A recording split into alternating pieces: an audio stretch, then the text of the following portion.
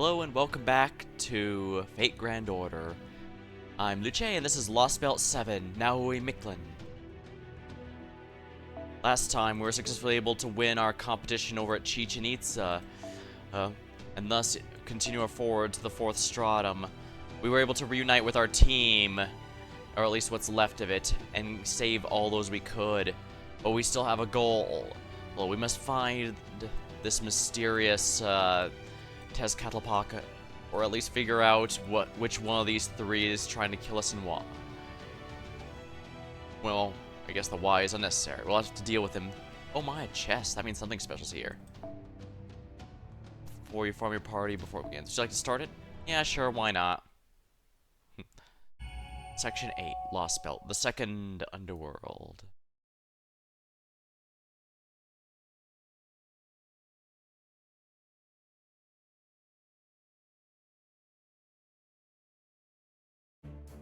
The wind's gotten cooler.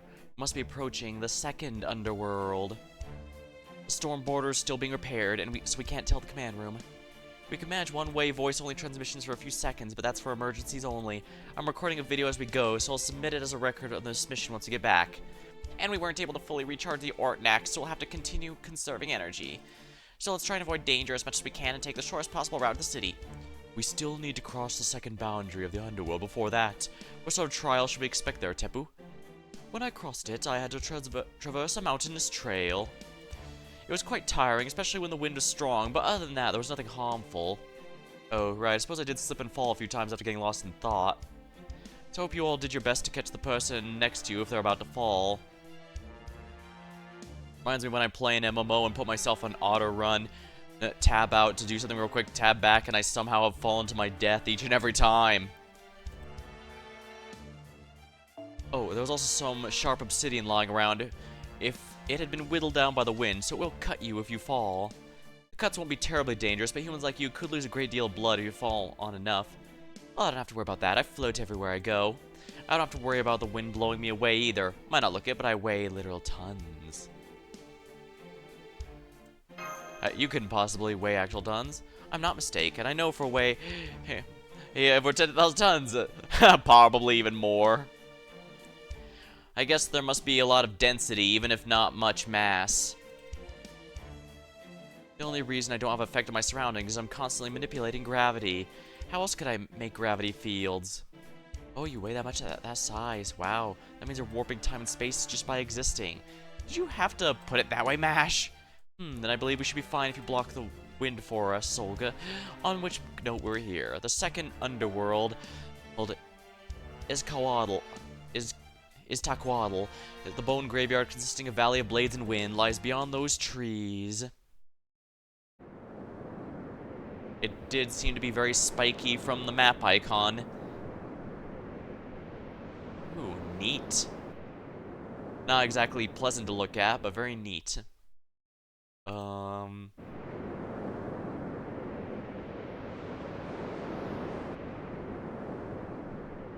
This is way worse than you said, Tepu. I know, right? These rocks are practically weapons themselves. I think they're even sharper than my knife hand strike. The wind is blowing at 10 meters per second, with bursts up to 20. That's gonna slow us down, to say nothing of the danger of flying debris. Really? Yikes, that wind would carry me right off if I'd materialized. You're that light, Habitat? In that case, make sure you stay hidden in your spirit form. The temperature is more than a little unforgiving as well.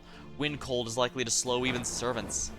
Oh my, I'm surprised to hear such timidity from a disciple. Perhaps life as a butler has made you weak. Just think of this wind as a gentle mountain breeze and you should be fine. Hey, where'd you get that coat? I want the NFF services coat as well. I'm sorry, but this item's one of a kind. I do get the impression I once received a coat from a certain someone. Oh right, I was so pissed off I threw it in my storehouse. I don't have it with me at the moment. If only we had some hot pepper water right now, something to keep us tied together. Tepu, when you say hot pepper, do you mean the spice? No, here a hot pepper is a mixture of honey and herbs. It is sometimes called a honey orchid. It causes the body to generate heat, so we use it in cold periods when the sun's at rest. I apologize for not bringing any. I don't generally use it myself.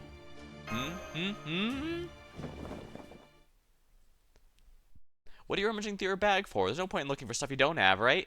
Actually, I think I might have some. Right, David gave us a whole ass load of supplies. Why, those are honey orchids and a vine rope. I'm surprised you thought to brought these. Oh my, you even have styptic grass for treating cuts. Now if you'll excuse me, here, Mash, you have some too.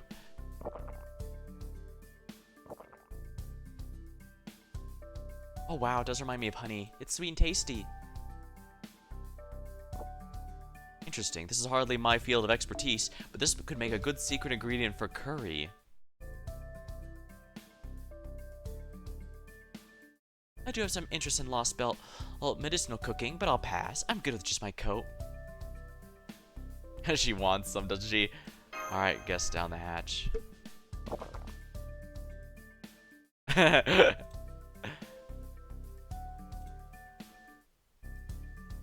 Hey, where's mine?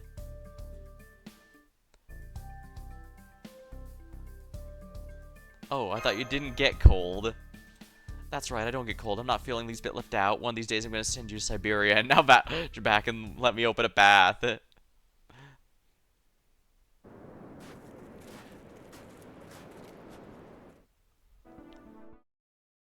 Wow, this is pretty tough, but at least we're halfway to the peak. Indeed, we're lucky you Olga Marie is blocking the wind. It would be even harder otherwise. Perhaps this isn't the best time. If you don't mind, I have a question. Does proper human history have an underworld like this as well? Yes, it does. I believe the equivalent of proper... one is the equivalent of proper human histories. It's Tepetl, Mictlan's third layer.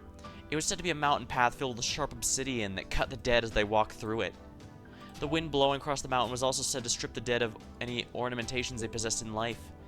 It would remove their clothes, equipment, possessions, and sometimes their very flesh, leaving them as little more than skeletons. Skeletons? How could anyone possibly keep going the next layer? Those were the trials in the underworld. Those undertaking them would be dead, so being a skeleton would be of little inconvenience. It was in fact the soul's willingness to persevere through all the suffering that allowed them to be saved. It's not unlike the Japanese folklore's version of hell.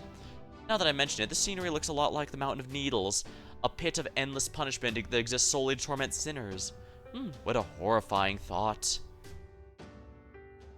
Mountain of Needles, huh? Hell, huh? Would have thought such a texture would fit my yard. Make a mockery of the dead, devious, clever, I like it. Imagine punishing the dead instead of saving them. That truly does sound more hellish than this place. Ha ha ha! Oh hey, it's Camazotz. It's Batman. Dun-dun-dun-dun-dun-dun. That creepy laughter and flapping.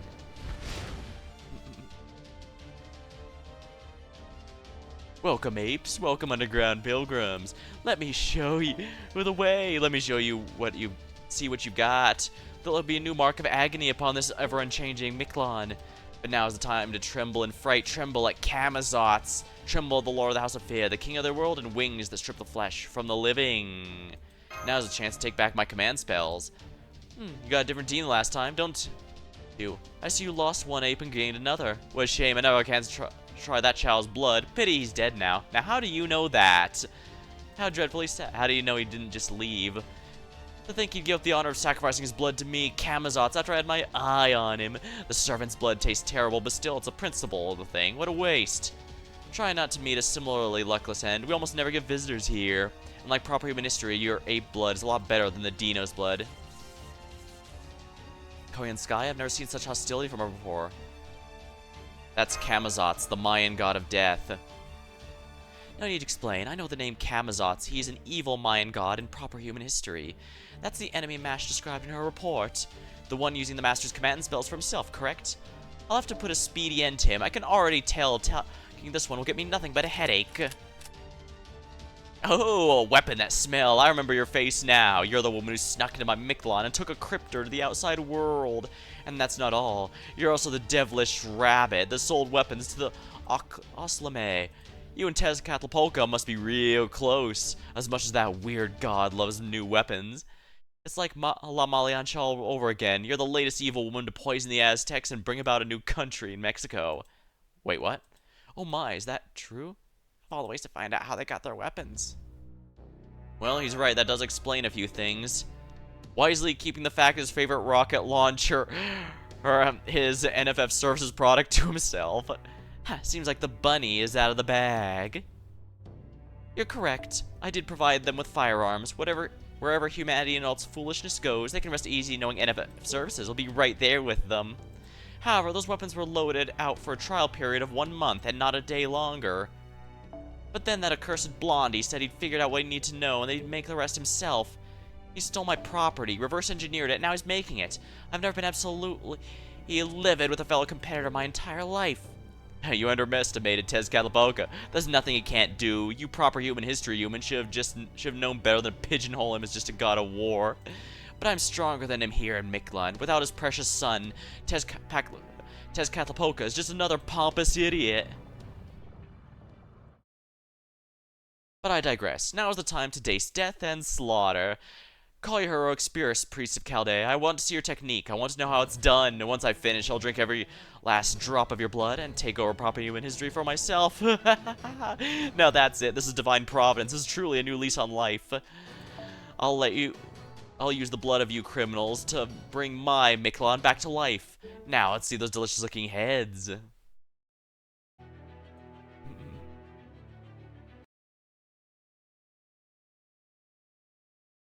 Connecting? Is it? It's not crashing or anything. It's just loading. Oh, it did crash. I should have realized. So that's more editing I'm gonna have to do to fix that.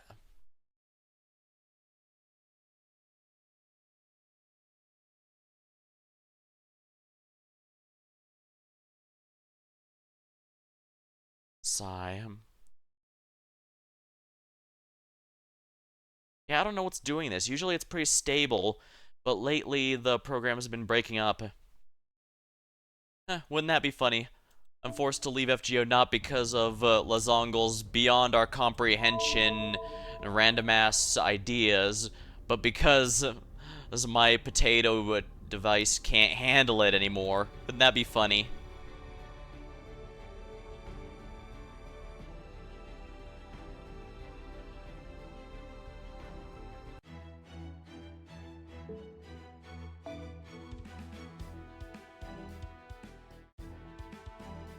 Alrighty, let's just dive right back in as if nothing happened.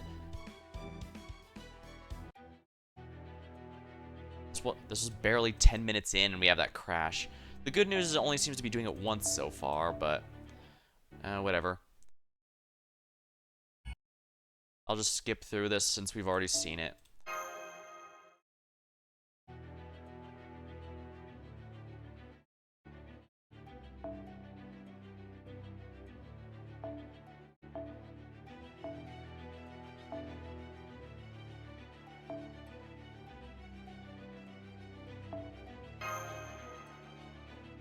Oh my, that's a lot of enemies. The knight classes, huh? Plus Kamizatsu. I guess a Zerk is gonna be the best option here.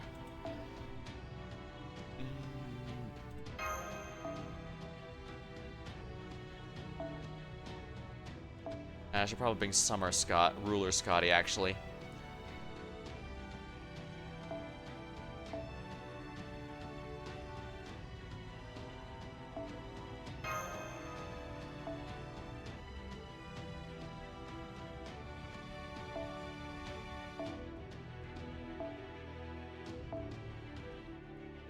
Eh, 12, that's... I can't afford that. I'm gonna have to use someone weaker. I guess a caster should be perfectly sufficient.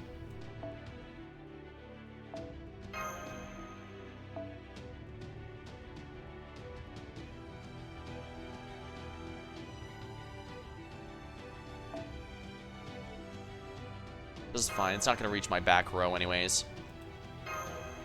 So let's go.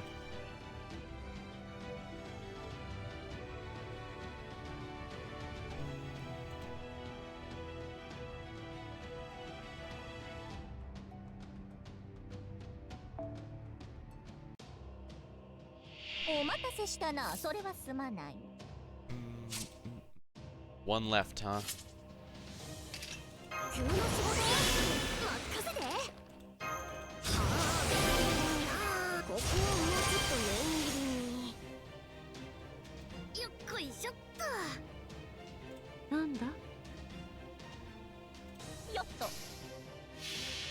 Alright, we'll do it this way then. This will instantly activate all their what's it called? All their gut stacks.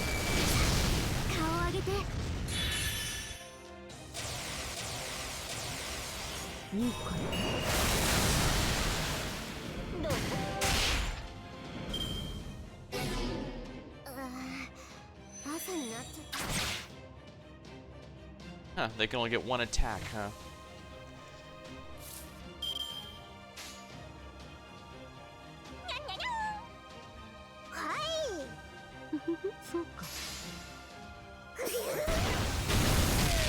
There we are.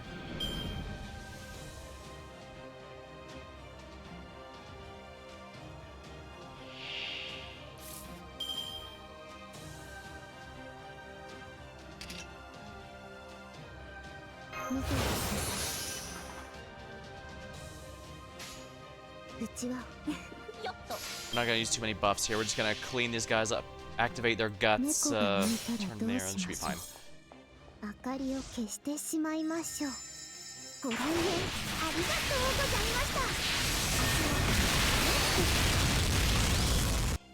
Oh, that didn't kill. That's a bit of a problem then, isn't it?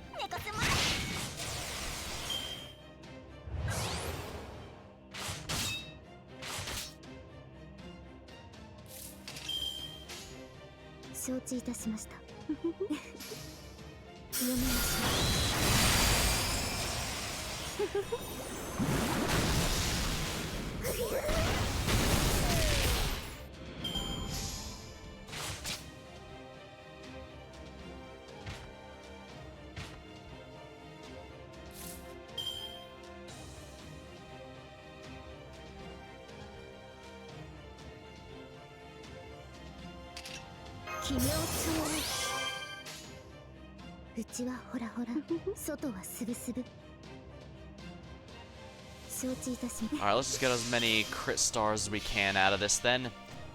This should be enough to actually kill, so now that I'm actually using a buff.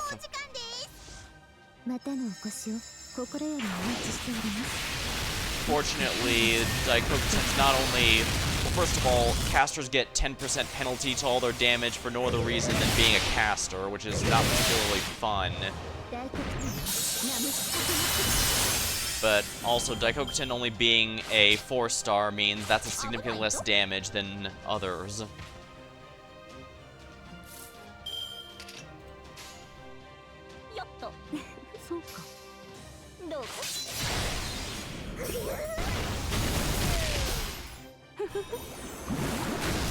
Oh, nice crit. They really hate Daikokuten, sheesh. Do they have mice in their house or something?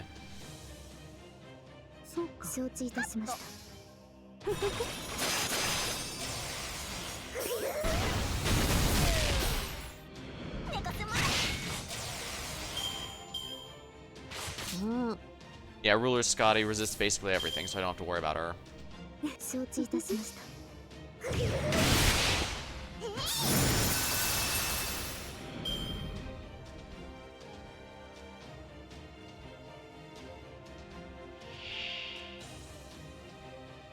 Yeah, how can you tell that they never intended this character to be a servant? They use a generic ghost thingy whenever their fight comes up.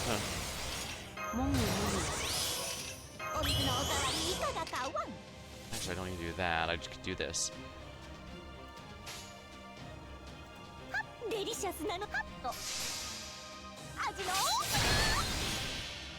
This NP should do more than enough damage to break that bar, so I'm not too worried.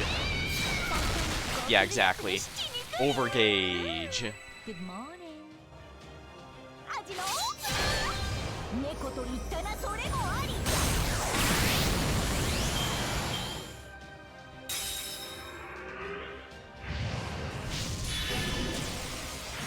Oh my.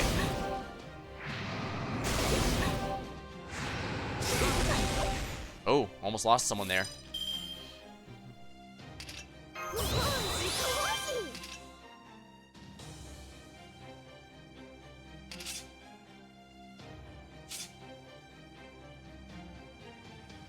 Well, I suppose I can lose Tamakat if I really have to, but I should probably do this to try and save her. Now, what is Scotty's overcharge again? Not very good at all, so... And what's Daikokuten's again? Enemies with Earth Attribute. I'm pretty sure Camazotz has Earth Attribute, so this should be fine.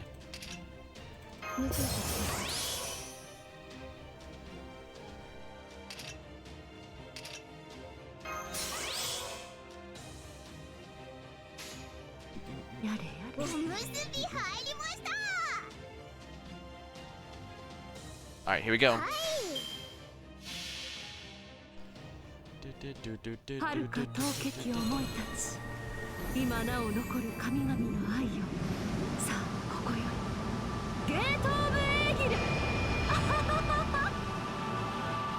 Yeah, it's not going to do anything at MP1, but it does at least power up this.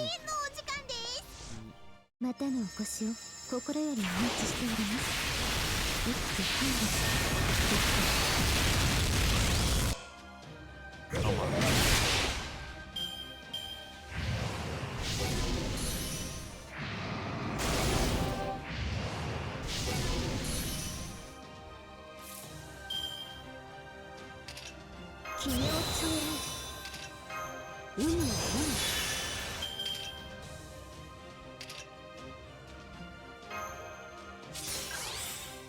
Yeah, I don't think anyone here is surviving, so best do what I can. Please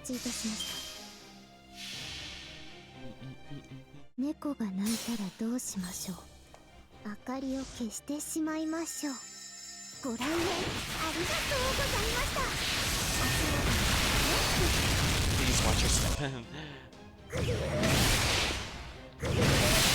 Okay, perfect. The quick. Yeah, even if this hadn't killed Camazotz, I would have been able to finish it with. I would have been able to finish it just fine. In with Nalter. Because they would, as you can see, we had 93 crits, so I'd have a full turn of face cards, and the Adelante Alter has a skill that increases our crit damage. I would have won no matter what, so that's good. Now watch as we how we're supposedly completely powerless against him. Again? This is 10 minutes again. If it keeps happening, there's a lot more to... I'm gonna have to edit. Sheesh.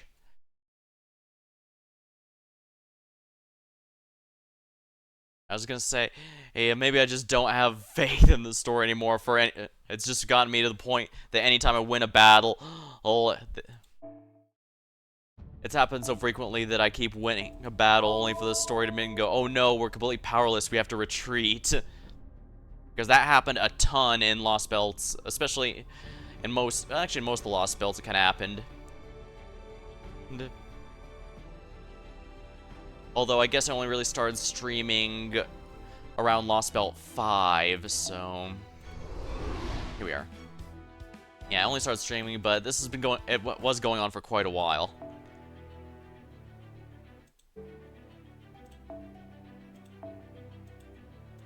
Oh, I see. The dailies rotated over. That explains why oh,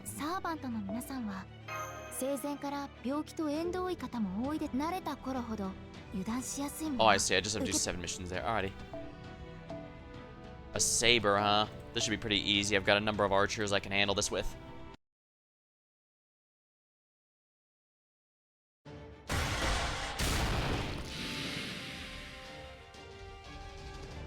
This summoning stuff's more difficult than I thought. I sure could put I was sure I could put more of myself into it. Okay, so that was an avatar. It wasn't just. Ah, she's here. Looks like that's the end of your royal audience. I'll leave you in the capable hands of the guardian of the world. In fact, even I don't have a choice there. This hellbird is too hot for even me to handle. She's the Empress of Flame, cleaves souls like butter. Come on, Benny Enma. Come give these interlopers a new trial.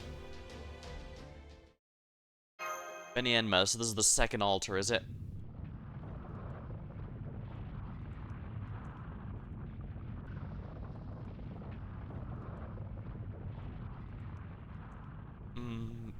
The landscape, no, Tepu, over here, the landscape, no, the land itself is being pushed aside. The mountains are moving, but how and why? Look, there's something in the sky. Who is that? Something about them's giving me chills.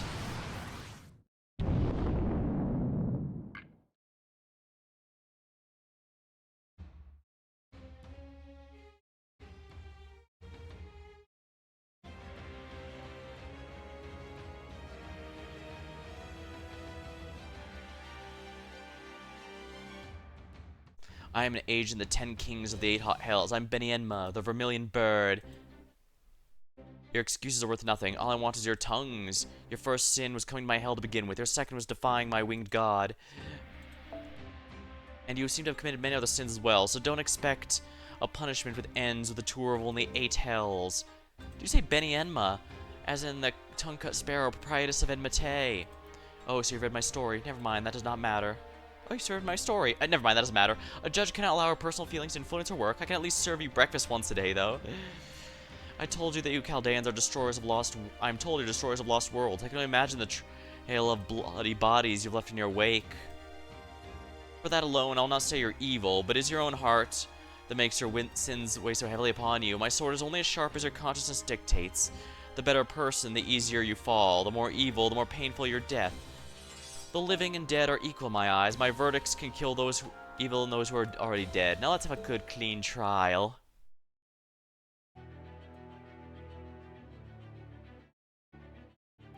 I would really like it if I would get...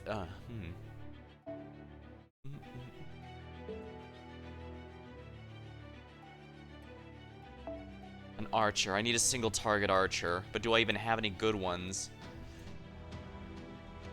Wow, most of mine are actually AoE. I do have a quick one, though, but no Buster, which is unfortunate because I get a free Koyanskaya to help me out. I need one with a hard defense, though, so Chloe it's gonna have to be. Not my favorite, to be sure, but beggars can't be choosers. We'll bring Castoria for support.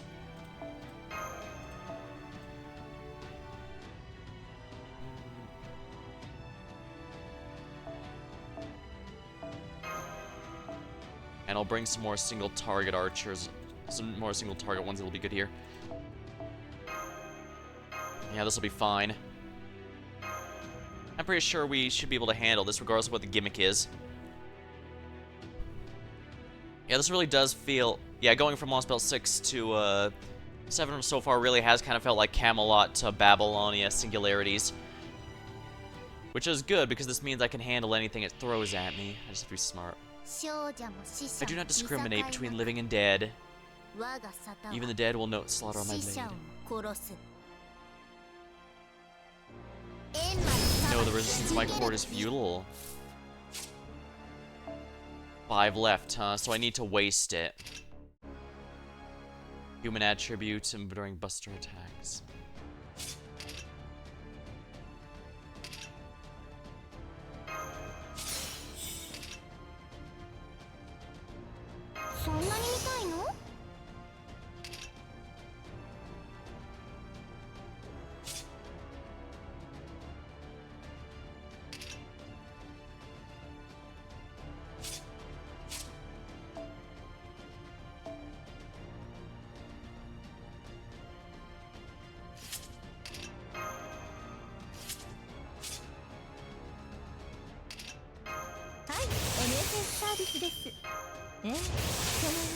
I need to waste these buffs. There we are.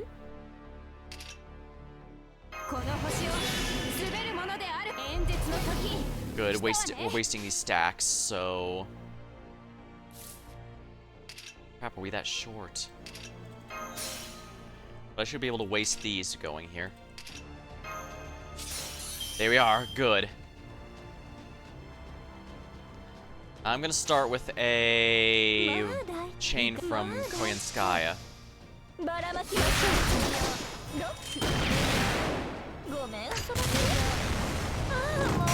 mighty brave chain should be good to start things up.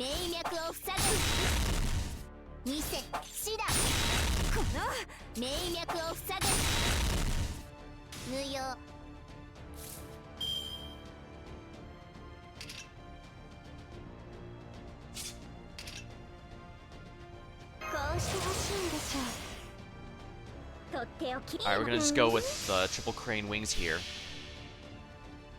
Full chain.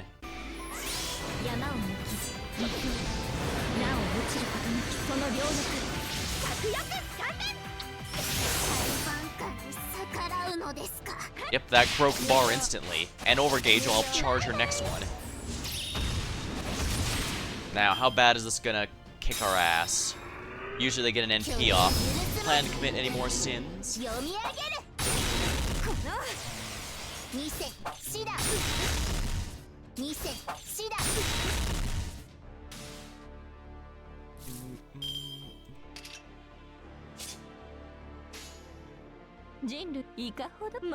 we'll have to do it this way. では参りましょうか。これが皆様の努力の結果。霊障巡行79式敵化大社水倉セブンライズからうのですか。ばらまきましょう。チェックメイト。ご相談は NSF まで。命脈を塞げ。偽シダ。Yeah, I'm not too worried about Chloe.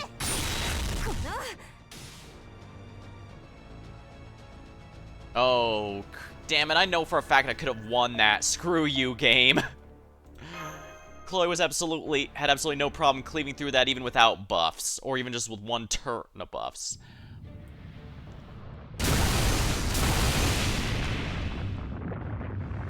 She's seriously using the mountains as a sword.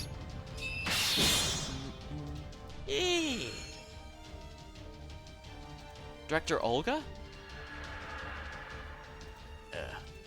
She'll have to do better than that. It'll take more than stopping my brainwaves to kill me. I managed to reboot myself, but just so you're aware, I don't think I'm going to be able to do that again. I understand your sins now. I sense you 200 quintillion years. Wail and rejoice and chirp. Benny Emma flew away. This means battle's over? Can't be, my darling Benny. How could they make you grow up like that? I'm going back to Tunguska. She doesn't... I'm pretty sure she doesn't belong to you anyways.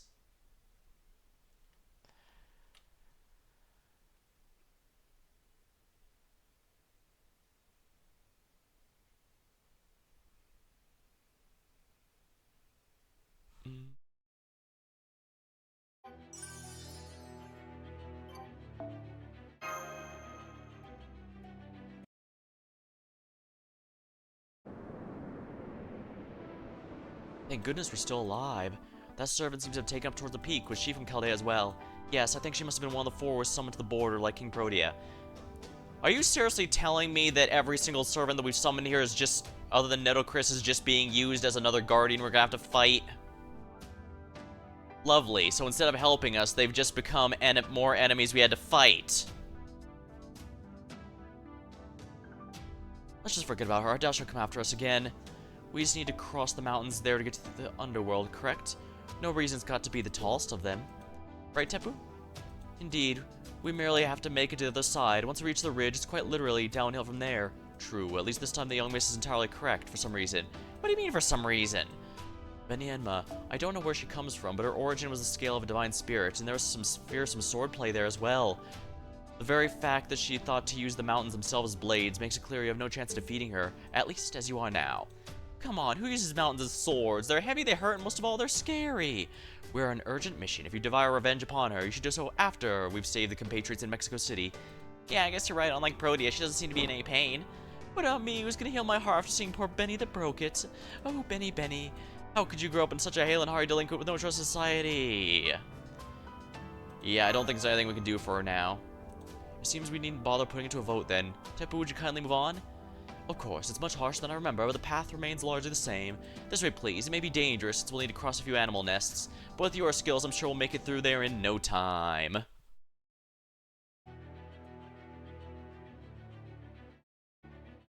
Alright, so yeah, they made it... I was a little late. It's this fight where they basically there was no way we could defeat her, and she just instead chose to leave.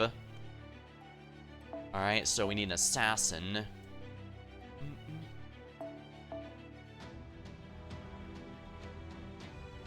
Ruler. Where's Ruler Scotty? Here we are.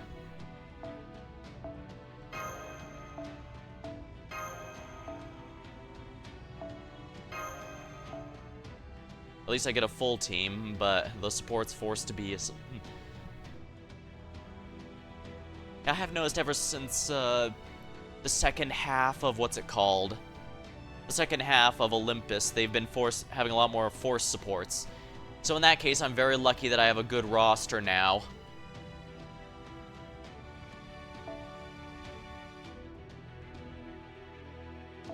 I guess I could bring the Summer Valks for support as well.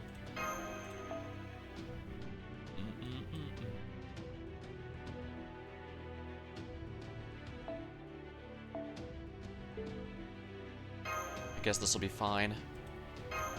I shouldn't need too much. This is just gonna be a... This is clearly just a filler battle.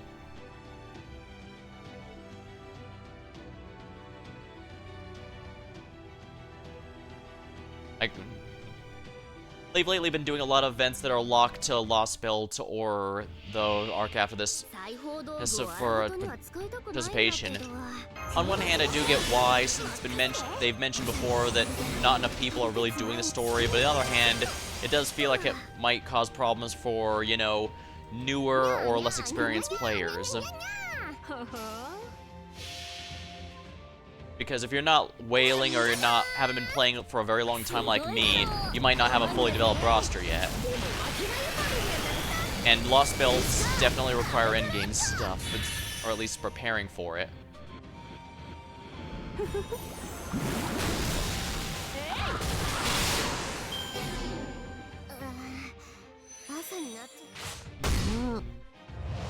Roars of laughter.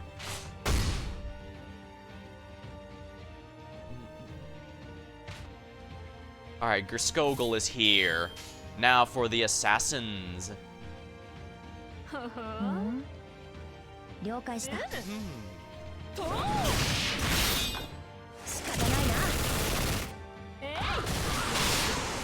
There we go. Excellent. We're tearing these guys to ribbons.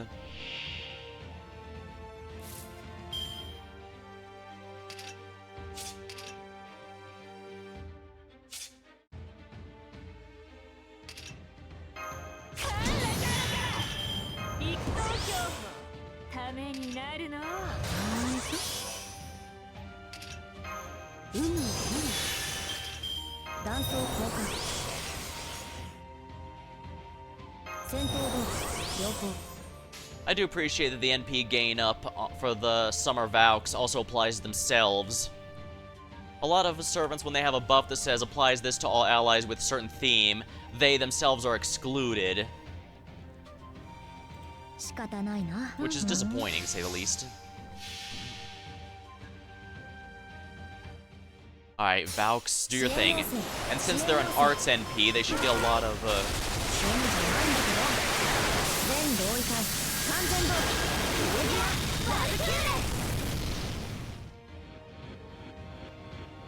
Excellent. Wow, that's a lot of refund. A bit less than I was hoping for, but Zerkers give reduced, refund anyways. Tormenting Devilita.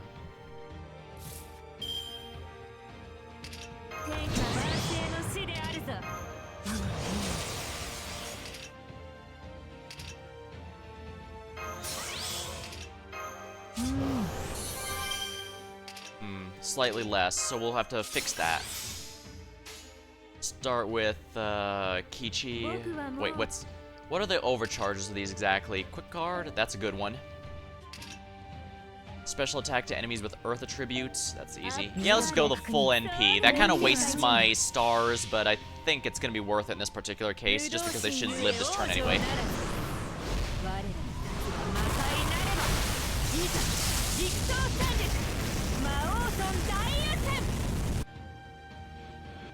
Easy.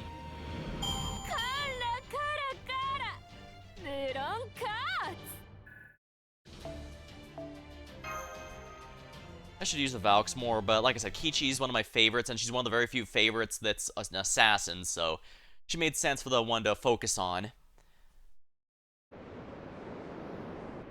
One day later, mountains climbed. 6. So far, so good. No problems to speak of. I've got one. How about this infinite mountain loop? I knew it. That explains why I've been sweating so much. So you've actually been worried? You seem so calm when you're guiding us. I had no idea. I appreciate your intentions, Tepu, but times like these, we need to come with a plan as soon as possible. I guess Dino's and human internal clocks are more different than we realized. Oh well. The fact we've been climbing the same mountain over for a while now. Let me expand the sensor radius. Yeah, I knew it. The entire underworld's closed off. No way out. But the underworld is supposed to let dead people pass if they pass the trials. Doesn't having no way out violate the rules? Damn, that's it. Now I understand. Benny Enma's the new guardian. Consequently, the rules change to suit its guardian. The second underworld's no longer a volley of blades and wind. It's a hell from Japanese folklore. Which means it keeps people trapped instead of letting them pass through. Pretty sharp, I think you're right. Also, didn't the servant say something about 100 quintillion years? Butler, remember how many digits are there? Of course, young miss. Quintillion is the next order of magnitude after quadrillion, or 10 to the 20th power in notational format. Are you kidding me? Even I'll be long dead by then.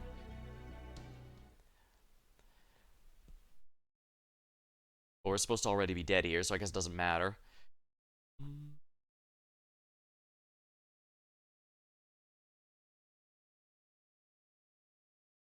Alright, so we can't... It's already been established that it is absolutely impossible to actually defeat her.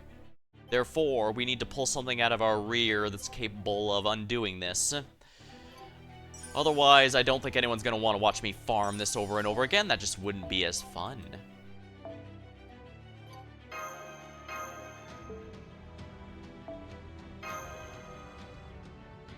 Alright, I think the second crash was entirely because the timer had flipped over and I needed my daily rewards, but the rest was because, 100 quintillion years? What does that mean? It means there's no point even trying to serve the sentence. Hell, not even a red giant star could serve that sentence. I guess Benny Enma's concept of hell comes from Buddhism. India was one of the first countries to discover the very concept of zero, so those very well versed in numbers. Yeah, whether or not the number 0 should exist at all was a huge debacle for quite some time. If I remember reading right, basically the argument was, is nothing something?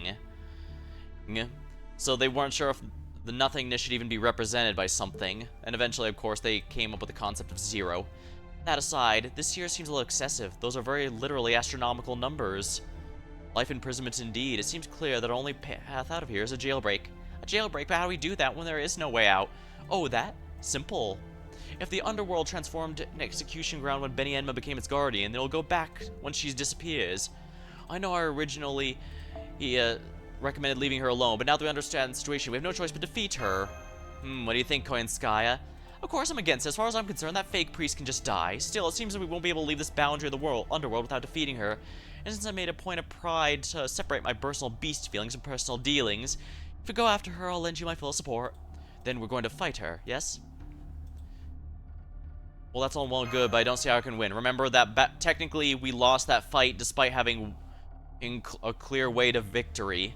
True, her swords seem capable of killing even the dead. Fortunately for us, this hell follows the Japanese model, which means sinners simply come back to life once killed. That was why our young miss was able to will herself back from earlier battles, so we know servants can come back to life no matter how many times they're killed. As such, this comes down to how much pain and suffering we are willing to endure. Oh, come on, that's not what I meant. I want to endure it. I want to return the way she was. She wouldn't even be here if she hadn't answered Caldea's summons. Yeah, well, it's all good for the... Yeah, this is one obstacle that wouldn't even be here if we didn't bother summoning them. Well, that just makes sense. Of course, we can need to keep as many capable personnel as we can. Right, I agree with the master. Then you can do the same thing you did with King Protea, Father Mina. You can slip past her deadly blade like a strayed bullet from Oslotl. I'd be grateful if you refrained from volunteering me for such reckless courses of action, Tepu. Unfortunately, I don't think I can do that this time. King Protea's infection was entirely concentrated on her mask, but I've yet to see any specific item causing her transformation like with King Protea, which means I can't cure her alteration. I see. So your hands are tied this time? Then I have a suggestion. I think Benny Enma, the tongue-cut sparrow, must have been forced to grow into her current form. This version of her is her future self after she completed her training and began to substitute for the kings of hell. That means not superficial transformation, but genuine, if forced, growth. That means all we need to do is make her young again. Quite an idea, expertly weaving together your own personal interests and desire for profit. I see one issue with your plan. That is not possible, unless someone has a spell or noble phantasm of rejuvenation that I'm unaware of. Of course they don't, but are you forgetting something?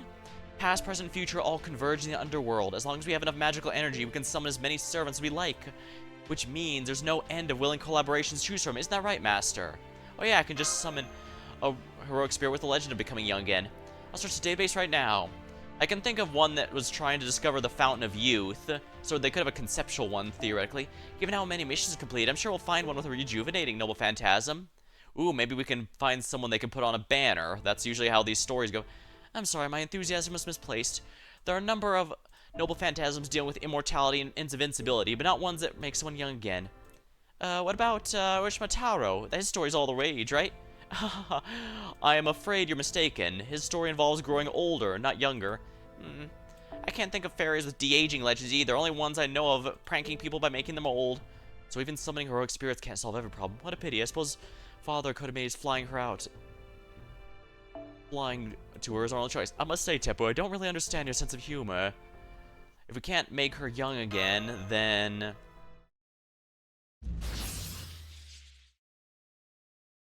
excuse me? I'm sorry to interrupt, but our top god was adamant we can't let Odin have all the glory. May I offer some advice? I know that voice. Beyond Mikumail.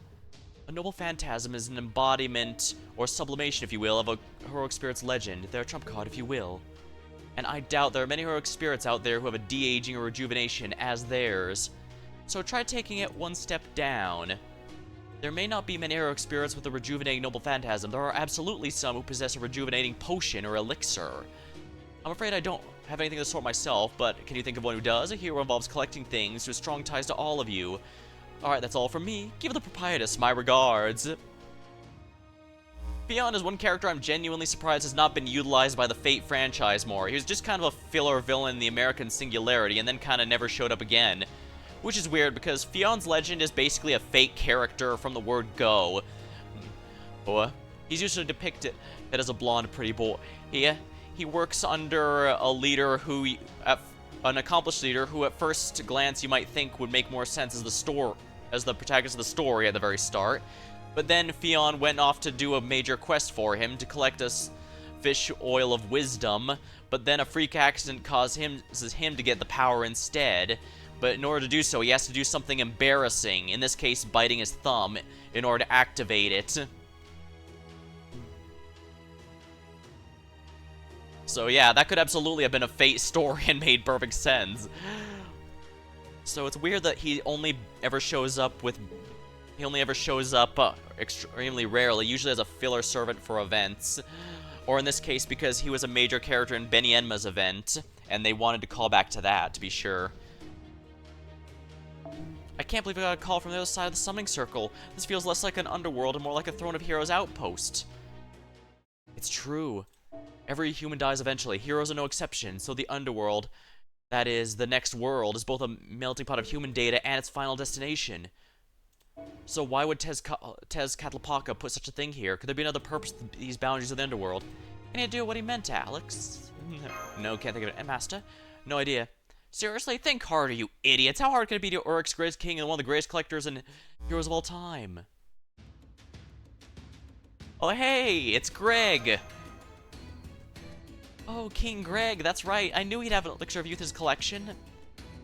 Well, he did successfully had a potion of immortality here, but it was stolen from him. It's so good to see you again. It's been a long time. Oh, right. This isn't again for all of you, is it? The events of the 7th were never inscribed upon the original king, so I'm sorry. I hope I didn't offend you. Oh, right. I totally forgot. No matter. You did not come all this way. I did not come all this way just to lecture you. You can review your own heroic summons on your work on your own time. Right now, you need an Elixir of Youth, yes? Fortunately for all of you, I have one. I can deliver it you since the summoner's magical energy... I can't deliver it to you myself since your summoner's magical energy is so pitiful it's barely third-rate. I swear he's a third-rate summoner with a fourth-rate servant. And yeah, I know. It's Sigurd who has said Okaiba's voice actor, not Greg. But you can at least summon the elixir itself. Here, take it. Ding. Well, that was extremely convenient. Oh, how very generous. You're nothing like the king I know. Are you truly Greg? Master, you'd be best served lopping off that man's head right now while you have the chance. Oh, believe me, I'd love to, but if you don't, there's no question he'll betray you, and at the most inopportune time. I'm afraid you have the wrong idea. The Master and I were never allies to begin with. On a different note, King Greg, legend has you went all the way to the abyss in your search for an elixir of immortality. Though you failed to obtain it, you were willing to settle for the Herb of Rejuvenation, but on your way back, your arrogance led to a snake stealing it. So my understanding is you never actually obtained this, am I wrong? Well, technically he did. It was just for a very, very short period of time. Fool, who do you think I am? True, I did allow the snake to steal it, then returned to rebuild Uruk while I was old and decrepit. But I never forgot about the herb incident and always made a point never to let my failures stand, so I returned to the abyss and reclaimed it, which I stored in my treasury as it was reasonably valuable. You know, I think I've heard that story before. Yeah, that's right, the smug-ass king really said that right to your face back in your room, senpai. Alright, farewell, last master of humanity. I wish you luck in your pilgrimage. Hold on, I can't let your earlier remark about Senkai being third-rate pass. What do you take issue with? His magical energy, catalyst, and luck are all pathetic. His luck especially. Do you leave those all at home?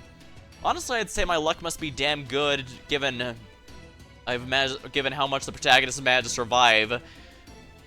Actually, I'm gonna be honest. Given between all the events in the story, it feels like the Earth is basically never not in peril. So the fact we've never died and finally ended everything, ended the world, is kind of impressive in and of itself. Congrats on making. So I suppose third rate's need a step too far. Congrats on making it second rate, Caldean. Well, I suppose we all have to start somewhere and climb the ranks. Thank you. I shall continue climbing.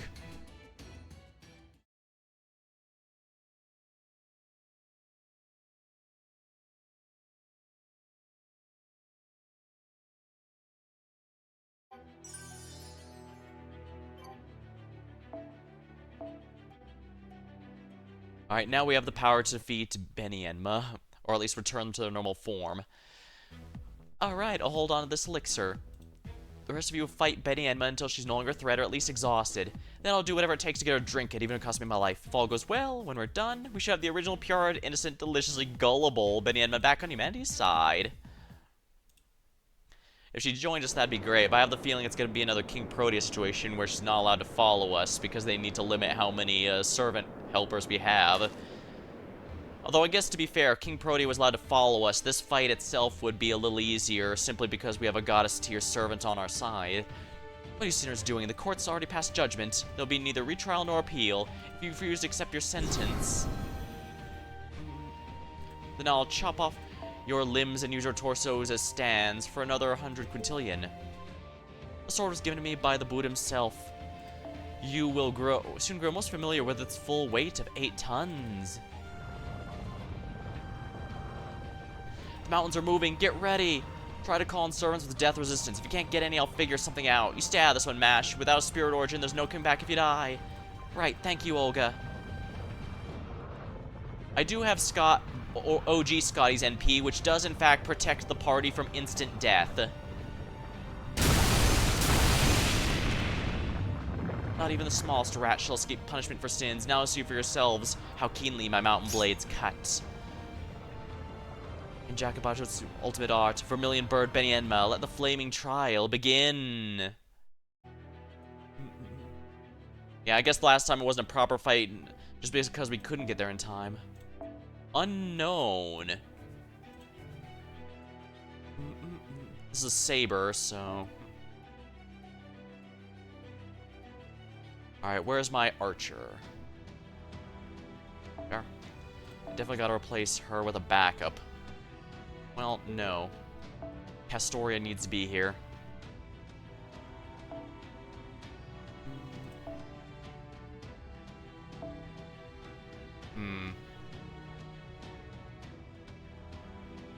Oh, right, it has to be OG Scotty. Mildly annoying. Well, the good news is I can do this to help it out a bit.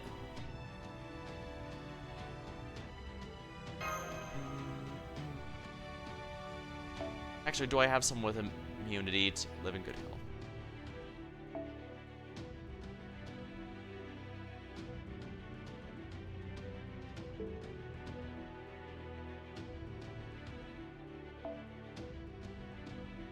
I guess debuff immune might help, but that's not instant death immune. I can't use a command seal for this, so we have to be wary. I can use command seals freely outside this story, for the record, but while in it, I can't have it because, well, canonically I lost them to Kamazots, I suppose. Interesting, the arms dealer we supposedly made the deal with was Tezpoka. I guess he must have given him. If you accept for punishment, then I shall execute you myself. You face Benien of the Vermilion Bird. Ultimate art.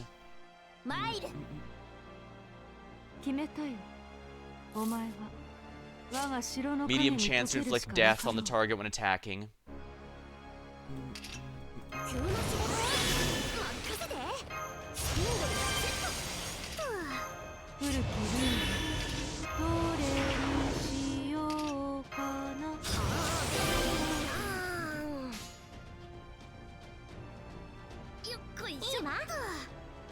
Get everyone's NP up, and we'll just take this out. I have no choice but to have Habitra in the front, so I have to take her out immediately.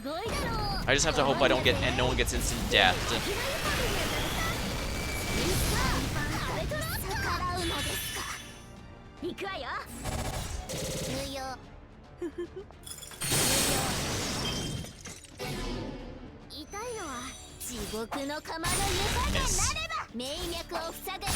Miss. Damn it! Damn it!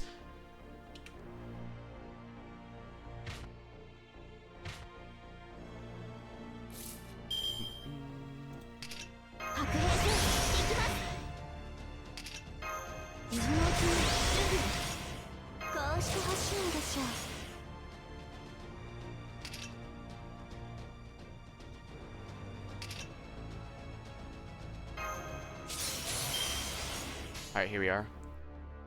Triple crane wings, and we're going to make it a full arts combo so that she gets her NP back. And I have to hope she is not focused on by it. Because I could have brought BB, I guess, since BB herself has a low instant kill rate, but yeah, instant kill, like most games, is only more useful on the player than it is on enemies. And yeah, I know the Nido fans are going to come up and say, no, it's the most powerful status effect in the entire game because of how much it helps in Lostbelt farming, but alright, you can also get by with just good damage.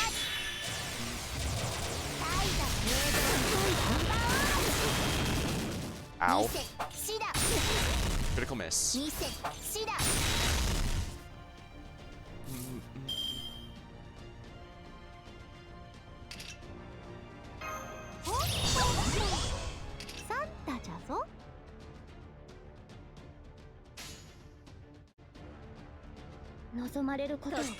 Alright, we're gonna protect everyone and go through this best we can.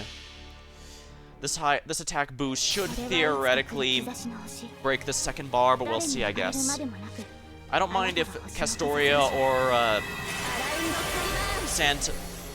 Altera end up getting IK'd, but if it's Chloe, this might be a problem. Then again, I guess if Chloe dies but Altera remains, I can still do something. So pull something.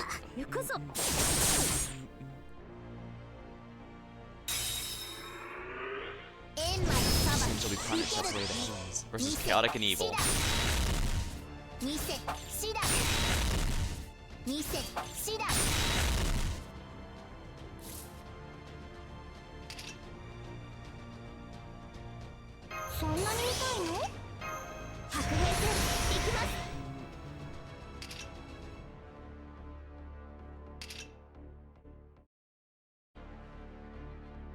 Gonna have to do this.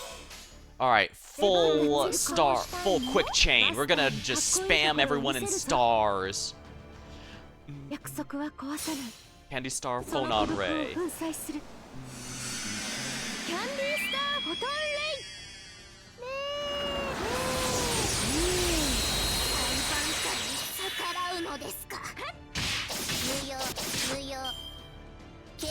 Mind's Eye fake.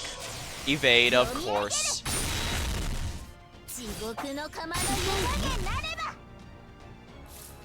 And that's for a full turn, right? It is in fact for a full turn, so there's nothing I can do. I can use, actually.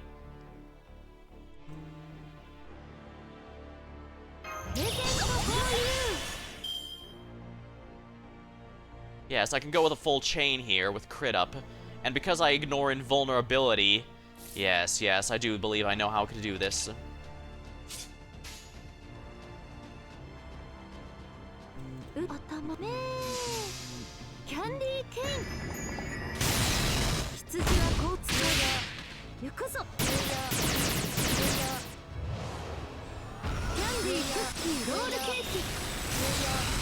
Not as good as I was hoping, but one more MP should do it.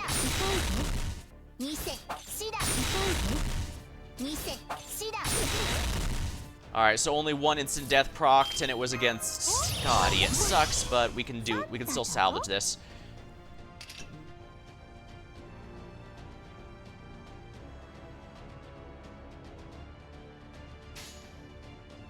I hate to do this with so little buffs, but an arts change should do the trick. If not, I'm pretty confident that I can move to just face cards, because there's no way she's gonna survive this with high 8 with more than 50k HP. Crit rate down is always helpful. Yeah, see, even with absolutely no buffs, it's still pretty good. Oh, nice crit. Yeah, she's dead next turn no matter what. Even if she instantly kills my entire front line, there's still the Mystery one left. Of course. King Asan. And he's immune to instant death. Guardian the boundary for all allies while on the field. Perfect.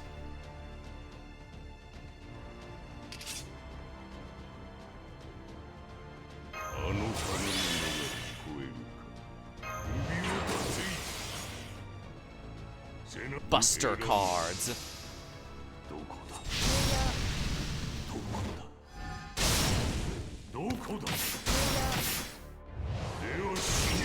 King Asan has such incredibly brutal animations. I love it.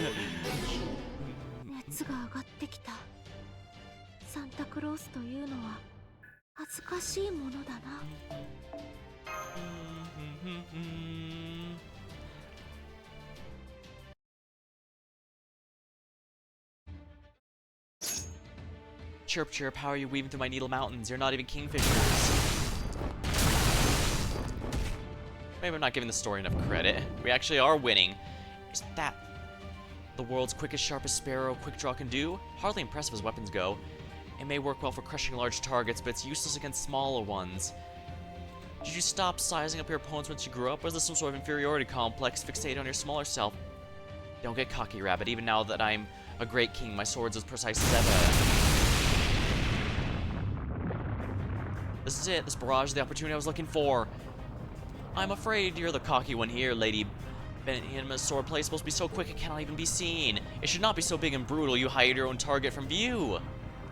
Goats aren't the only ones who have an easy time crossing mountains. A bunny on a bike can do the job as well. Watch me thread the needle in your place.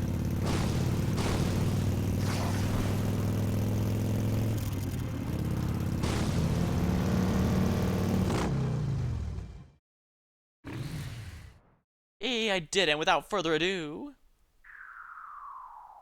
What? What are you doing, you pervert Chirp?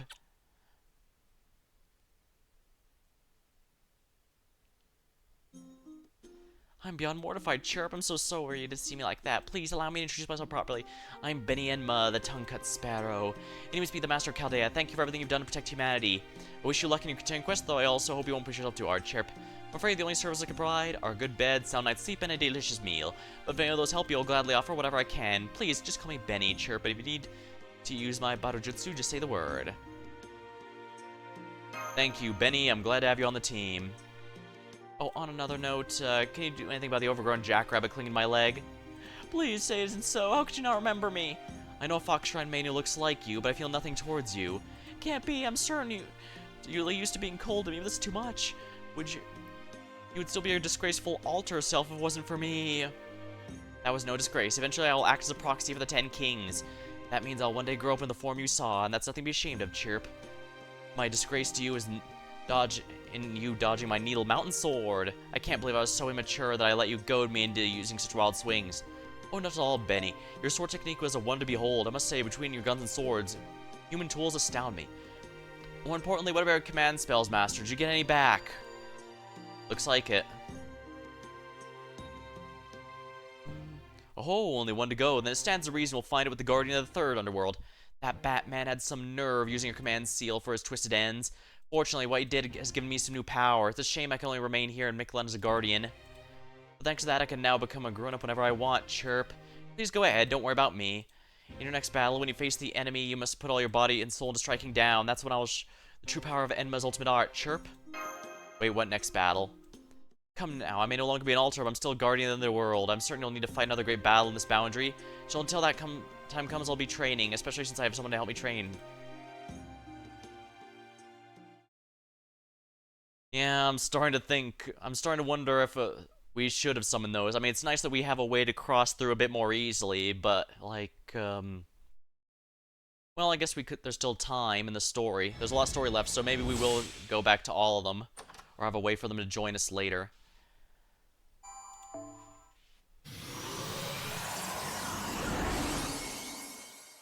Spiriton dress, and it's a bunny.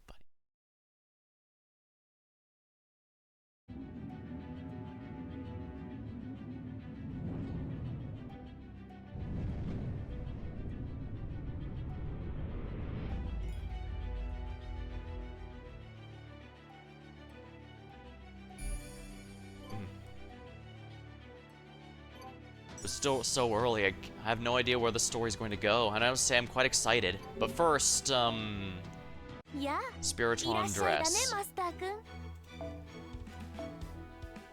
Unlockable. Of course, it requires these fresh mats. Whatever. I want it.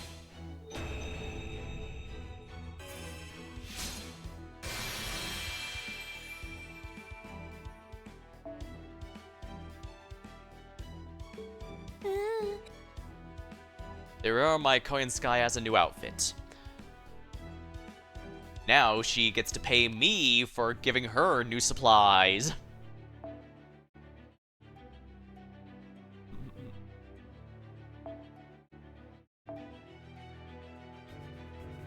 Darn, I can't use my own instead of her. I guess it's not a huge deal, but let's see here. I guess I can just use Vitra for this.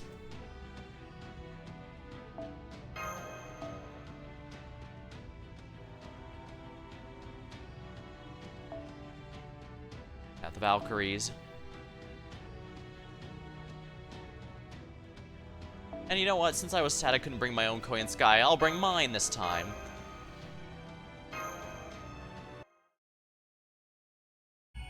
Section 9, the Lost City of Water.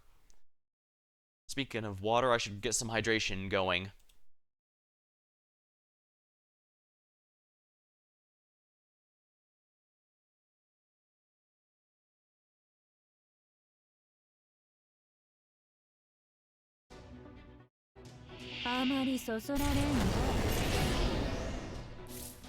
Oh my, these guys have Gatling guns now. Looks like Tezcatlipotle has decided to upgrade his gear.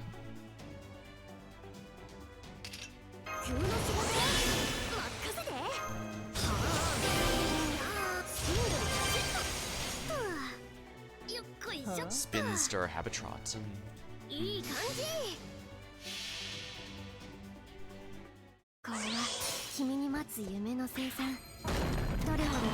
There we go.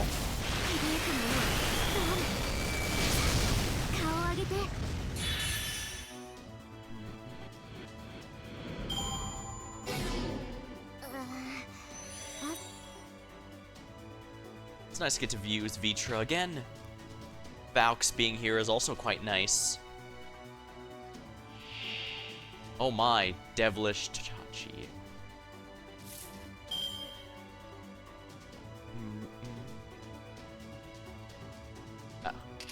NNF services. Yeah, they absolutely stole her tech.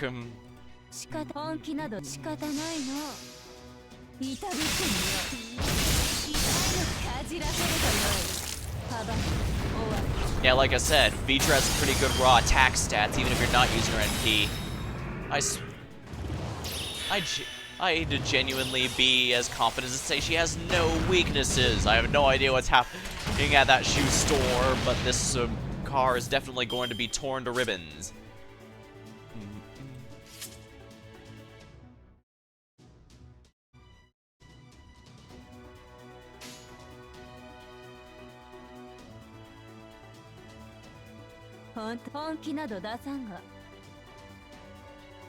I'm sure this is a waste, but you know what? I don't care. I'm just gonna do it.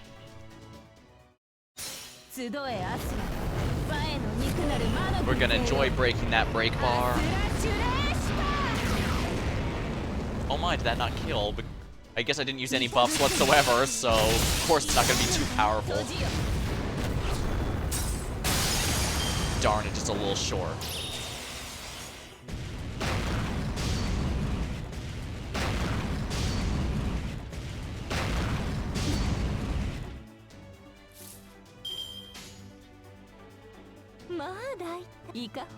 Might as well do it this way, I guess.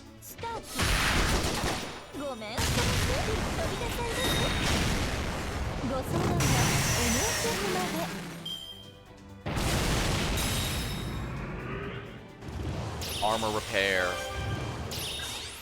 And an additional perk.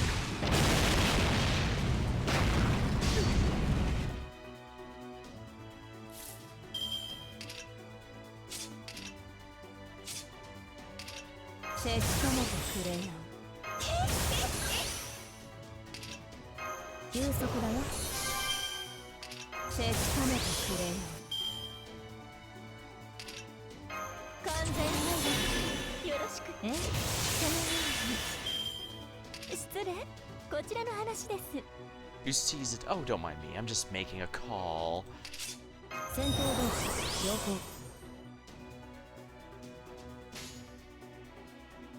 Alright, with all these buffs, that should kill it.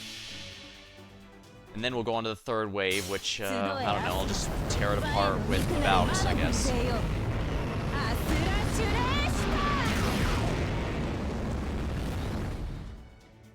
Darn, I know I could have pushed that further if I was smart. Ah, there we are. Oh, right at guts.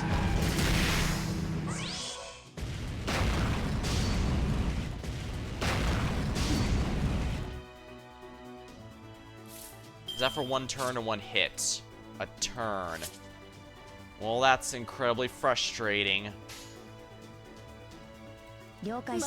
Whatever, we'll just get another set of these for the next turn.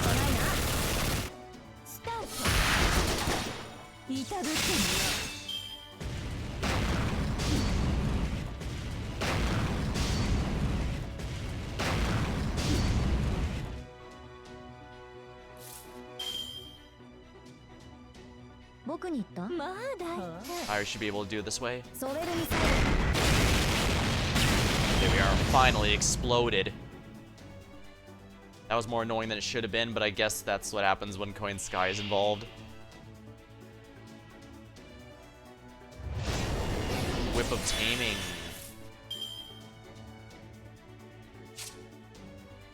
Four left, huh?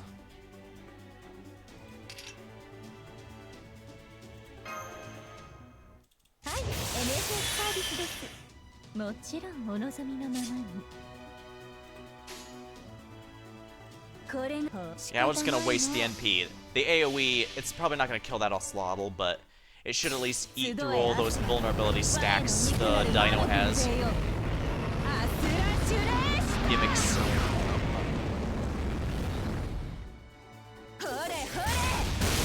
Yeah, without any buffs, it's gonna be a bit of a problem.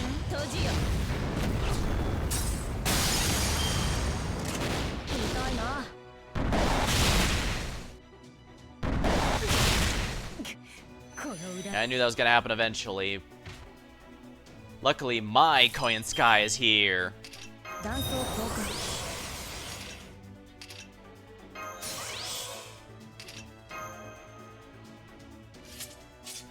I guess I should put on herself there.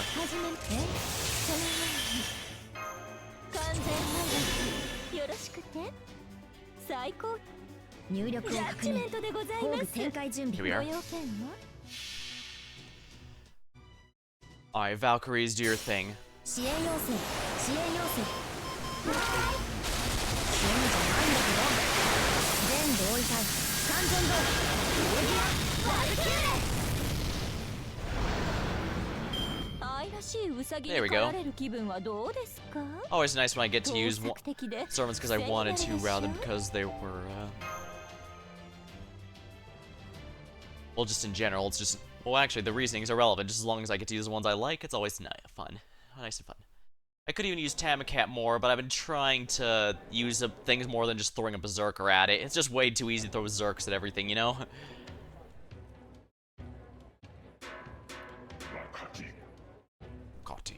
Stand us long.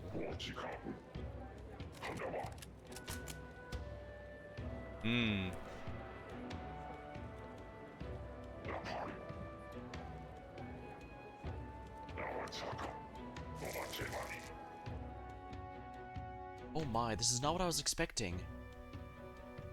It's like the big cities back home. It's true. There are so many people everywhere. There must be at least 30,000 coming and going in the main street alone. Oh yes, isn't it wonderful? Mexico City is currently home to 100,000, all Oslamo warriors. The non-combatants, like women and children, built villages in the neighboring jungles where they work to support Mexico City. So the city was built solely for commerce, or rather ritual purposes. And what's more, you're saying they didn't do so on top of an existing city, like with Chichen Itza. Oh, fun fact, the Aztecs actually did educate everyone. And with everything they had, women, men, women, they were all given proper education.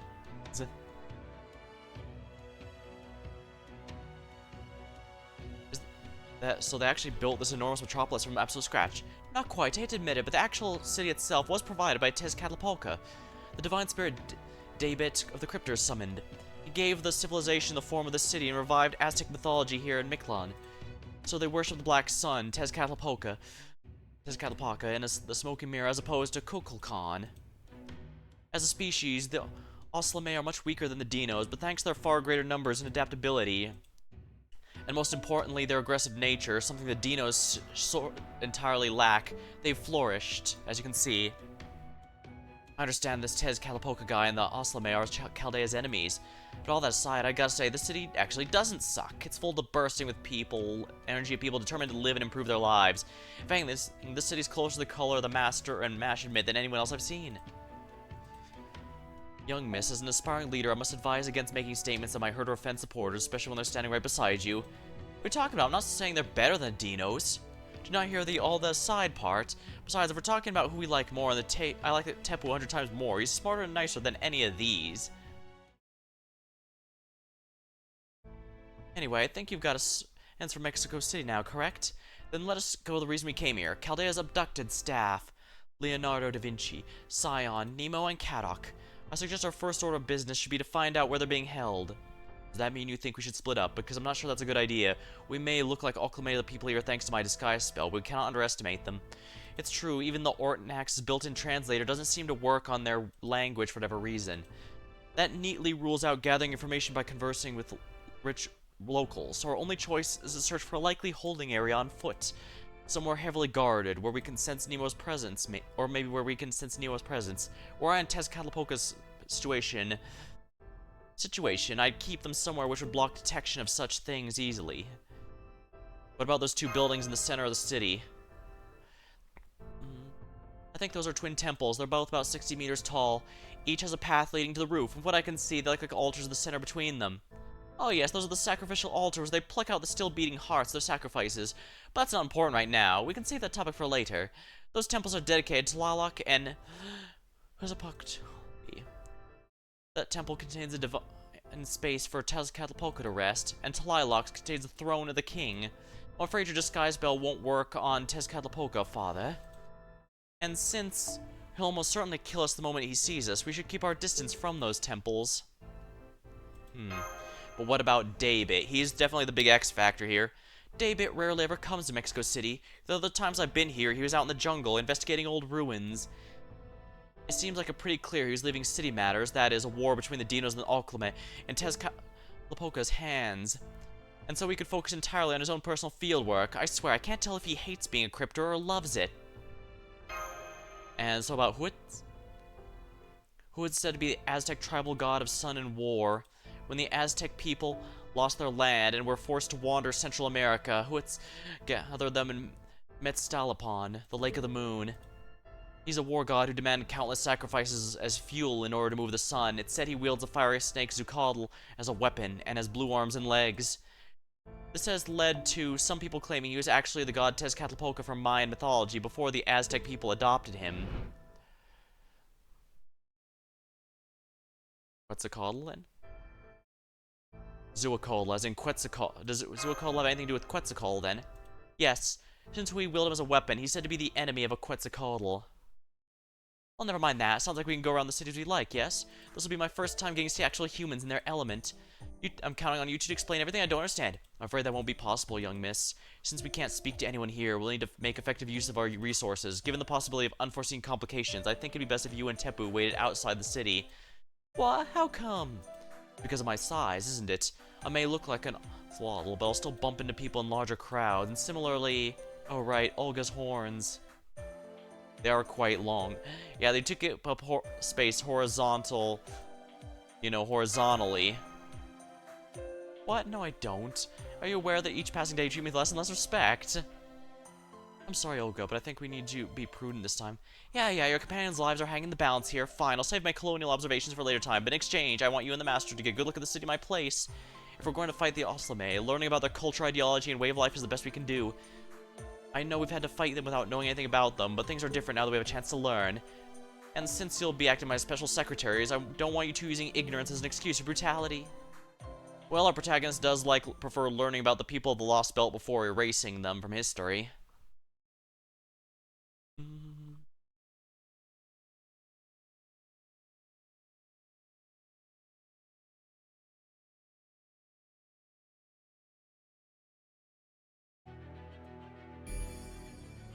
Mexico City.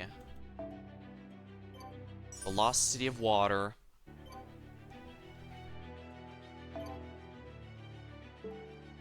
Alright, let me grab my drink.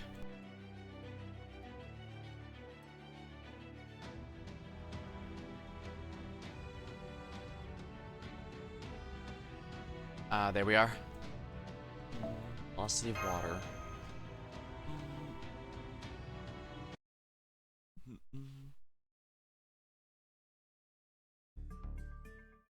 I'll start checking the alleys off the main road. If things turn out for the worst, I'll come rescue on my motorcycle.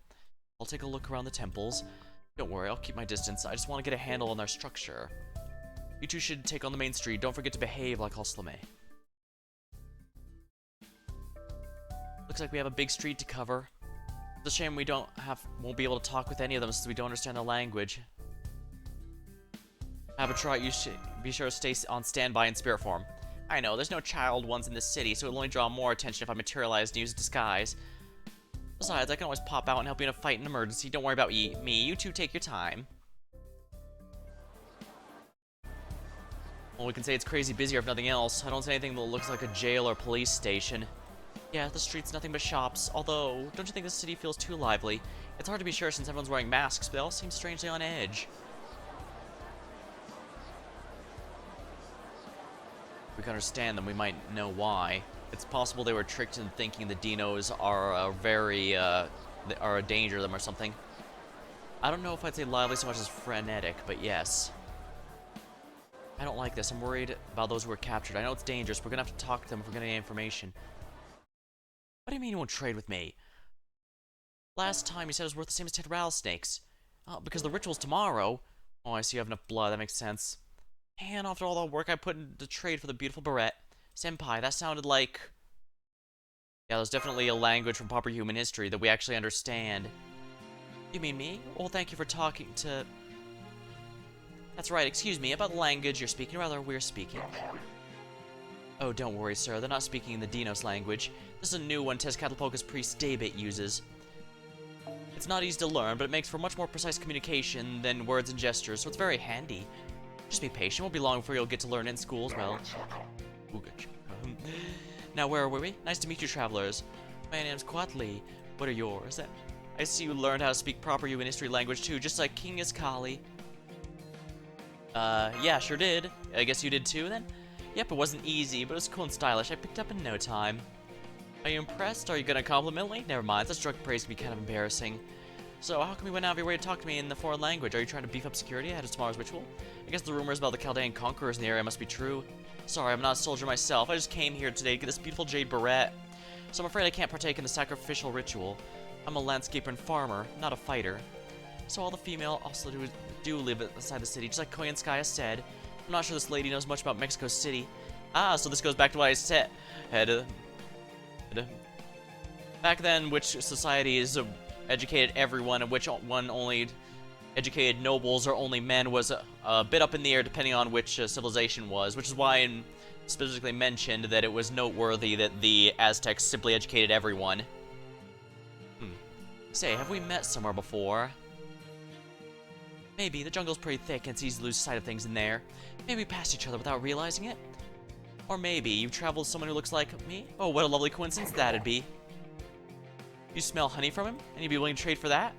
Out of curiosity, wouldn't happen to have anything sweet on you? Would you? Oh, you mean like this?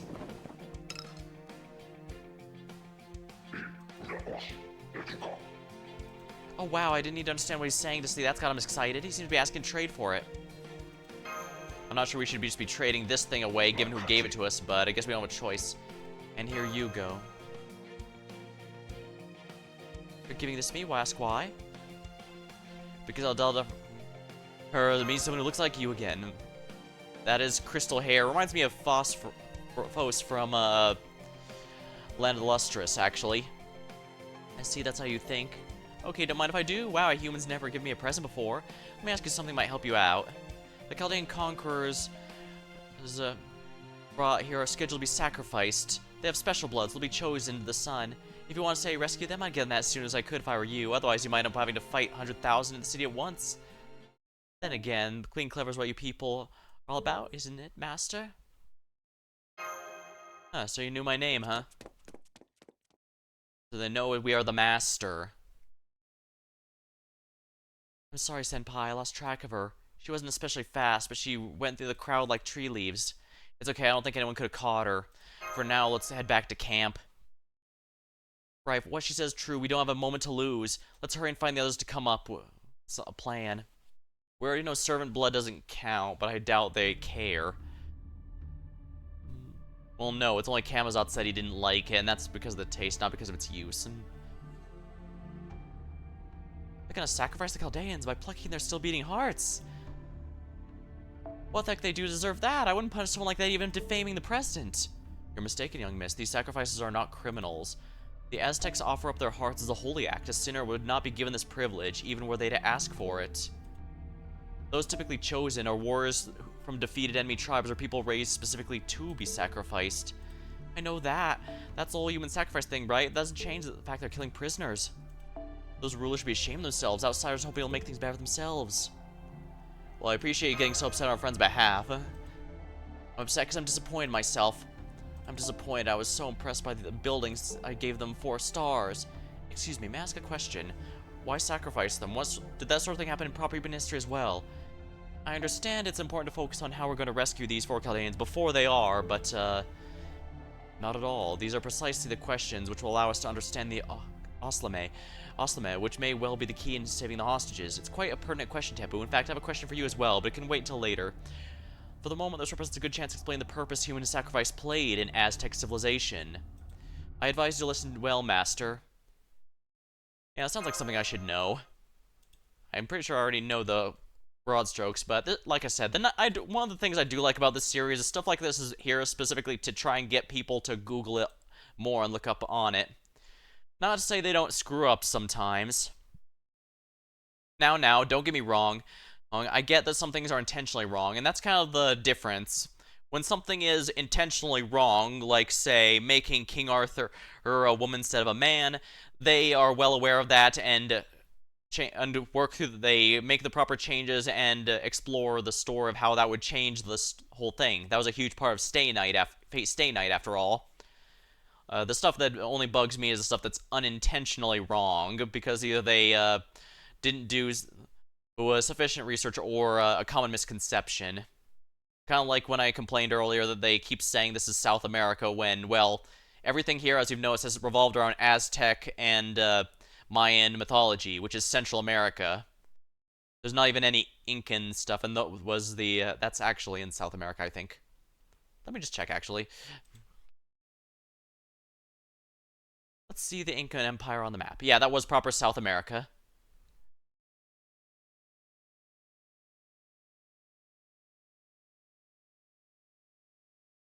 Alright, so I do remember. I'm not crazy. Well, maybe I am, but I'm not wrong about this.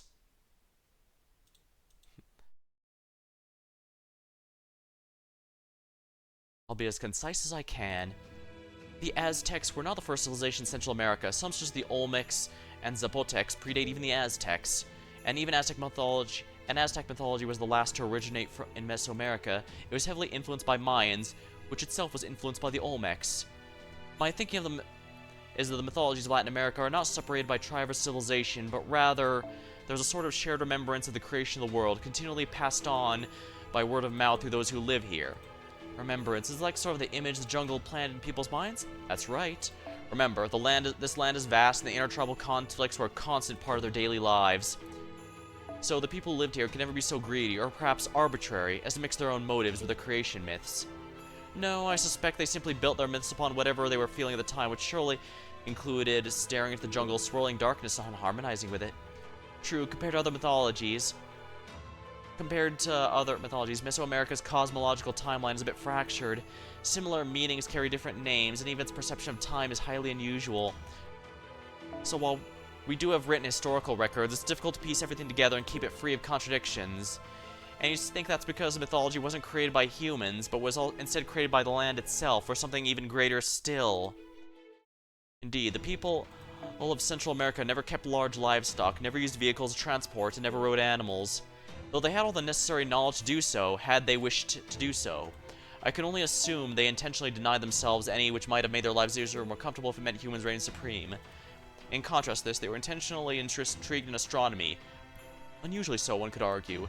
I'm guessing they're gonna eventually revolve around the fact that their origins are from ORT itself, since remember, that's a primordial being from outer space. So what's the implication here I'm getting is ORT created their pantheon and their and kept them from properly developing certain things, even though they theoretically could have. Suffice to say, yeah, they were interested in, as well as respectful and fearful of outer space. The answer is obvious. Their ancestors once threatened or victimized by something which came from it. Yep, I was right. The memories of the very land in which they lived told them their world had once been destroyed by something alien to it. In fact, in Aztec mythology, the world meets its end several times. Do you know how many times? I think I remember Mash said it was...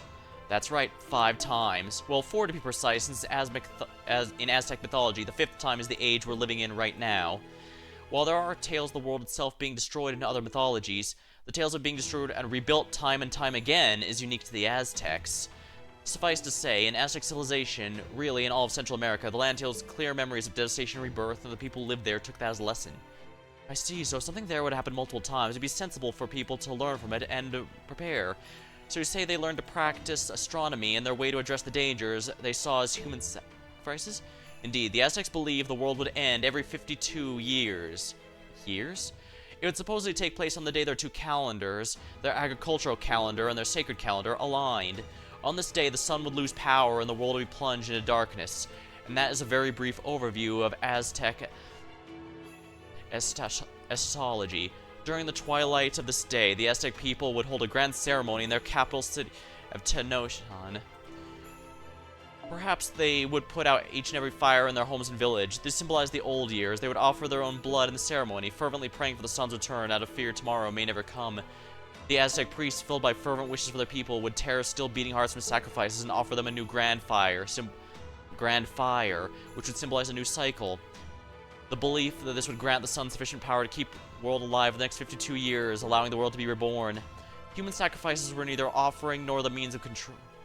The human sacrifices were neither an offering to the gods nor a means of controlling the populace. They were the embodiment of the people's wish to be for the world to be born again. In Aztec mythology, there was no way to save the world from devastation. It is inevitable. That was a common understanding among the people of Central America. The fact they simply accepted the sun's death and the world's end as a fact of life shows how harsh and unforgiving life must have been for them. I can't believe it. You're all from proper human history, and you're so gentle and rational. You take such utter madness so seriously. Did no one point out to them the sun operates quite independently of human intervention? Madness or not, this was their truth. Only those who were alive at the time can take issue with it. All we can do now is remember and record their experiences. That being said, I believe in terms of magecraft, this was all very much real. Fact of the matter is that once the Aztecs stopped making sacrifices, their empire did come to an end. Their mythology and their world is now completely gone. That's news to me. Is this your own world interpretation of these things? This interpretation is keeping with their mythology, Koyanskaya.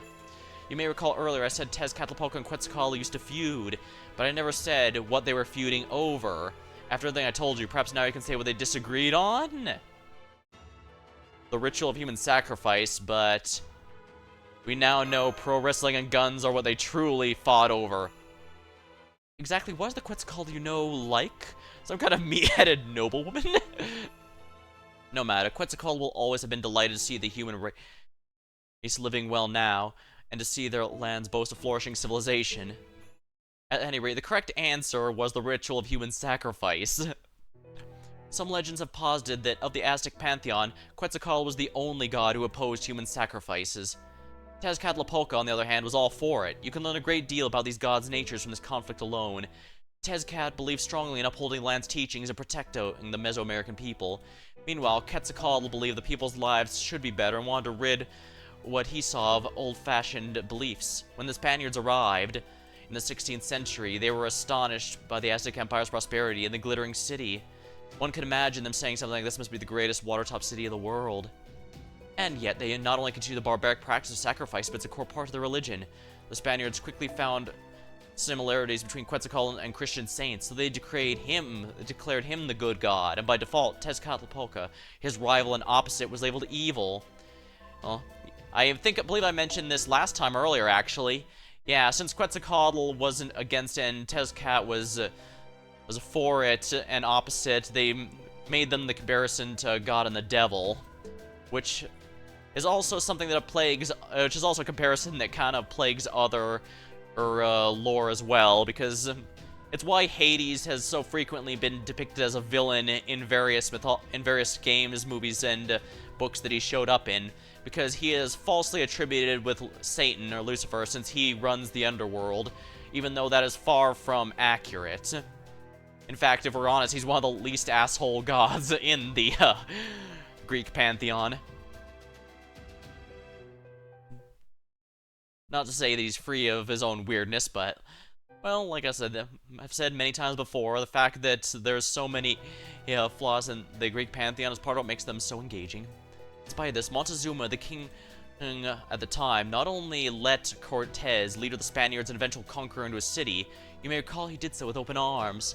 So why did he invite Cortez into the city? Some say he believed Cortez was Quetzalcoatl, whose second coming was already prophesied after his banishing. But that doesn't quite make sense, does it? It worshipped the rain god Tlaloc and the tribal god at the same time. So why would the king be so willing to welcome Quetzalcoatl, whose legends state he opposed the very ritualistic sacrifice his city's gods opposed? Well, now that you mention it, it doesn't make sense. People say Cortez tricked Montezuma. Thinking about it, it's possible Montezuma was actually just using Cortez himself. Exactly, the historical record says Montezuma was relatively weak compared to other well-known rulers, but he was also wise, open-minded, above all, had an imagine a better future for the Aztec Empire, sharing similar values to Quetz. It may be he believed the Aztec Empire's neighbors' tribes would destroy him, and so he brought an outside power in the form of the Spaniards. For that to happen, he knew he would have to destroy the foundation of human sacrifice on which the culture was built. When Cortez showed up and was said to be the second coming, Montezuma saw him as a tool. So he invited the conquistador to his city, knowing it was poisonous, but then he found himself on the losing side of a game the two of them were playing. Cortez was a foreigner. He knew absolutely nothing of the Mesoamerican cultures, so my guess is Montezuma thought it would be easy to make use of him. But before he and Montezuma met, Cortez met a woman who'd proved to be his very own good luck charm. A woman called Malinzin, nowadays nicknamed La Malinche. Have we heard that name before? Daughter of the nobleman. She was an intelligent woman who had been sold to a rival tribe as a slave. She was then taken in by the Spaniards as a spoil of war when they defeated the new tribe in battle. Her noble background and education meant she had no trouble learning their language. Interesting. Is that the woman we just met then? She taught Cortez about the Aztec Empire's language and culture and investigated its weaknesses for him. Consequently, it's believed Montezuma was the one who wound up deceived, and the Aztec Empire fell. It's said the Spaniards' victory was a miracle, since they had only 600 cavalry to the Aztecs' 200,000 soldiers. But the truth is, La Malinche was the true cause of the downfall. Her and a coalition of the rivals had been subjugating for years. Yeah, it was a lot more complex. A lot of pop culture likes to just say Cortez did it all himself, and while I would say he was definitely the main instigator behind everything, so you could say he was the core of what caused the downfall, it was definitely many things. Things all coming together. Though, of course, the Aztec Empire was gone, the Spaniards go on to eradicate those other tribes as well. I see. And so the Emperor who thought to stop the ritual was the man who invited the Aztec Empire's downfall. The end result was their culture was ground to a complete stop. Thus, paradoxically, it would have been better for the ritual to continue. Is that your argument? Yes, though only if we set aside questions of ethics, human rights. For it was just when a dull gray light was shown in their ritual of rebirth, a mystic dating the age of myth, that their son died. Now here's my question for you, Tepu. Has the sun in Mictlan ever gone out? Ah, so that's why I brought all this up. Yes, it has. I've never experienced it myself, but they say that once, ages ago, Mala was covered in shadow and the sun was lost. The Dinos refer to that as the Night of Dread. The sun disappeared and night lasted for what seemed like an eternity. So if Mictlan's sun was in fact been lost before, the Occlumi are actually somewhat justified in practicing this ritual. They truly have brought proper human history's Aztec culture back to life. This means stopping the ritual sacrifice itself would be tremendously difficult. One wrong move and we'd be fighting a war against 100,000 Oslame, and I doubt that's a war we, the supposed conquistadors, can actually win. It seems the best course of action open to us is rescuing hostages at an opportune time and then escaping quickly. By the way, Tepu, do you know of anyone who could tell us more about this Night of Dread? I've only heard the priest speak about it, and then only to say that it happened. The only ones who truly know more are Kukulkan and the observatories. Never mind. There may be a detailed record in the Soul Shorn and Chichinch's throne room. Understand. Perhaps we'll get a chance to see it later then. At any rate, thank you all for your patience. Let us return to the matter at hand. Tomorrow, the captured Chaldeans will be used as human sacrifices. The only way we can stop that is by rescuing them before the ritual begins. However, I'm afraid I have very unfortunate news to share in that regard. Yeah, they do seem... I have noticed the Lostbelts do like to recreate certain scenes in history. Like when we were trying to work together to take down...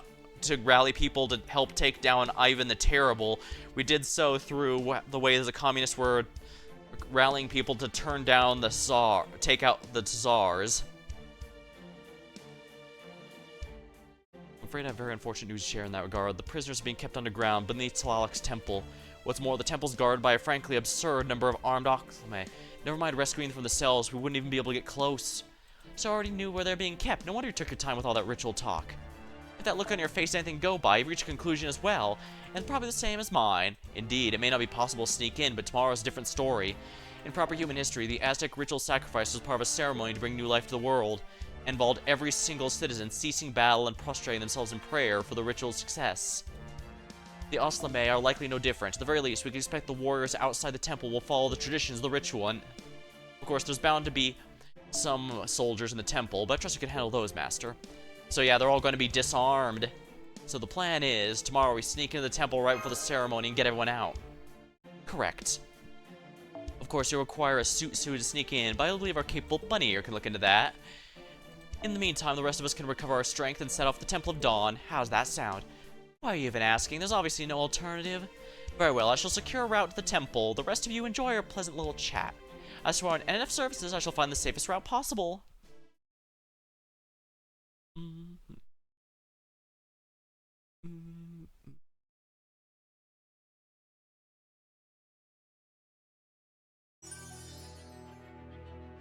And that's the last of them.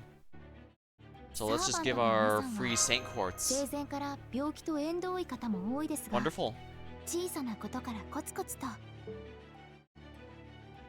Let me grab a sip of my drink before I continue.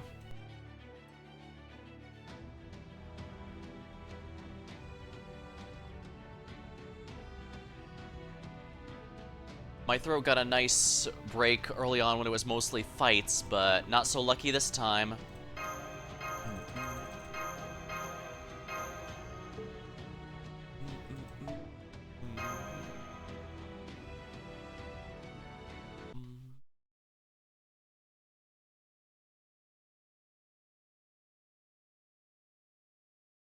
torches are lit along the main street. It'll soon be a year since the ritual began. I suppose this will be the last time I see the waterways run down the city's center, or the moon's silvery blue path. I had a feeling we'd see him again, simply because, I can't believe you're out on your own on such a sunless night. Yeah, I had a feeling that, the death of his colleague before wouldn't be permanent. He said his body was quote-unquote chosen by Tezcat, which means it can body swap at will, I suppose. Or he can be taken from one body to another. You should know better than that, Iskali, or have you forgotten you're a king now? Lilac, no, I promise you I haven't forgotten. This is Mexico City Sanctuary, a holy area only the king's god and sacrifices may enter. No miscreant would dare come here, I'll be fine on my own. More importantly, why are you dressed like a human, proper human history? Oh, don't worry about it, I'm just matching my brother. Also, the devs thought that this skin would sell my banner a lot better. He told me if I'm gonna protect Mexico City, I need a visible effort to be part of its culture. Yeah, I think this coloring, yeah, like I mentioned before, the problem I have with Tezcat's artwork is that the colors are just too washed out for everything else here. Meanwhile, Tliloc's colors here are a lot better, so it's a lot easier to appreciate. He also said nobody likes antiquated old-fashioned gods, and the Oslame would say I'm behind the times if I don't keep up. With all due respect to the Tezcat, I have no issue with the usual manner of dress. If anything, it suits Mictlan well, perfectly embodies both the blessing of rain and the deaths caused by flooding. That's true, this is a Lostbelt Mictlan. It's very different from the overly soft Mictlan of proper human history. Here, only fighters survive. Do you know what Aztec mythology considered paradise is, Kali? A world where Mictlan was populated by non-warriors. A world where only people who got to the afterlife were those who died natural causes instead of in battle. Didn't matter if they're good or evil. It couldn't be more different from this Mictlan, at least for the Oslame. The Oslame are all brave warriors, yes. Dying in battle is the greatest offering they could make to Tezcat. That is where proper human history's Aztecs went wrong, not just with the ritual of rebirth. They ritually sacrificed people as offerings to gods or as payment for the gift of rain. Each and every day they lick their beautiful city with blood by carving out civilian hearts. Not a day went by the streets did not run red with blood, staining the moon's path. Such idiocy, how they imagined they could change the world with the blood of just ignorant slaves. We're nothing like that, we'd never spill such useless blood. We only take organs with real power, power enough to resurrect a god. And soon we'll have enough sacrifices to accomplish our goal. The Chaldean mage and expertly made artificial human both have hearts rarer than any Dinos. They'll be perfect sacrifices to resurrect the true Tezcatlipoca. The Dinos' hearts we've collected were sent to Mictlan's lowest stratum via the moon's path. Did my brother tell you about the lowest stratum? He did. He said there's a weapon sleeping there that will destroy proper human history once and for all. 1 year ago, Tezcat came up here with a 5th stratum, the bottom one, and blessed us with weapons. So we could return to him with the bottom in a year's time and use the weapon there to destroy proper human history. That is his will, and we will gladly obey. We will, here in Mexico City, eradicate the Dinos, seize power over Mictlan, replace the absurd proper human history, and become the next dominant species of this world. Yes, that's more or less correct. Well then, resolute is Kali. You've grown much over this past year and proven yourself to be the human Tezcat. Make sure the ritual tomorrow is a success. If it fails, your own life is forfeit. Yes, Tlilok, I won't let you down. I'll destroy proper human history's world. If the remaining Chaldeans have any backbone, they'll probably come to try and stop it. The mage would also make a good sacrifice, so I'll cut off their heads at the altar and offer their still beating hearts. Did you forget they beat you once before? Have you grown arrogant because death holds no sway over you? Your body was charred to a crisp. I pulled you from the river myself. So remember your debt to me and be honest. Do you consider them a worthy foe, or not? I look down on them, but I do take the threat they pose seriously. They're immature fools who lose all sense when one of their compatriots die. As a warrior, I'm neither able to understand nor do I wish to. Even if they intend to kill us, they are woefully unprepared for the possibility of their allies dying. I've never hated anyone so much in my life. Those humans are absolutely revolting. I was raised by Tezcat. I see the very foundations of civilization repugnant to me. I see, so he refuses to understand them, yet still can't let go of his hatred.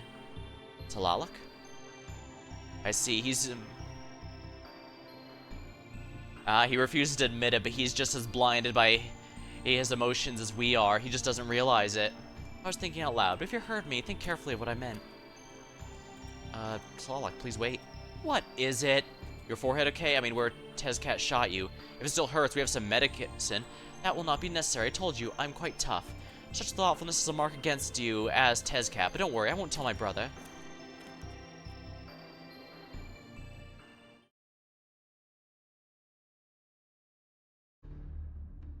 As I thought, we cannot call anyone. Looks like this building itself is a sanctuary. Maybe it's the home of a very powerful divine spirit. No, that alone would not explain jamming of this nature. It's almost like a different world, like the inside of a creature, or the inside of a spaceship that cuts off radio waves. Kadok, are you listening? How do you intend to sit around sulking? Do you realize you're gonna be sacrificed? You do realize you're gonna be sacrificed, right? Do not care about getting out of here. Keep it down, will you? I'm just trying to save my strength. Oh, dang, that's a nice new outfit. Or did you have before and I forgot? We've investigated this place as much as we can. All we've learned is we can't escape on our own. Our only choice is to wait for them to show up. There's a small chance. No, not a small. They'll be here. When they come, I don't want to be so exhausted I can't help. Sure, I'm worried about Da Vinci and Nemo, but there's nothing we could do with them off in a different cell. So, I'm gonna sleep while we wait for a certain nut we all know can't stay away even if he wanted to. There, see, I knew we'd get here in time. David? Sorry, I doubt I'm the nut you hoped for. David? No, I shouldn't be surprised. This is your Lostbelt after all. It even sounds like you were the one who sent the Acclimate after us after the border crashed. Not to mention how, in the last meeting, you and Barrow both talked about how your Lostbelts gave you plenty of opportunities for methodical killing. I sure as hell didn't expect you to hand guns out to the locals and make them into an army, though. It was my servant's decision to go pay your ship a visit. I had nothing to do with it. I've been away attending to a different matter. I only just got back to Mexico City. Still, if I'd been here, I've done the same thing, except I've finished you all off on the spot. So you're David Semvoid. Nice to meet you. I'm Sion's Karis, one of the Chaldea's allies. Sorry, I should have introduced myself. Just call me David. You must be the intermediary between Chaldea and the Wandering Sea, and the engineer of the anti-foreign god weapon. I'll make note of your name and face. You're probably one of the first we should kill. I'm not as talented as Wodime, but at least in terms of memory, I can hold my own against anyone else. If we're ever in the same room again, you'll be the first one I kill. Don't worry, I promise. Okay. Kadok, correct me if I'm wrong, but he just announced his intent to kill me, right? What'd you think he was doing, proposing? More importantly, if you're talking about meeting again, I'm guessing you're not going to kill us now. Why not? You're the last Cryptor, and unlike Hysteria, you're not openly rebelling against the foreign god. There's no reason for you to keep Chaldea alive, or me for that matter, now that I've sided with them. I didn't take you prisoner, Tezcat did. He has his own ideas and goals. Messing with them when I'm late to the party feels just wrong. I'm not entirely sure what's going on here. Is David just trying to get entertained by seeing what shows up? Because he had absolutely no reason to help us, and nor does he have no reason to be letting his own servant do his own thing. After all, the fact that he burned a command seal means he needed to do he needed something that required it. Usually, the last time one of them was missing one was when they specifically had to command their servant to follow an order, not follow the very specific orders to prevent them from doing something the Cryptor wouldn't approve of. But it seems David has no intention of screwing with Tezcat to any degree. I guess you could say he beat me to the punch. He's not the type to announce when he's heading out, and when he does come back, he'll say things like, "Hey, spent your life savings, hope you don't mind," as if it was no big deal. That sounds more like an abusive relationship than anything. So you don't get along for shit, huh? So you're not killing us because you're afraid of your own servant, is that right? Yeah, he's one hell of a servant, truly. Yeah, like I mentioned before, there were genuine implications before that he had somehow summoned a grand servant. Alright. And I guess that would make sense. If you have a grand servant, you absolutely don't want to piss them off. He pulled Mictlan out from under the thumb of the alien being ruling it and established proper human history rules here in only a year. In fact, Mexico City really belongs to him. He summoned the temples, trains, the Acclimate, and had them build the city, and chose their king. I only summoned him, nothing more. If Chaldea means to go to war with this Lostbelt, he's the one you'll need to defeat, and not me. Does that mean you have no interest in this Lostbelt, David? And you don't mind if Chaldea should succeed at it? Today, it'd be a problem. 10 days from now, I'd be fine with it. Interesting. Then, conversely, does that mean if Chaldea cuts down the Tree of Emptiness within 10 days, your plan will be ruined? If you could, yes. Personally, I don't care either way. But since Wodume saw his plans all the way through to the end, I do mean to do the same with my order. What are you talking about? Kishtira sure as hell didn't see his plans through. Did you forget how barrel-turning traitor and killing him at the end? I'm speaking of will, not results. He didn't go about his plan because he was absolutely certain about what would work. He managed so much, even though he was at death's door the whole time because he was driven by his will. He had no choice. Even at his end, he never lost that will. He might have wished things ended up differently, but he had no regrets about his actions. That's what I mean when I say he saw his plans through to the end, even if he didn't succeed. I guess he got a point there. But I digress. This isn't what I came to talk about, and I don't have much time to spare today. I have a question, Kadok. Why don't you have your own servant with you? You're a master. If you used one, escaping this place would be easy. Well, I would have one of my own. I'm a crypto-turned-traitor. Chaldea never let me summon a servant of my own. I wasn't planning to ask anyway. No, not that. Why don't you use what you already have? Huh? Ignorance really must be bliss. I can see why Pepe couldn't stop himself from looking over you. I'm talking about your serious light. A spell inside you that can generate dozens of times more magic than a command spell. The explosive device that instantaneously amplifies the magic circuits. Of course, using it kills you since it causes you to, implode. It's a bomb, a kind of insurance Marsbury prepared to ensure a cryptor could always complete their order at their race-shift destination if they failed. Even if it meant destroying the entire site to do so. It's a good thing Ophelia was already on the brink of death. She died before a serious light could kill her. Had she used it before she was injured so badly, she would have died taking Chaldea and the Shadow Border with her. I kind of figured that's why Beryl was there, right? To make sure we used them. If a cryptor ever got scared and tried to run from a singularity, he'd force them to activate the Sirius Light and complete the order by destroying the Singularity's distortion. That's why there were 7 of us, because Marsbury never believed we'd actually be capable of restoring humanity. That was his intention from the start, yes. So what are you saying? You think I should use my Sirius Light and kill both of us, here and now? You could, but Da Vinci and Nemo are both in the next cell. If you don't mind killing them too, I won't stop you, but I wouldn't recommend it. Sirius Light may be a bomb, but for a master, it's also a wild card. It lets you order your servant to do something far beyond usual bounds. Remember what I said about Ophelia. You won't implode if you kill yourself shortly after using it. And once you use it, your death may be inevitable, but it can at least give you the chance to accomplish something first. The choice is yours, Kadok. That's it? Why'd you even come here for? See who I'm up against. Since I can't kill you, that was the least I could do. Well, now that was something. Nothing I heard about him could have prepared me for meeting in person. Even though he was right there in front of me, it still did not feel real, nor did I have any idea what he was talking about. I'm impressed you're on a team with him, Kadok. Felt like I was talking to a hole in the very world than a person. Yeah, I know, I felt the same way at first. Believe it or not, he's actually pretty thoughtful, and the guy can actually read a room. He's the kind of guy who only says what you need to hear. So that's the reason why I brought up the Sirius Light. He's telling me to think about where I want to use mine and what to use it for. So I have a favor to ask. Would you mind keeping the discussion to us? Yeah, copy that. You want me to keep what he said about Sirius's lights intended use to myself, right? I would like to refuse, but I'm forced to admit you still have yours because I was unable to remove it from you. So I'll follow your lead. I too know how to read a room. Damn it, I'd hate to save Kadok of all people only for him to use it immediately. Then again, we still don't know what David's plan is aside from just make sure that Tazcat wins.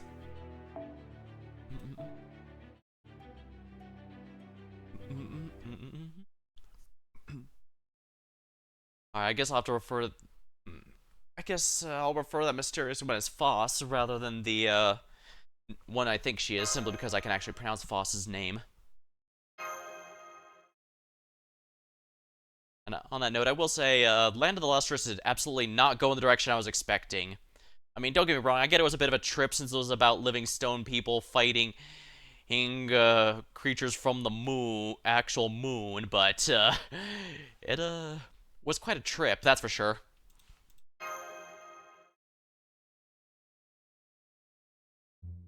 Having trouble sleeping, Master. This is not a bug.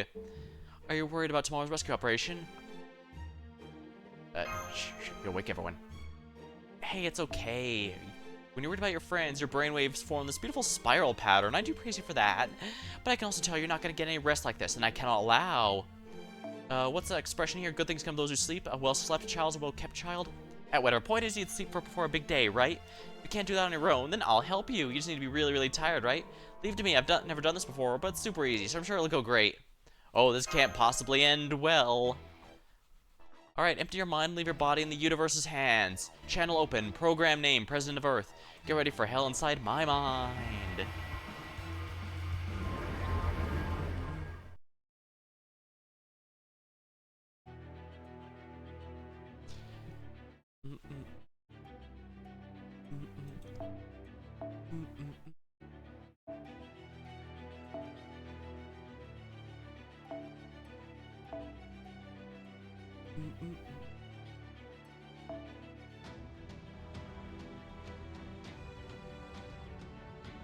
Oh wow, that is one strong coin sky of darkness.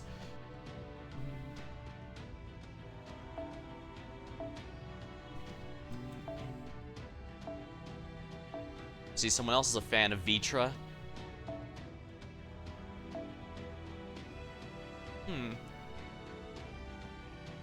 Perhaps I'll borrow this one.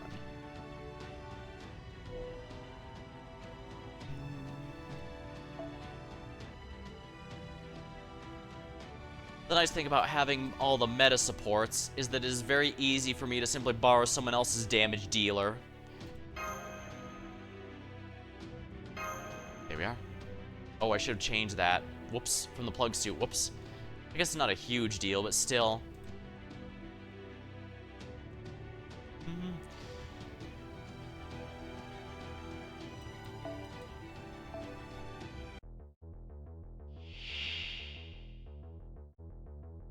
Oh, not a single target, eh? Well, no matter. I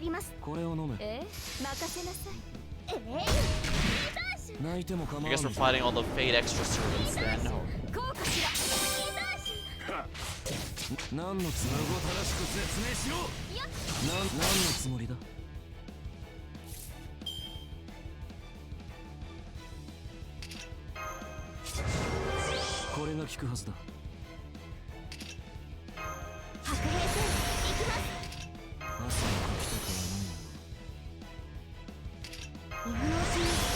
You know, whatever, let's do it this way.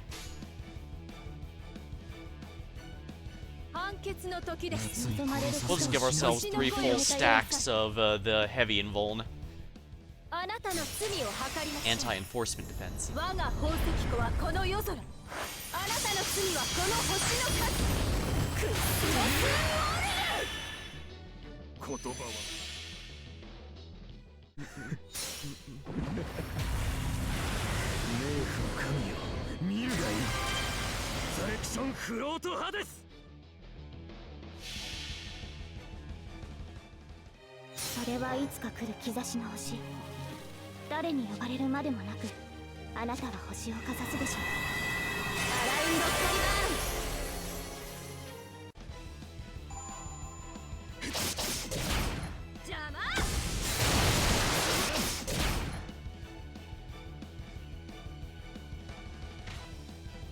Maeve. I should definitely take out Emiya Alter sooner rather than later. Let's go with the Buster Chain.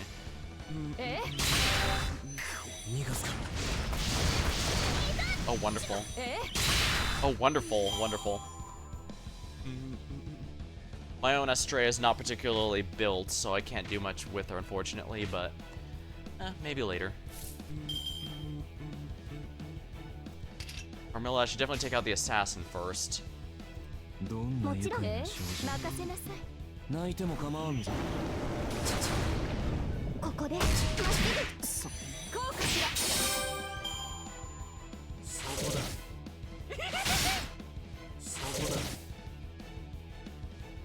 Darn, that ended a bit quicker than I was hoping for. You know what, let's just make sure Astrea gets her NP back.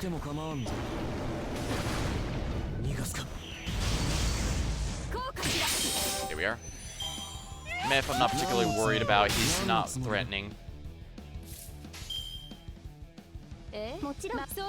Time for Buster Chain. If the heart's red, the enemy's dead. Although I guess I do have a bigger focus on arts teams right now, which is a shame, because I do like Quicks, even though they really don't have many good Accursed Servant. Ow. Guess I'll just have to wait a turn. The only one who might die within that time is a slave. Yes, and I'm not particularly worried about losing him for a number of obvious reasons. Yeah, see, if anything, she's doing me a favor by... Yeah, Lady Avalon's gonna make this a lot easier. Oh. That's moderately annoying. No effect, huh? Gain resistance to all attacks and immune to debuffs.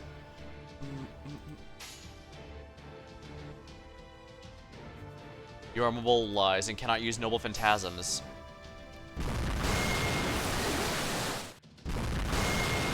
Rule extra classes are one of the few. Rulers resist all the 7 main classes, so.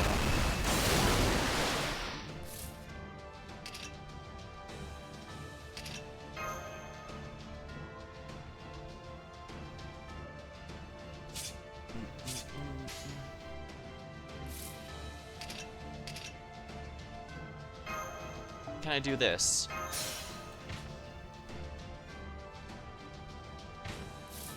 He is not stunned. And this means I can do this. Debuff immune. I don't think it's gonna do anything, but whatever. Ah, okay, so it doesn't matter. President of Earth, notice of termination.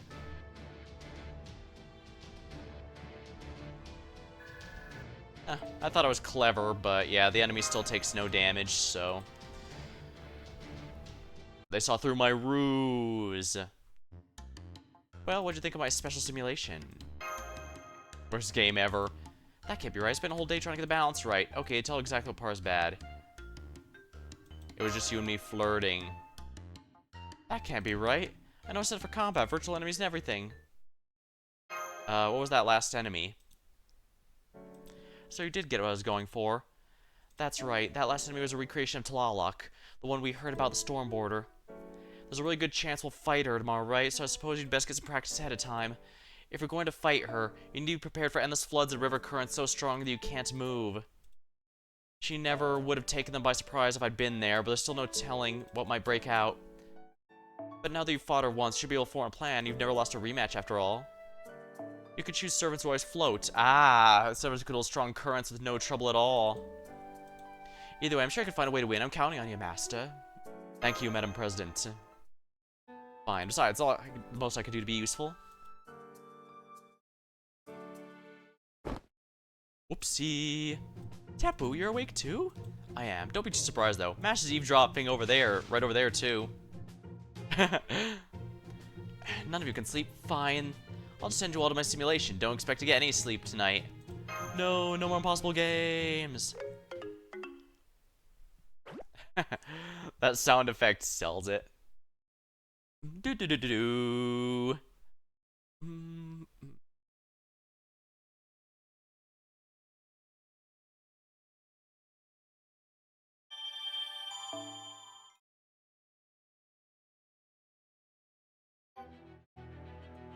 Ortiz Day. I thought we were fighting Tlaloc, not Ortiz. Oh dear.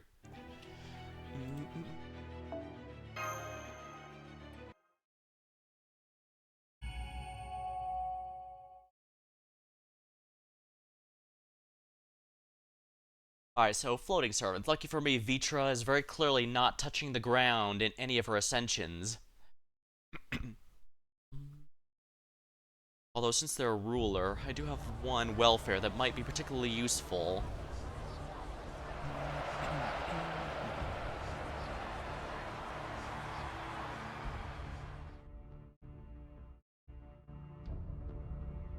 The main street is absolutely packed. Even the air feels different today. It does. Excitement like this is almost trance-like.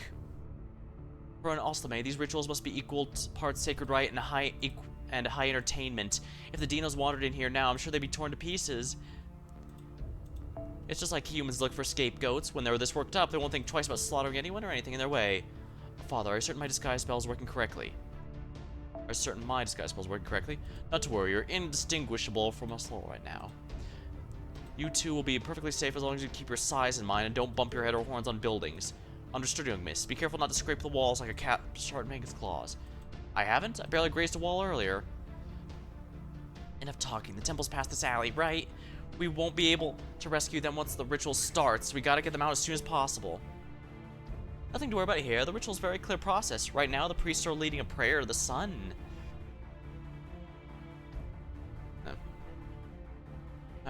The Oslame are gathered in the main street and adding prayers to the priests. Once the prayers reach a fervor pitch, the sacrifices will be brought to the altar for connecting the temples. Since we have 2 hours, we still have 2 hours to go. I know because I watched them conduct the same ritual from right here. The same ritual. I assume last time was Dino's? Yes, but so what? Are you come with a need for revenge or something? Not especially. I just find the whole thing horrifying. I get why. Yes, I heard they dismember the Dinos they capture and use their organs for various purposes. So I have no aversion to the thoughts of them using hearts in the ritual, but I cannot understand why they'd create such a city with a culture we Dinos could never dream of and sacrifice fellow humanoids from proper human history. They're killing members of their own species for no reason and advance their own interests. That's murder and it's wrong. I never had much interest in them so far, but now for the first time I found myself filled with shock and dread. Though even I don't understand exactly what it is about them that terrifies me so. Alright, everyone, get ready. Once we turn that corner, we'll be right next to the temple.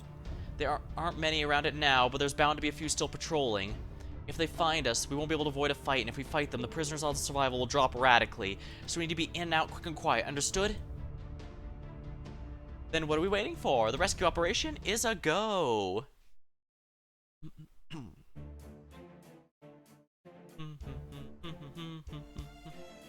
Well, we made inside pretty easily, but now what? What if we grab 1 or 2 of the guards and drag them to shadows to pump them for information?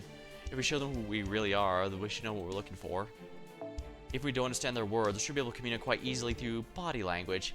As to torture? Oh, that hardly sounds like conduct a man of the cloth would encourage. Why don't you leave this to me? I'll show you how a true professional covert operates things.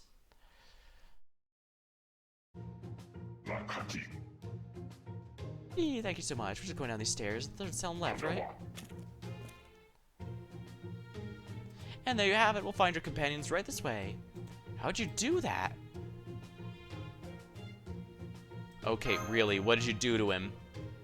Oh, I have my ways. He may be, but he's still a man, first and foremost. Now, wasn't that a lot better than punching him, shooting him with a rocket launcher, tearing out his entrails, or any of the barbaric methods of communication the priest would have us practice? He's shaking. Master, I can't notice Kodamine clenching his fists like they're trembling. May I ask why that is? Is this how things have always been between her and her disciples? I actually just bribed him with bananas and corn, but that can stay a trade secret. This is no time to brag. The guards also said of 2 sacrifices already been taken at the altar, so there's only 2 prisoners left. It sounds like they chose the mage and homunculus, which must mean in Lord Kadok and Lady Da Vinci, so we first need to rescue Scion and Nemo, even though the latter's already on the brink of death. We'll hurry to the altars and rescue the other 2. Objection? Nope. Now let's hurry.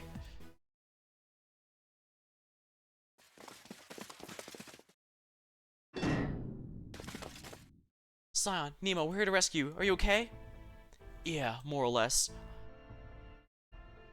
I gave Nemo the only bed. Right in the nick of time. Nice. Now that you could have gotten here sooner, I guess. They've already started the ritual up there.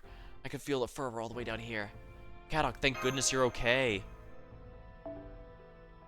Hey, I didn't have it half as bad as you did. I mean, falling out of an airship. You're in an action movie or something? Anyway, you don't have to fill me in what's going on. Of course we're gonna escape, but first we need to rescue Scion and Da Vinci. Only problem is, Nemo still doesn't look like he can move. He's barely been like this since the border crash. I don't want to admit it, but he might be... Pardon me. This is Captain Nemo. Let me give him the medicine the professor gave me. I believe it went like this, and the spell went like this.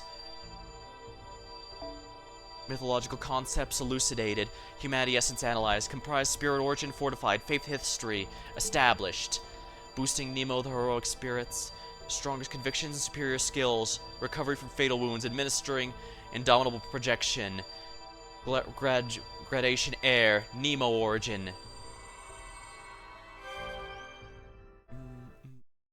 Phew, let's hope that worked. Hey, Master, who's the dinosaur? He's on our side? A spell I cast is crazy precise. He practically summoned a whole servant on his own.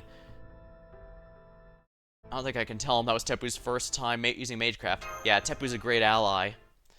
What just... Never mind, I can't believe I was out for so long. Thank you for waking me up. Who are you? A resident of this Lostbelt? Hello, do you not understand me? I'm pretty sure you're the one who gave me that medicine.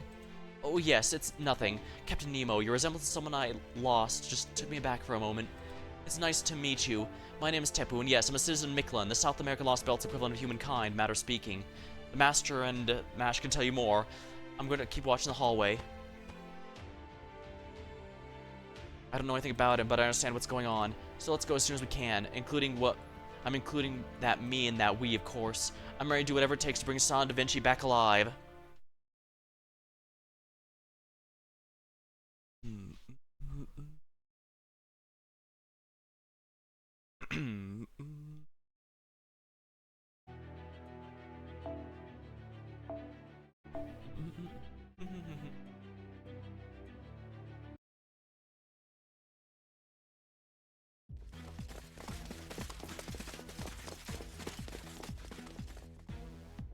You must be Kadok. You have some really awful bags under your eyes, you know? I hope you're taking care of your liver.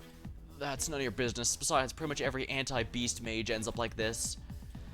Magecraft devoted to fighting wild beasts. They're much stronger than humans, so I guess it makes sense your eyes will get tired from being constantly on lookout. So you're a detail-oriented coward. I do like that first part. Okay, what the actual hell? I don't know what I expected, but wasn't this. Rasputin and Koyan would be shocking enough. You, Olga Marie, is working with you too? How the hell do you even get this part together? I know there's usually twists and turns, but come the hell on! You know, not so long ago, you were enemies too. Don't lump me in. I'm barely above average on my best day.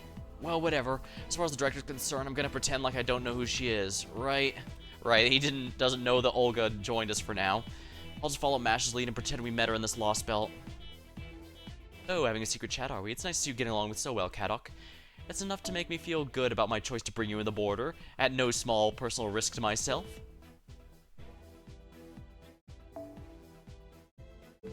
Oh my, you're the one who rescued Kadok from certain death in Olympus, father. What a shocking betrayal of your fellow disciples, and you got along with them so well, too. I hate to think what Limbo or Muramasa would say if they could see you now. Limbo wouldn't care because he'd be too busy doing his own plan, and Muramasa only would rather be crafting a new sword. I think it's time you seriously considered ending your life, so you can apologize to them in person. Oh, spare me the crocodile tears. Koyanskaya, the Lord doesn't forgive lies simply because they are outwardly pretty as the one who speaks them. Might I also suggest you practice your performance in the mirror and learn to better hide your inner ugliness.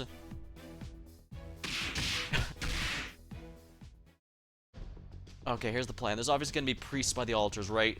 So we'll have the Master, Nemo, Marie, and the dinosaur Tepu crash the ritual for maximum impact. I can't be of any help in combat, but if you want me to distract them, I think that's a wise choice. They would have taken him for a pacifist. This Lostbelt's uniquely weird. While you guys are fighting, Rasputin and Koyanskaya will rescue the hostages. Not that we're going to be naive enough to completely trust them. I'll keep an eye on them myself. Yeah, that's a good idea. Alright, let's do it. Alright, let's split up now. We'll take different routes to the altars. The more attention you guys draw, the better our chances, so be sure to give them hell.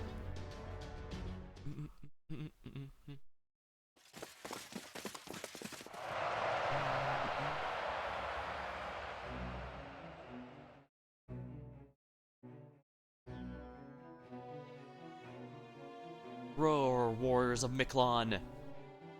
By the blood of the foolish dinos, all content to live without changing or accomplishing anything. The moon's path has at last regained its rightful color. We shall send their blood to Zabalba, so that we may once again summon the great sun. Long live the sun, glory to Tezcatlipoca, and a cruel, painful death to the conquerors. These foreign invaders from proper human history may deny the coming of the fifth sun, but their hearts burn into holy flame, and with the sacrifice of their precious blood, the sun will once more grant our wish. They're also worked up. Their cheers are actually shaking the bridge. But look, only Ascali and a few priests are on the altar now. Let's go, you two. Careful not to fall off. Not so fast. We're taking them back, buddy. Oh? Roar. I thought you'd come, man. A proper human history. Good. This wouldn't have been much fun otherwise. We have all the hearts we need now, but your heads will still have some value. You did manage to feed a few Oslame at least. Your heads will be the perfect finishing touch to this ritual. These are some of the oldest. They are our most exceptional warriors. Your pathetic servants are no match for them. This time, I won't let my guard down. I am the king, the Tezcatlipoca, who has lived for 1 year. I have sworn on that name to rule all. On my honor, you conquerors will never best me again. And now we shall best you again.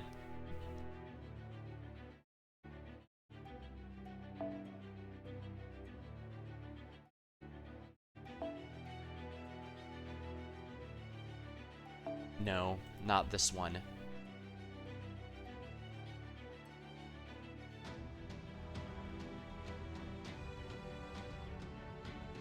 Mysterious Ranmaru X.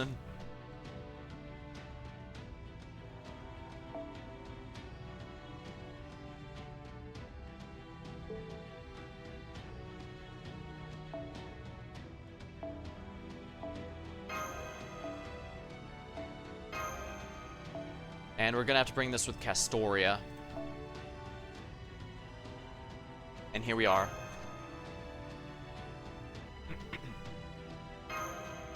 Remember, we must bring floaters.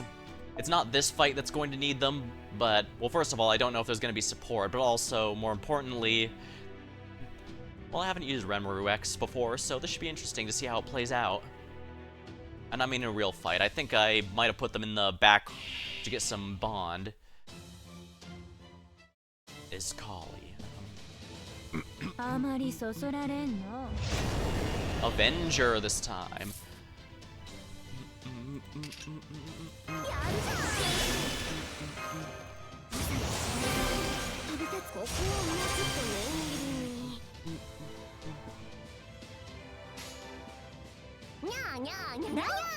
Beecher won't be able to deal much damage, but Ranmaru can. Well, kind of. While Avengers do get the 10% damage boost like Berserkers, they aren't effective against anything except rulers, so. I could have brought a Moon Cancer to this, actually, now that I think about it, but it's whatever, I guess.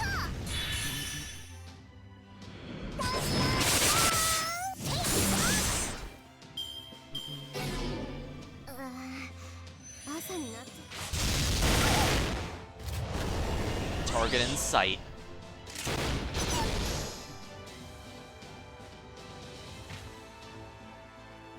What are these timers for again?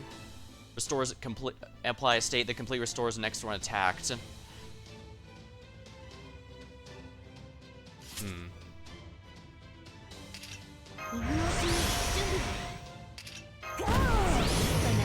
Alright, Vitra we're gonna have Vitra Terram Car.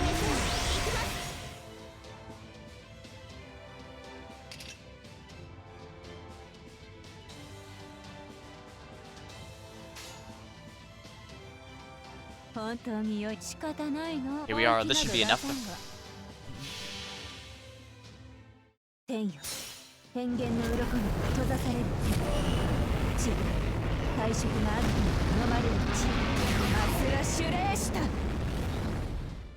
That didn't say HP enough. He's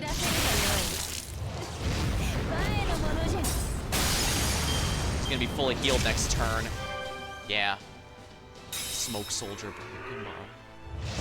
Something vague. Ignore Invincible.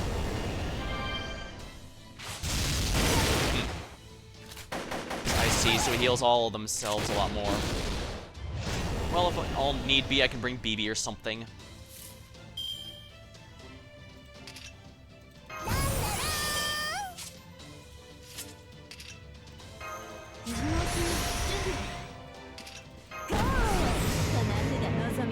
Well, let's do it this way. I'm just gonna tear apart everything.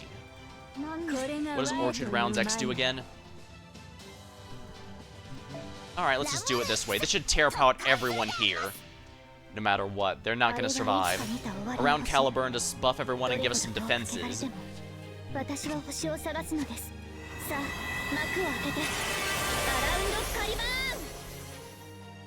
Luckily, Iskali is still debuffed, which means he's going to be taking some more damage from all of our art attacks, notably including the NPs.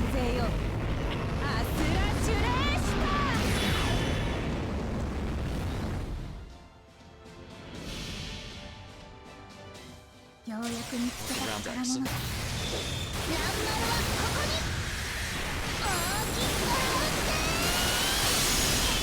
Overkill. Really? He survived that?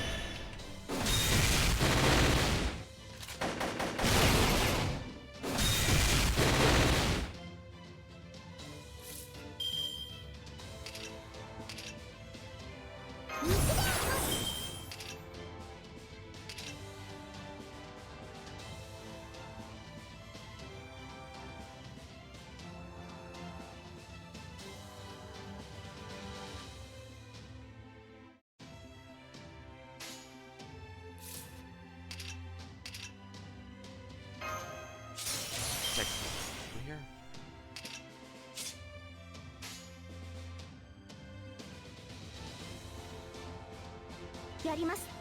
Alright, we're gonna go with a Mighty Chain.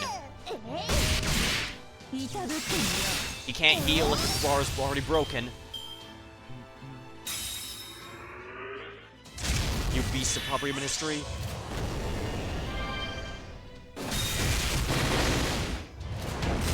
Close combat. Remove buff. How moderately annoying.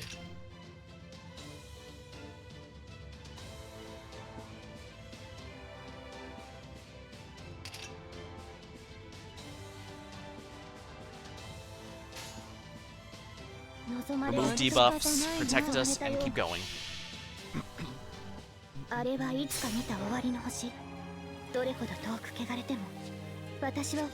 Now remove all debuffs and increase attack.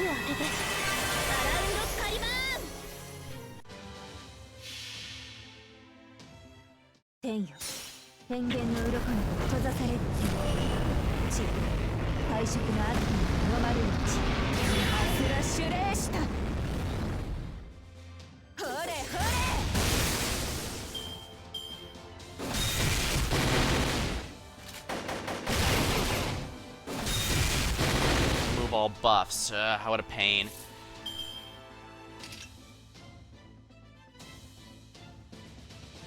I'm all out of juice. There's nothing left I can do.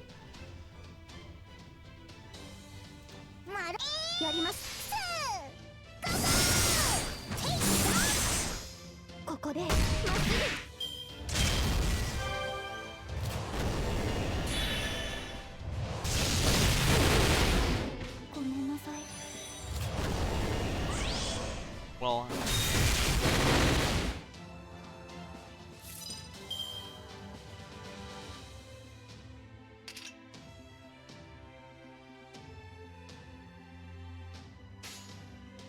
we're gonna go with a Mighty Chain for the Sky Soldier here.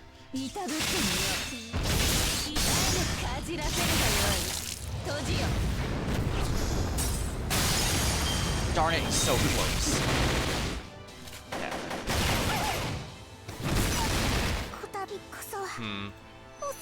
This might be a problem.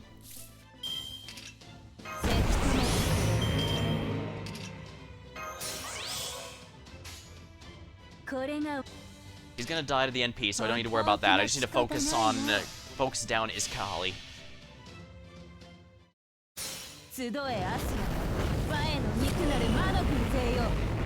Yeah, I probably should have brought BB. That would have made this a lot easier, especially since BB charges the other NPs.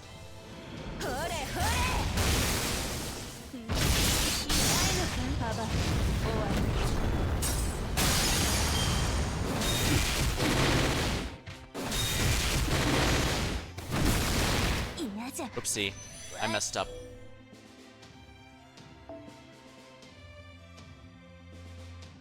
I have 29 of these. You know what? Let's just use them.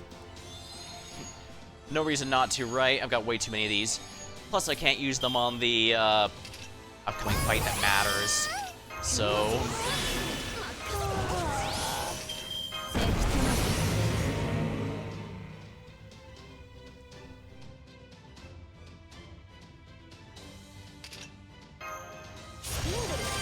I should probably wait until this finishes. Well, no, it says when it attacked, so...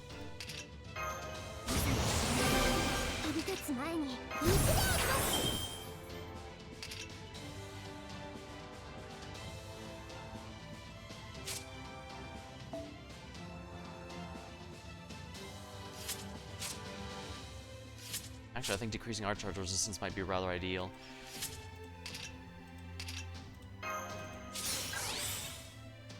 So let's do it this way.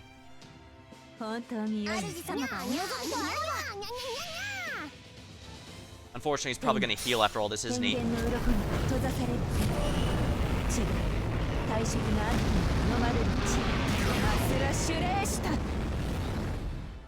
He can't seem to remove his debuffs, at least, but I probably should have brought someone that can remove buffs. I didn't realize he's gonna instantly heal himself all the time.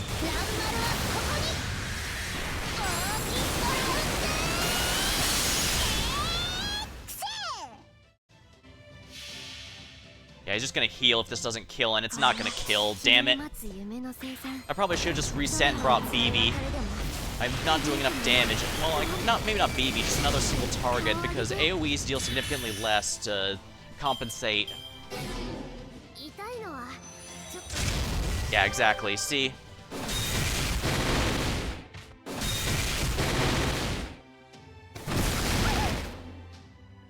I completely wasted the Leyline Stone, but I don't have a choice.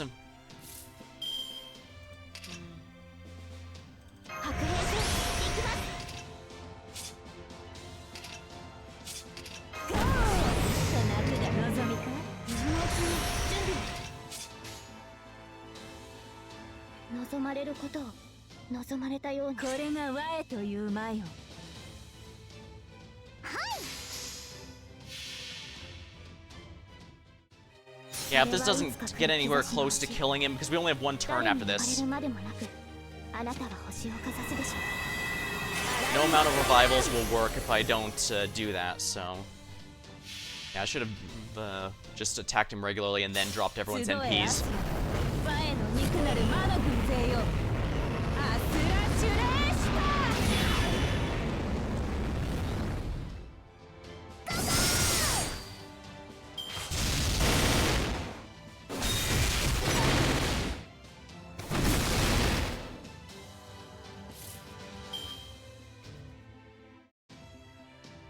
Yeah, there's no way I'm going to be able to deal enough damage here, and I don't want to have to wait till everyone dies to use another Leyline Stone. So yeah, I'm just going to have to waste that Leyline Stone. Unfortunate, but I have 29 of them, and I'm pretty sure there's no way. And I can't use them on the fight that they'd probably be useful on most, so...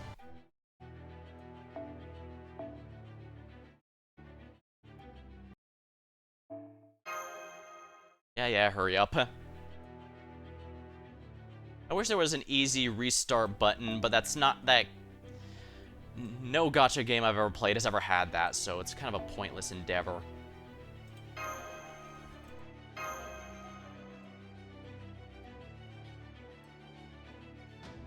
Also, I probably should focus on that other one before focusing down on the big guy himself, just because it's going to be a lot easier if the enemies are not summoning stuff. Alright, here.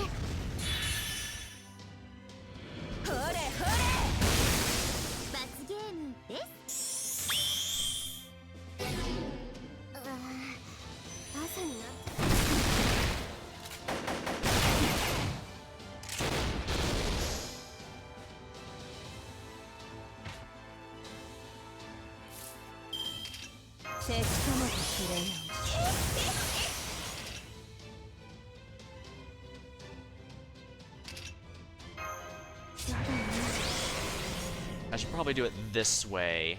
BB time. Alright, this should break his bar before he can heal, I think.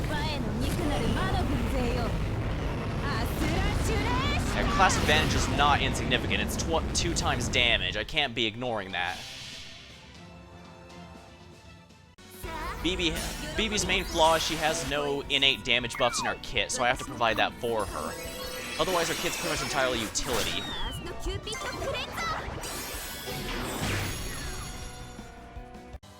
Yep, there we go. 2 bars broken.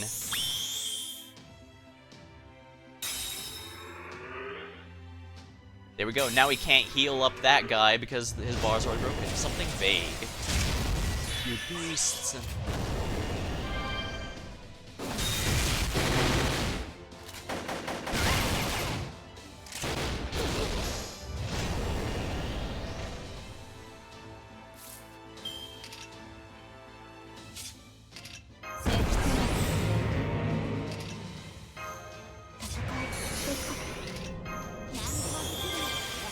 BB's heal has a very short cooldown, so he's immune to being resistance to all attacks and also instant death.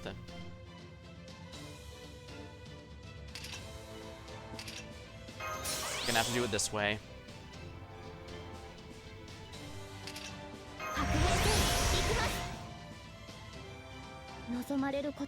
Alright, here we go. All NPs go. I think Tiscali can only take out 1 buff at a time, so if we stack them, he can't take them.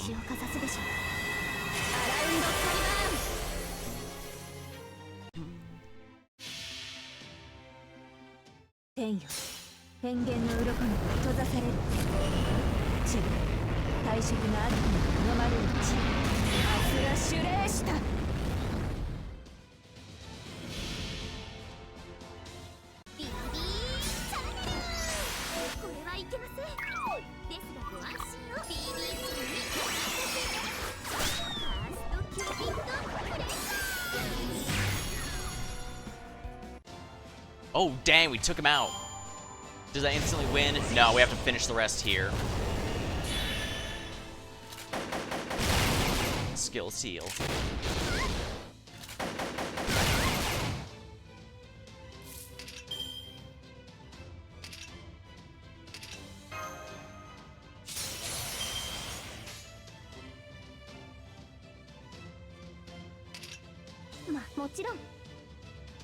And I guess Castoria is gonna have to be the main damage dealer, because it looks like we lost all of BB's cards. Yeah, that's 1 turn, so it doesn't really matter. Close combat. Smoke decoy. That's okay, Vitra has an NP to drop.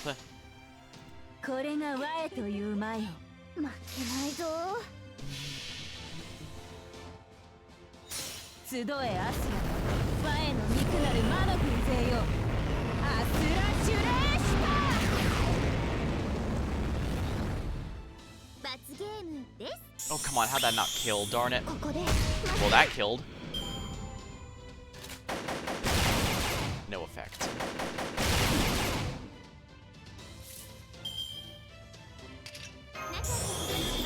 Might as well buy myself a bit of time here.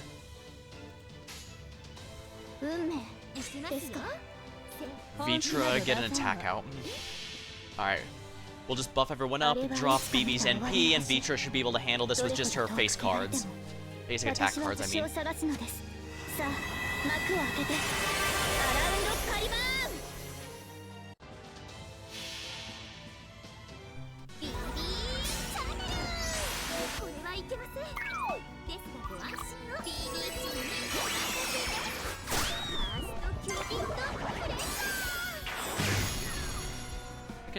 I guess she does technically have a crit damage up in her kit, but... Ah, he gets that automatically.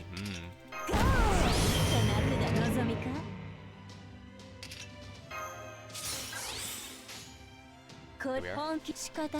And there we go.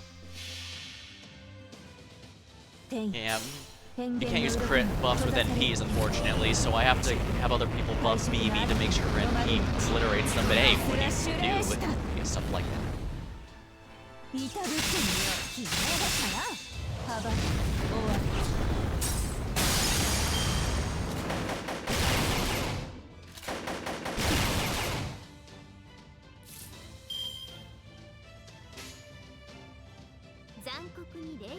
You know, let's just do it this way to make sure there's a good amount of stars. I can just crit him down next turn.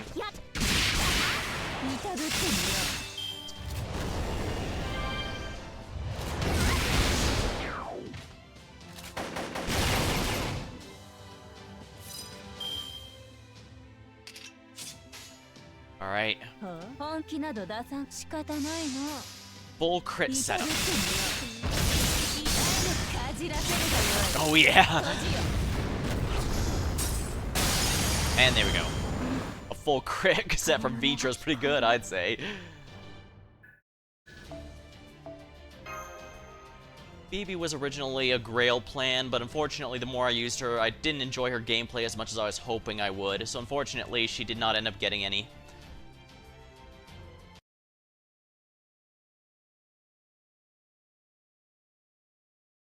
Oops. Hold on. Darn, I was hoping we were past this. I was saying, oh yeah, BB was originally a Grail target. I've had a few where I thought they'd be a lot more interesting than they were, but when I got my hands on them, because when I choose a Grail servant, it's not just one that I like through their story or is powerful in gameplay. They also have to, I'm not sure how to, it loses something when I say it out loud, but basically they have to feel good to use, if that makes any sense. They have to be fun to play as, I guess would be the best way to put it. Which I guess is a bit weird, given it's not exactly a complicated game by any measure. You just have a couple skills and NP and that's it. But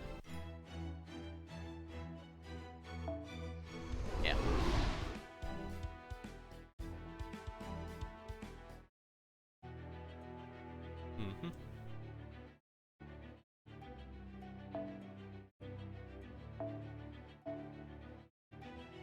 Well, it still registered us as having beaten the fight, so that's good. We don't have to fight him again. How? Is this how powerful heroes can truly be? That can't be right. No proper human hero could ever be worth anything. You trust no one. You betray confidence. You ruin things you steal out of ignorance. No, I refuse to accept our world as our future. Priests, begin the ritual now. Kill the sacrifice before the invaders can rescue them. That'll drain their will to fight. Aw, poor thing. Looks like you're a little slow about letting go of your pride. We already have Sion and Da Vinci back safely in our custody. Hear that, Master. Now, we did it. Let's get out of here. We need to find somewhere safe before all of them on the ground make their way up to... Hey, actually hit what I was aiming at that time. Not bad for a warning shot, huh? Why the hurry? You reached the heart of your enemy's operation. Leaving so soon would be a waste, don't you think? You're here, so why not try to take out their king? Tezcat, what are you doing here? I didn't sense you at all. I've been here the whole time. This is my world, after all. Maybe we can't sense him because he's... Yeah, what's it humans say these days? God is everywhere? That's essentially it. So I was correct, because it's his world. Has the same energy as the rest of it. Where have I seen him before? So you let it go, huh? You even gave it away? I really don't understand, huh? Well, that's okay. If you refuse to take the trials, then I can kill you here and now. Tezcat, our battle's not over. I swore I'd kill him myself. Iskali, what is your purpose? Is it to kill our enemies, to lead the Oslame? No, hey, Tezcat, it is to survive. This body belongs to you. It must not be destroyed before a year has passed. That's right. Then you know what you should do now, yes? I do. Forgive me for being so short-sighted. Now then, let's start over. Don't worry, they won't come up here. You came here to erase this Lostbelt, didn't you? Let's settle this here and now. The sooner you end this, the easier it can breathe. It's more complex, leave a little more complex thinking to us. What do we do? Run for it? Fight? We may not know what Tezcat is capable of, but he's still just a servant. Beating him shouldn't be impossible. We might not get another chance while he's on his own. What should we do? We'll have to fight him. Well, look who you brought with you. How the hell did you befriend her? Long time no see, present girl. Have you come for your revenge? What are you talking about? I've never seen you before in my... I gotta say, I'm amazed you survived that. I guess you're right to call yourself a god. God, now what are you? More importantly, you...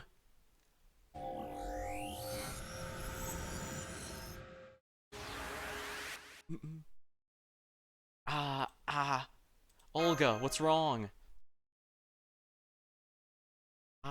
Never mind that now. I just remembered, that guy killed me, so get him, Master. You hear that, Tlaloc? I can handle a mage from proper ministry of my own, but that girl is more than I can handle. Take over for me. You have my permission to soak the altar.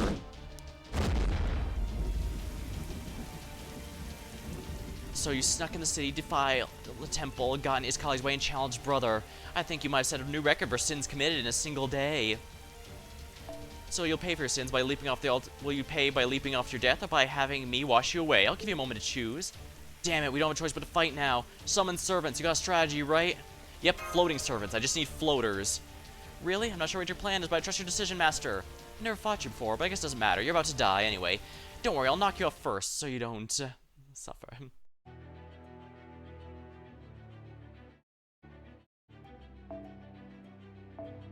Why are you forcing me to have...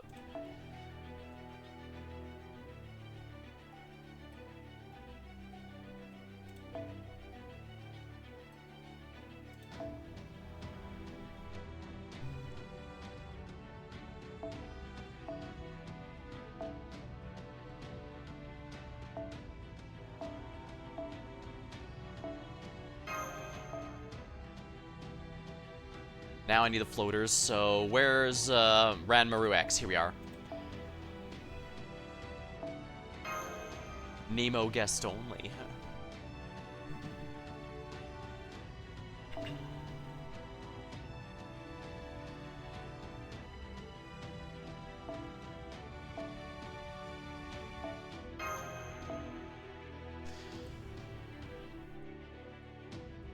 Ones who are not touching the ground.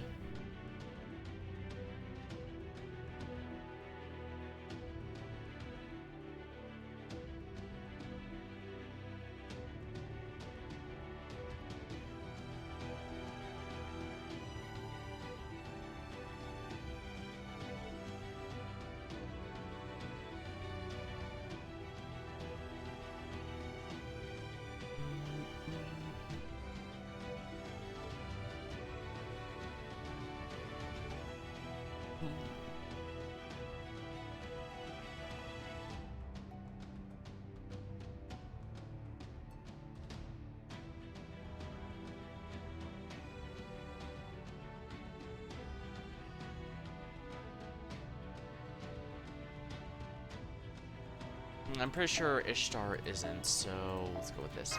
Not the most ideal team. Actually, let's do it this way. I'm pretty sure... Please add... Damn it! Why are you forcing me to have...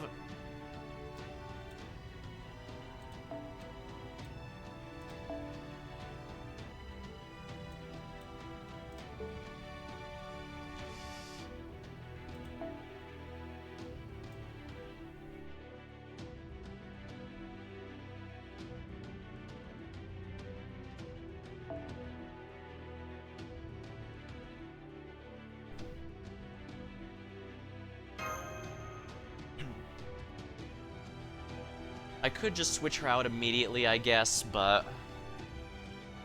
I should probably bring the Atlas uniform to protect Ranmaru, because Ranmaru is definitely going to be my main damage dealer for this. Wait. Yeah, my team is more than strong enough to handle all these. I just hate how they keep ruining my formation, so I can't even bring a support here, I don't think. Want to get some beloved Triton.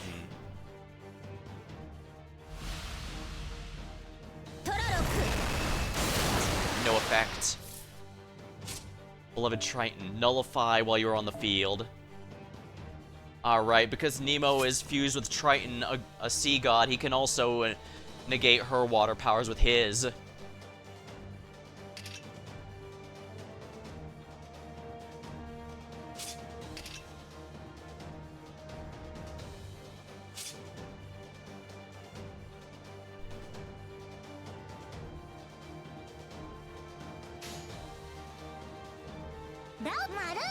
Alright, Ranmaru, let's just use some basic attacks for the moment.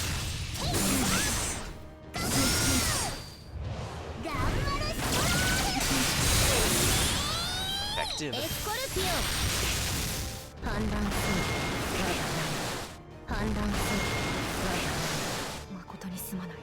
Okay, see how this goes.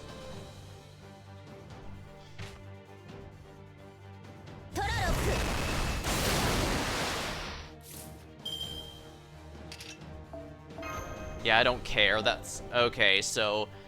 I guess I should have realized she's going to notice that he's a problem and focus him down immediately.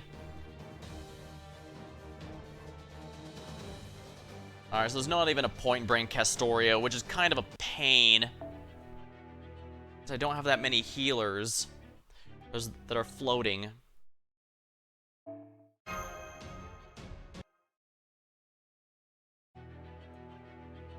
I wish there was an easy retry button, but like I said, no gacha I've ever played has had that.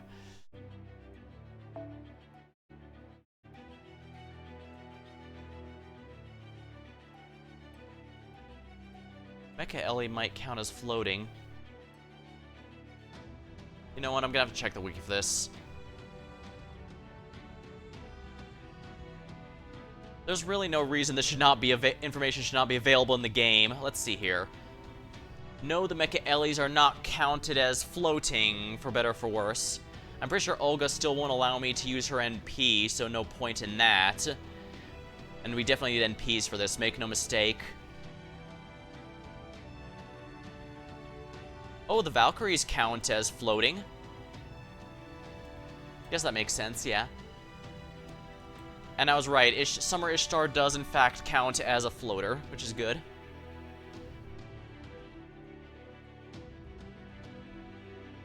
I don't have many single targets, though. Well, that's going to be a huge issue. Because you'll notice that even my strongest floating Avenger, Mysterious Ranmaru X, is an AoE. That's going to be a pain.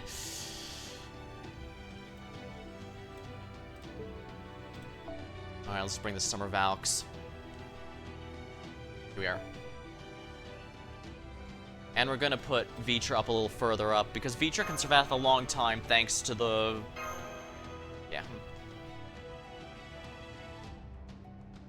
Actually, maybe I should use a taunt to force her to go after Mash. I'm not sure how long she'll last there, but we'll see.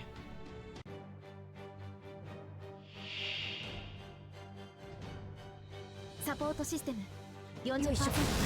Beloved Triton. 問題ありません。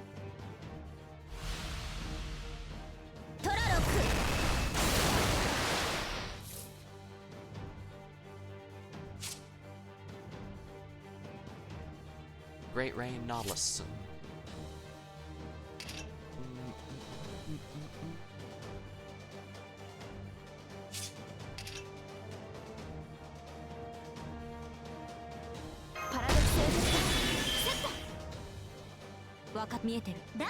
This should be good.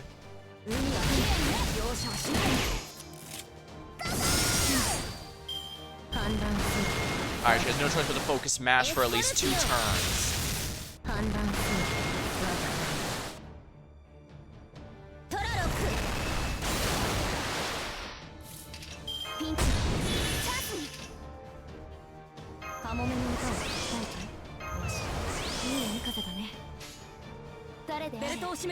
Ranmaru, we'll get Ranmaru's and P up. Alright.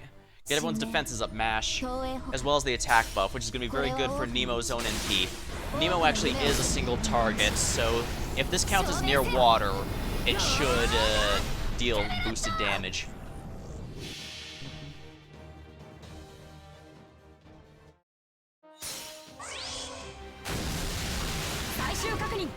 Final check. Roll.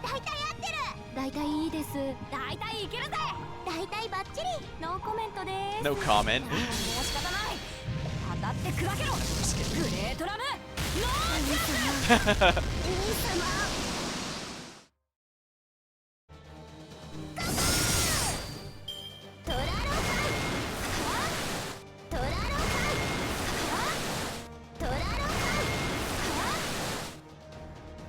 Oh, that's a lot of healing.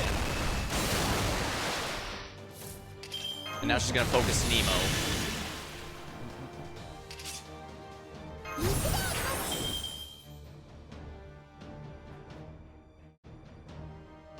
That's an arts, right? Alright, we're gonna go for a brave chain, mighty chain here. Ooh. Danger.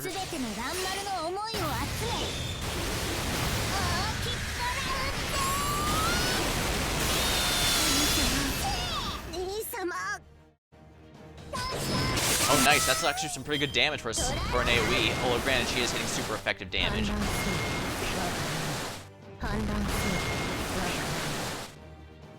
That 30k is a pain. I need more of Ranmaru's stats. Ah, perfect.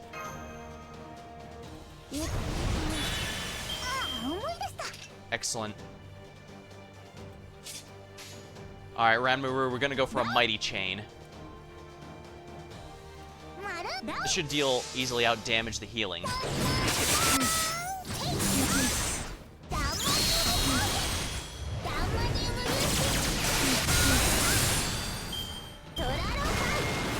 Alright, the NP is coming. Let's get ready.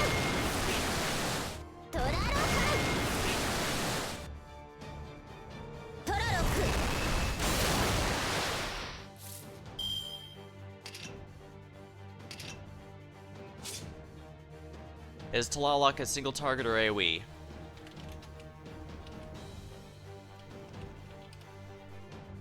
Alright, what's the NP here? Let's see here. Deals damage to all enemies, so there's nothing I can do to save any of them. Unfortunate. So I'm just gonna have to save Ranmaru and hope for the best.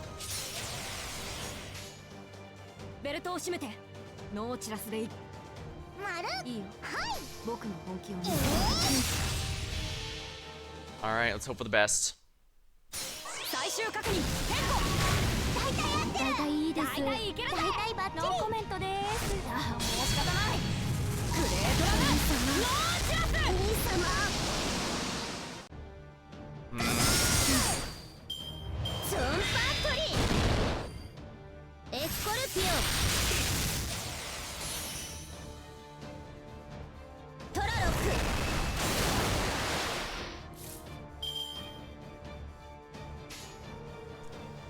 Am I really gonna have to do a Mighty Chain with Nemo? Because I'm pretty sure he can't.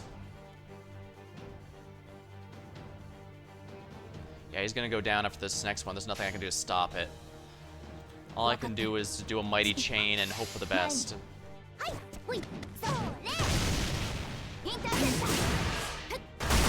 Yeah, I'm not out damaging that 30k. I need Ranmaru's cards.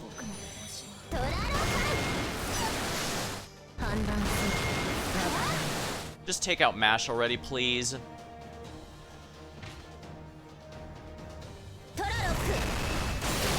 Yeah, MASH is just dead weight now, unfortunately.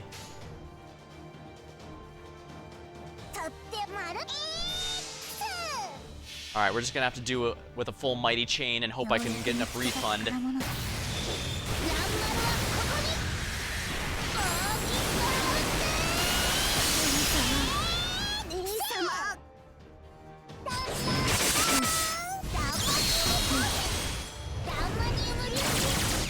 Rulers are such a pain since they resist damn near everything.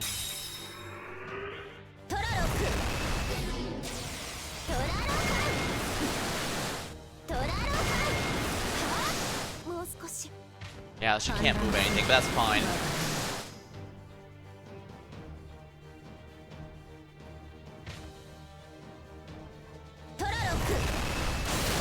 None of us are touching the ground, my friend. What's the status? Electrify. Very low chances on all allies except for yourself at the end of the turn. I can remove from one of them.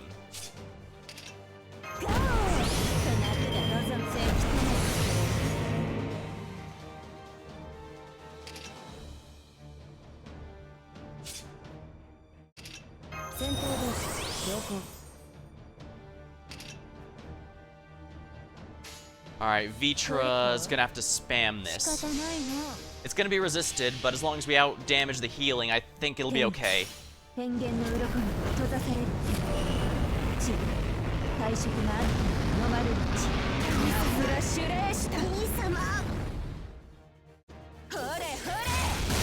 Ugh, that's barely anything.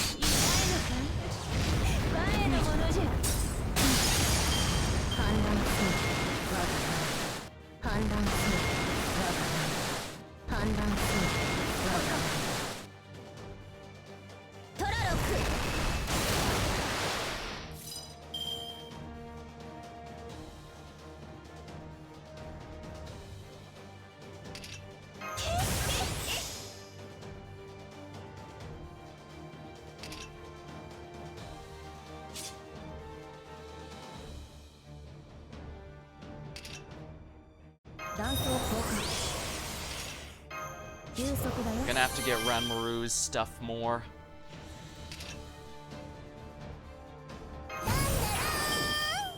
Alright, here we are.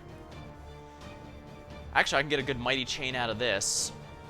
Or I could do this. Actually, no, I'll do it this way. Yeah, mighty chain. It's not a brave one, but should still get the Valk Senpi.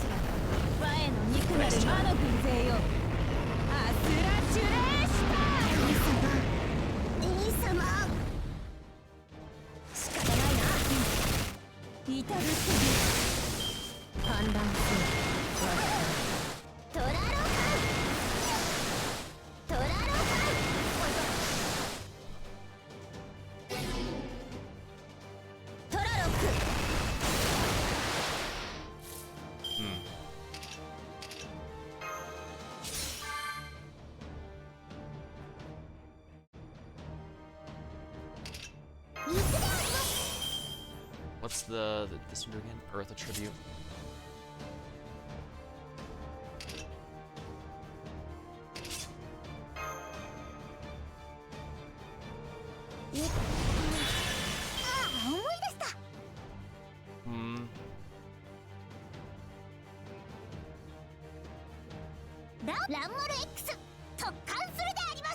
Yeah, I want to do it this way because I want to get that 100% crit arts crit after NP.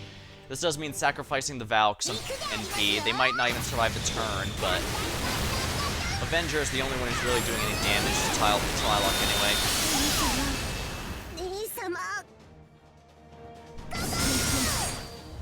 Oh yeah, that was a good idea. Yeah, look at that. Yeah, it's fine. The Valkyries fell for a good cause. The fact there's only 2 of them left is good news for me, because this means I have a better chance of getting Ranmaru with chains.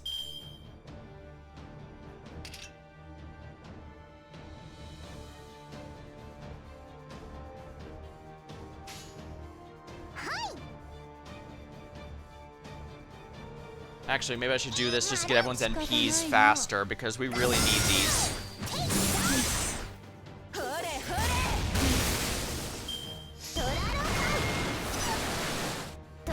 Please aim for Vitra. Yeah, Vitra can take it. Ranmaru can't. Yeah, there we are.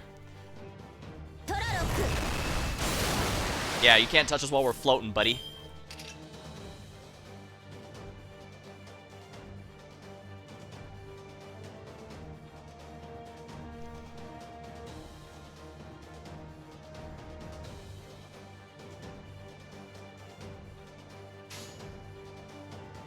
Alright. Up and Ranmaru. We gotta kill her this turn, or else we might have to burn another blue prism.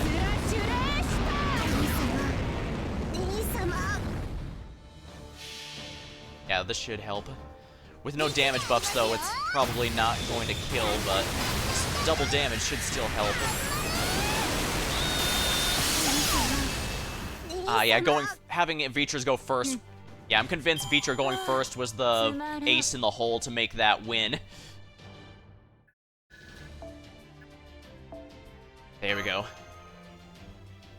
We got it.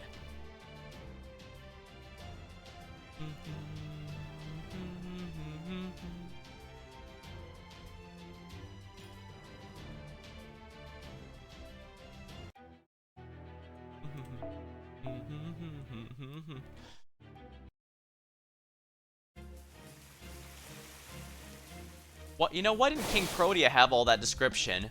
I guess it mentions King Protea is a special type of goddess servant by hinting that she's one of the Sakura 5, but it doesn't really do anything to tell you just all the sheer number of servants you could use to negate her, all of her effects. Unlike here, where they actually went out of your way to establish that, yeah, any servant not touching the ground is immune to the effect.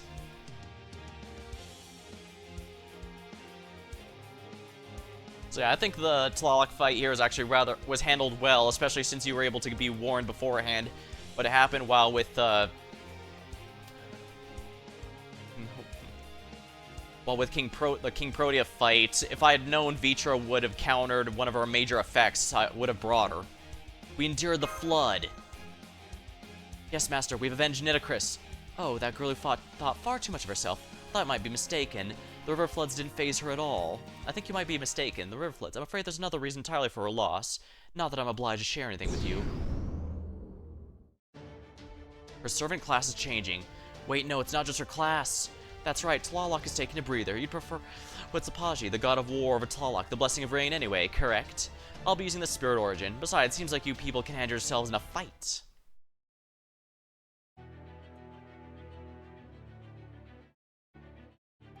Berserker. Please select one of the following.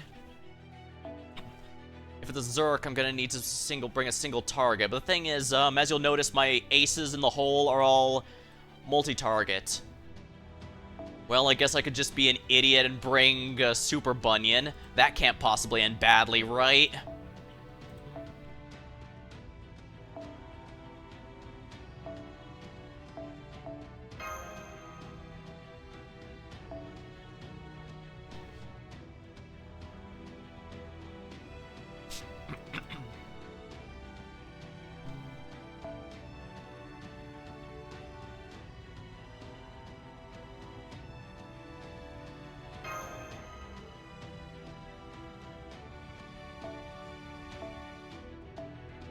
Oh, so I can bring one of my own. Okay, that helps a good bit. Well, I can bring anyone, and that I think I should bring Lakshmi Bai.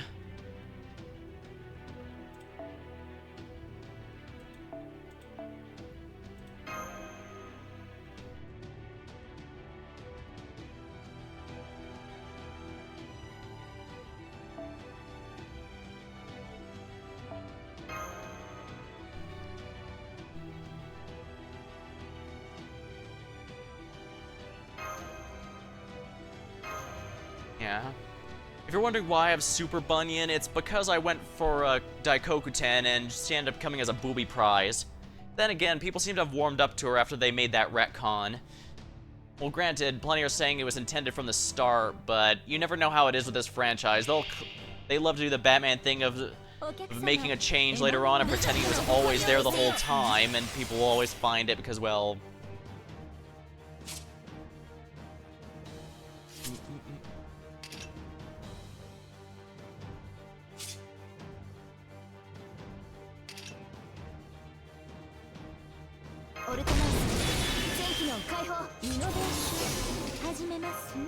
See, I should have done that or later. Oh well. Super Bunyan safe.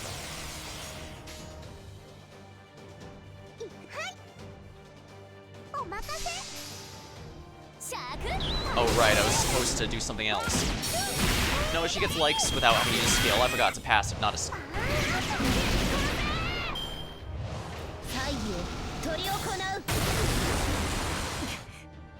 That was painful, but we were able to endure it.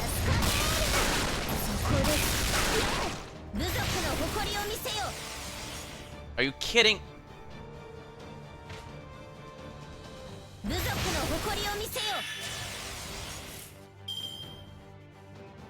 This might be a case of no longer incapacitated. Apply invincible to yourself at the end of the turn. 3 left.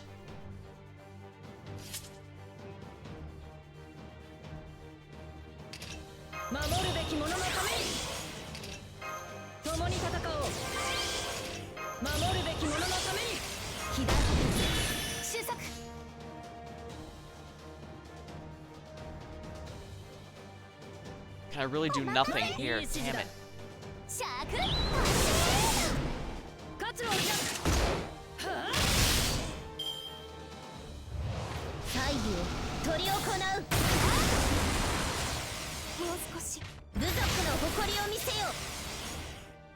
Damn it.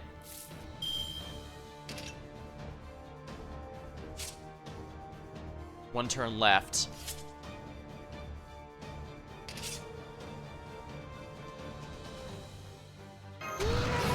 There we are.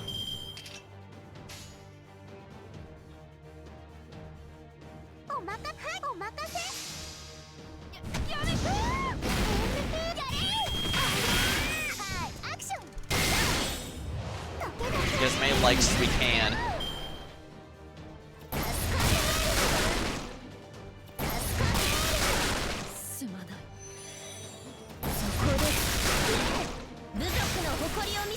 Oh, come on. That's supposed to have ended now.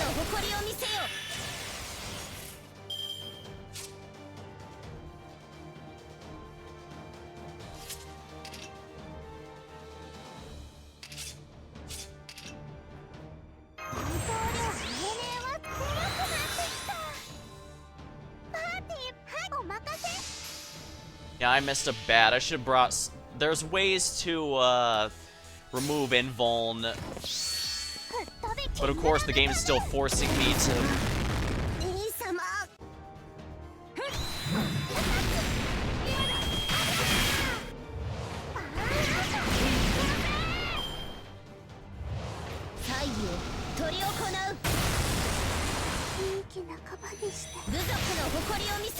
Yeah, I have plenty of ways to go through invuln Pierce. So hold on a moment, if you please. I have a much better way to deal with this problem. Now, there's a handful of ways. I could use a servant that removes invulnerability or buffs to cleanse it. I could use someone like Sherlock, who can grant teammates invuln Pierce. Or I can do what I am intending to do here. I really wish there was an easy way to restart the whole fight, because I really need to restart this until I get the, hold on. Yeah, permanent invuln Pierce.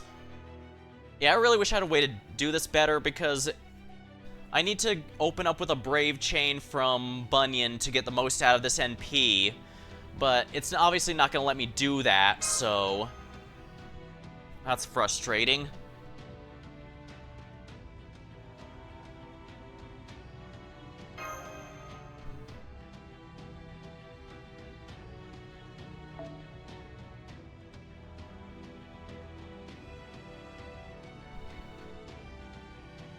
Yeah, forcing to have MASH really ruins my party comp here.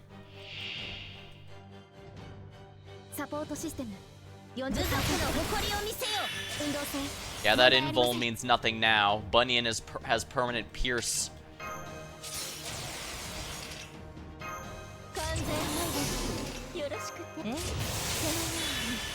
Oh, nice.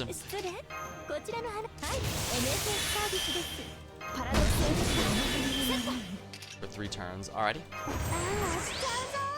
Alrighty. Let's open up with a Mighty Chain from Bunyan. All crits.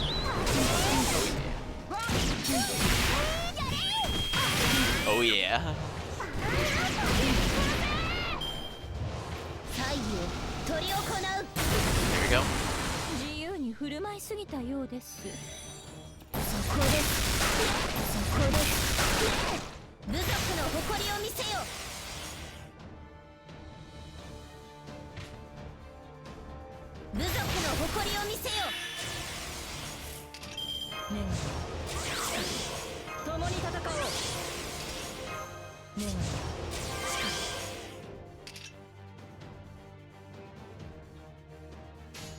Alrighty, Bunyan time. And the best bet is probably to just make a Buster Chain, I think. Only 4 or 5 likes, but I think this will be sufficient.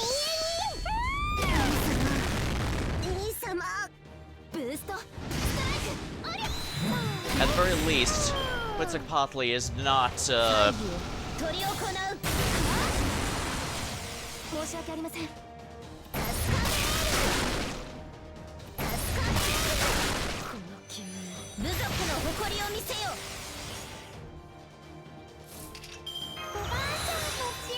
Oh, nice. She didn't charge it this time. Which means I can do this. Buster Brave Chain. Actually, I should have done the other one.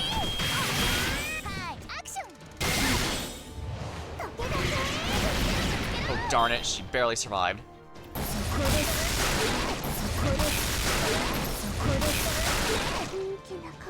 Damn it! Well, this time I can use the Lay Stone. I'm assuming we have to go through... I'm not sure if we have to go through all 3 of these, but it might help if we did.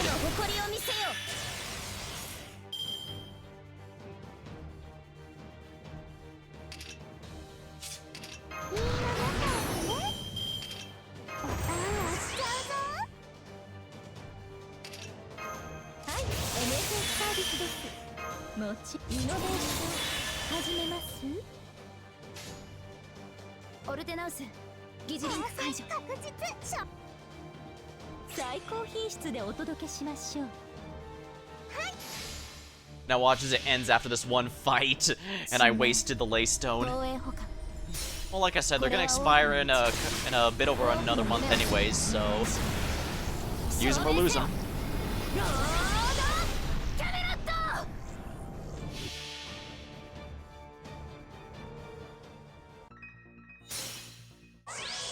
スタンバイスレイブゴー。よくてよよくてよよろしくてよ。派手にやっておしまいなさい。これがタマモ重工の優秀兵器79式タマモタンクですよ。兄様しゃくり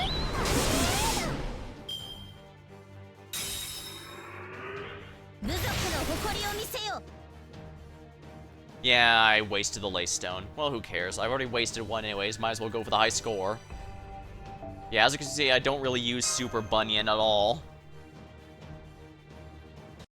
I swear that permanent invuln pure CE is one of the best ones I have in storage. It's not nearly as strong as the others I've been using, but it's one you absolutely want in your back pocket. Mash. My, the tables have turned. I feel a little better now that I've gotten you back. Symmetry's a beautiful thing in every age, don't you think? What the hell? How could she be both durable and quick? Are we sure she's not kind of machine? Get out of there. We can't take her in a straight fight. Don't you talk about my sister behind her back? Oh wait, I guess you're saying in front of her, huh? Does that make it slander, libel, indictment? Well, either way, nobody insults my sister and gets away with it. Looks like this mage is next in line if you're done with those two, Hummingbird.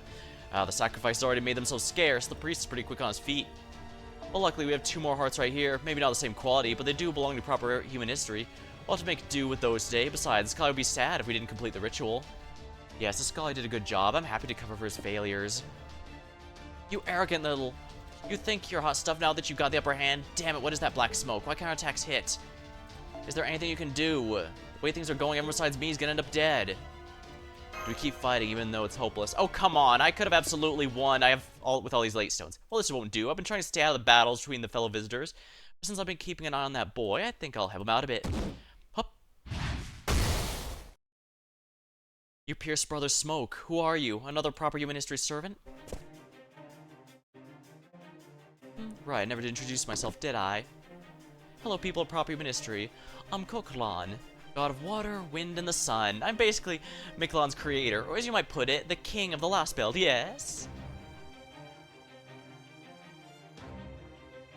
I did wonder if Kukulkan was the true Lostbelt king. I knew it, she definitely reminds me of someone, yes.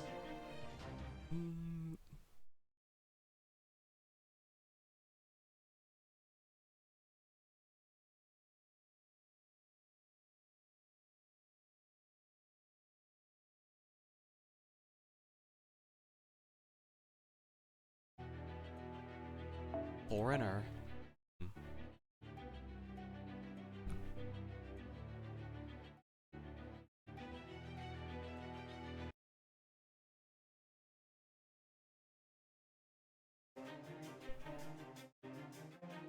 As in the Mayan Kukulkan. There shouldn't be any Mayan divine spirits here. Then again, this warm breeze does remind me of Quetzalcoatl. In front of you, Hummingbird! Don't drop your guard! Huh? Okay, then how about we let our bodies do the talking for a bit? Information transfer via physical contact, correct? Okay, wonder how much they'll understand. Show the pride of my people. A scorpion. There. Begin the ritual.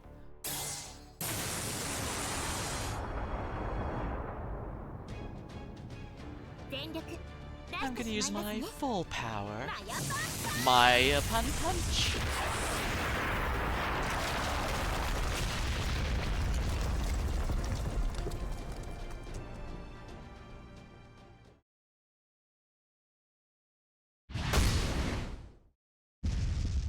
Well, that was nice. Sorry, not trying to break you. Just sleep for a bit, okay? Thanks for the help you gave me back at the shop. No need to tell me who you are. I'll get straight to the point. Can you Chaldean still fight? If you can, get behind me. If not, head down to the ground. You see, I need to give that bastard with the sunglasses the ass-kicking he so richly deserves. I won't be holding back, so I cannot guarantee your safety if you stay. By bastard with the sunglasses, you mean Tezcat. If you're the king, why would you oppose this Lostbelt? Why do you oppose him? Oh, that's what you're surprised about? Quetz and Tezcat were always rivals in history, right? Who am I to break with tradition? I love that smug-ass grin.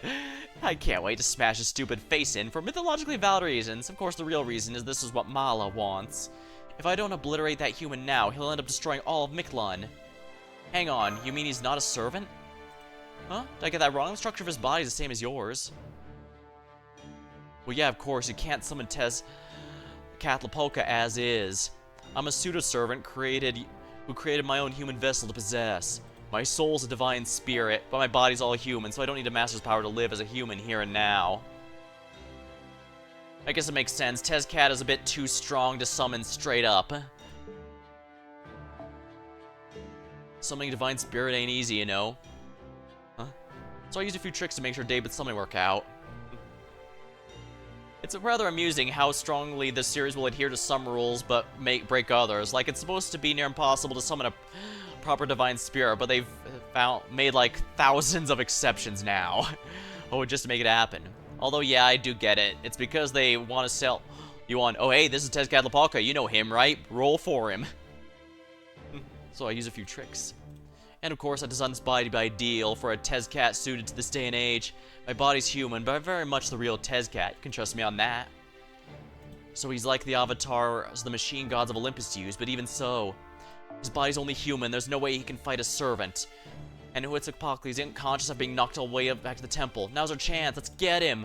I don't know what this one's after, but I do know he's got his eye on the storm border. Either way, he's divine spirit and dangerous as hell. If we don't defeat him, if we can defeat him now, we absolutely should. Oh, you guys want to handle this? I see. It's kind of a shame, but I can let you guys take him if you want. Is that all you've taken away as a Lostbelt god? I thought you'd at least be better than the original Kukulkan, but I guess you wing gods are the same. You never give things a proper weight. I don't weigh enough. Actually, I weigh quite a bit, but that's sweet of you to say. I was talking about the bird brain ahead of yours. Go on, David, do it. By my command spell, human body or not, I command you to use your authority, Black Tezcat. Of course I will. I don't mind giving up a couple of organs to summon a solar eclipse, a golden age, or a single species flourishes forever. Talk about a nightmare. Life fades, worlds die, and planets burn. I'll show you what true extinction looks like. It's time for you to make way for the new guard, magnificent warriors. We have to stop him before he uses his noble phantasm. Oh no, you don't.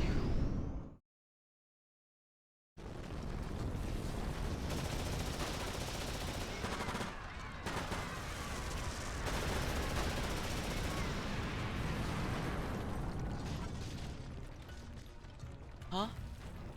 What's happening?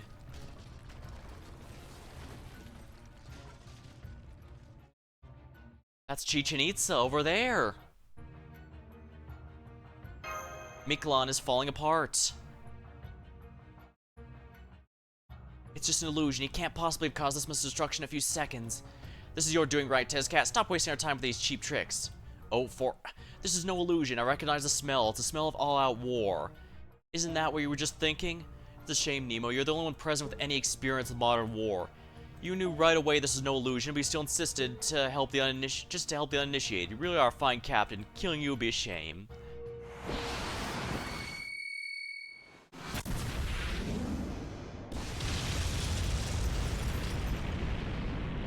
Oh dear.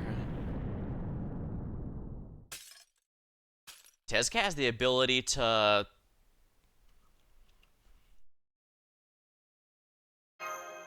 Tezcat has the ability to turn people to jade? There's no time to worry about anyone else. Look around, because this is reality.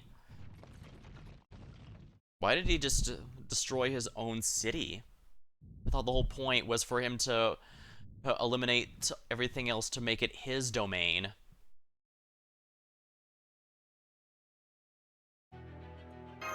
Ah, everyone's dead? But how? They were full of spirit a few moments ago. This can't be happening. I don't care what kind of noble phantasm you have, it can't cause so much destruction in an eye blink. Oh, it's not much of a stretch as you'd think. I just swapped the present with the near future. Black Tezcatlipoca is an omnipotent god with control over all things, but that's not to say he's the authority to create anything and everything. It's the authority to freely pull things that could potentially happen within a set of rules. If something can happen in the future, I could change the order of events so that it happens now. What we're seeing now is what Mictlan looked like in a few days. You're all from the 21st century, right? You must have played a video game or two. Consider this a free trial of extinction. You'll face it eventually. May as well enjoy it early. So this is the future. What Mictlan will look like in a few days? That's right. The Oklahoma will all die, the dinos will go extinct, and the world will keep on turning as though nothing happened. Nothing out of the ordinary for any of that. Isn't that right, Kukulkan? To gods like us, the rest of this is a reset like this is a piece of cake. That said, I'm getting sick and tired of the same damn thing. I feel like a hearty dinner for once. Luckily, I have a chance to do that, and it'd be a waste to enjoy it for myself. So I'm giving all of you a taste as well. See, it turns out the Cryptor Daybit is even better cook than the foreign god expected. Uh-oh. First, all of you will die. Mictlan will, of course, disappear. Then this whole planet will come to an end. That thing you see over there is a monster which is yet to awaken in proper human history, a world eater that's only able to stay alive here in this perfected Lostbelt. It's going to devastate the subterranean world, crawl up the surface, and make its way to the Antarctic, smash your hopes and dreams. There will not be a trace of Chaldea left. It'll go on to consume the entire world. It'll expand its nest outward, dealing a death blow to this entire celestial body. No cycle of rebirth or nothing. This is the future, and right now it's guaranteed to happen. That's right, ORT's gonna end this entire planet. So that's ORT. I always thought you were a little nuts, but I had no idea you were this far gone, Daybit. So all three of you are still alive. What an odd quirk of fate that we're all here together the moment the world ends, even if it is more of a preview. Is this really what you want, Daybit? Kristeria rebelled against the foreign god's machinations. He tried to use this tree of emptiness to evolve all of humankind, but you're trying to eradicate us completely. That's no different from the foreign god's efforts to erase human history. One thing. I never said I was here for the foreign god. This was my choice. You think I don't know that? Anyone who knows you could have figured that out. But so what? Are you saying you're not our enemy just because you're not on the foreign god's side? Oh no, I'm very much an enemy of humanity, unlike the foreign god. Unlike, what do you mean? You think the foreign god's not a threat to humanity? I'm gonna see my crypto duties through. I'm gonna destroy this planet before everything goes hollow.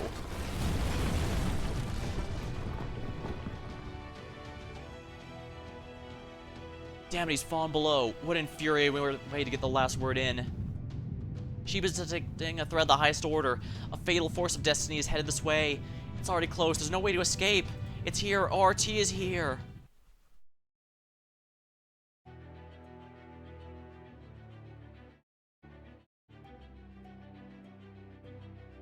Foreigner, so we need an alter ego.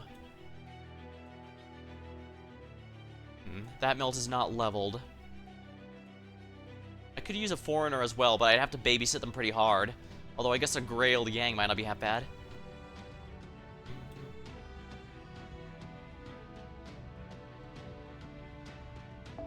Alright, melt. Please set MASH as a sorry, you dick. Of course, they're gonna force me to use her in the front lines. Whatever. Alright, we're gonna need Ruler Scotty here.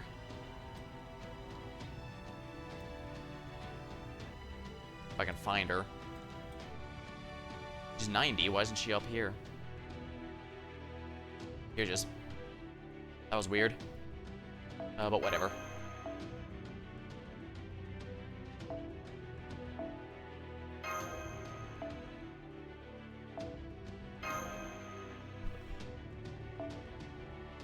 In case we need some help, I'll bring Mecha Ellie-chan.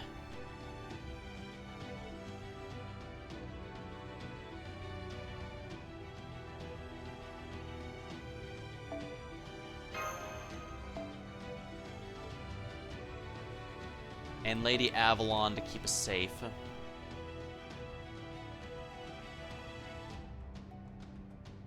No, those are weak to foreigners.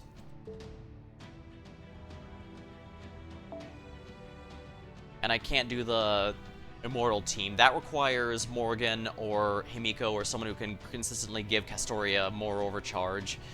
Virgin, I don't have that. I guess Castoria is the last ditch.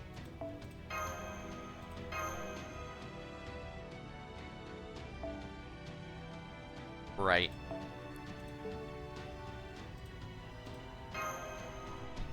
Alright, let's do it. All we have to do is kill one of those powerful things in this entire franchise. That can't go badly in every possible way, right?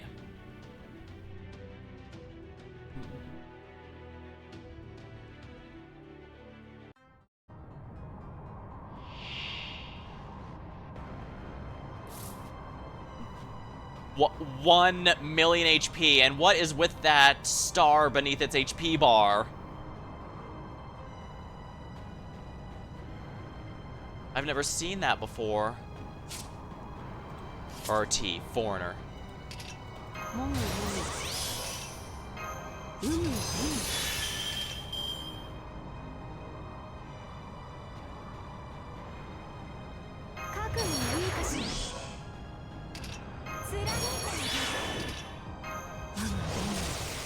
I have the feeling it's gonna be one of those bosses that just hits everyone, so...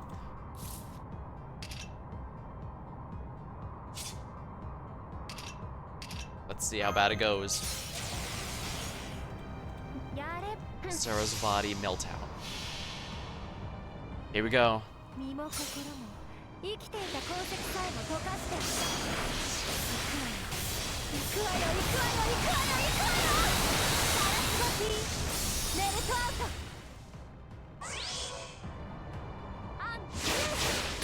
Dang, look at all that damage. Oh, that's right. Notice how it says ORT is level 1? That's not just for show. That basically means ORT has no defense stats whatsoever. So it will take full damage from everything, no matter what.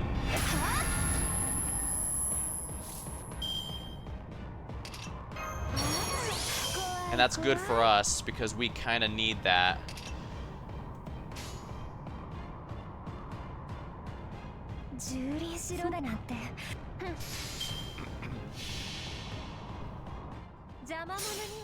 Granted, she's also a single target with with buffs up the wazoo.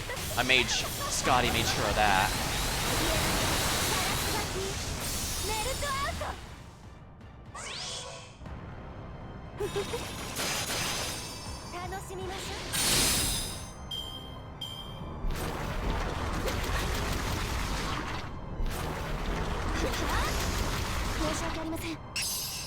Oh, wait, what? That jade statue form.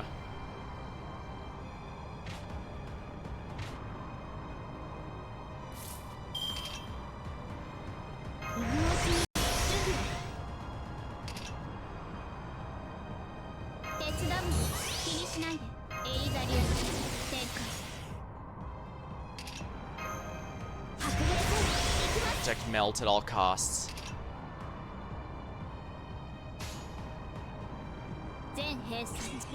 Here we go.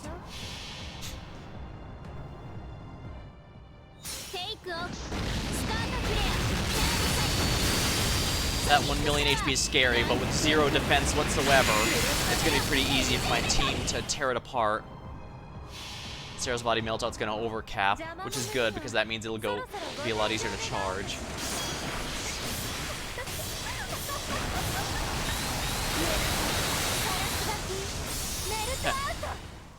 That's some satisfying numbers there.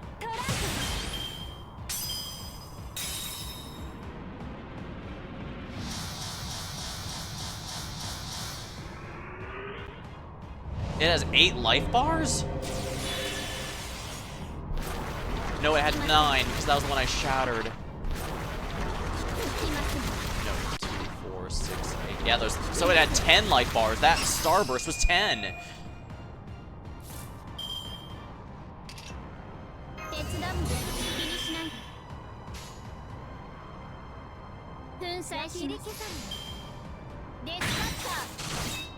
$10 million HP, holy crap. But I guess we are dealing ridiculous numbers of damage to it, so Cosmic Ray Burst.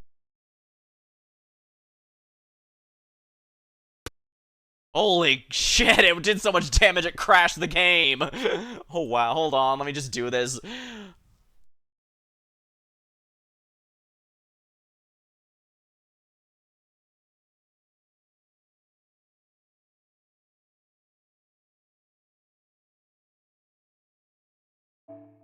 Alright, let's go back here.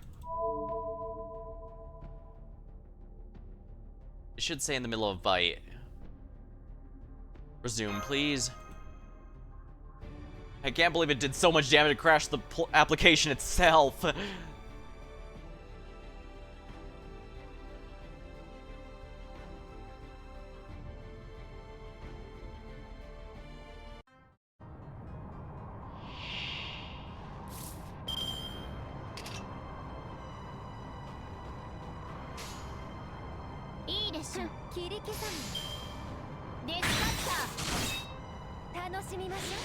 Now, I do hope that was just because it's been crashed. The game's been unstable tonight, so yeah.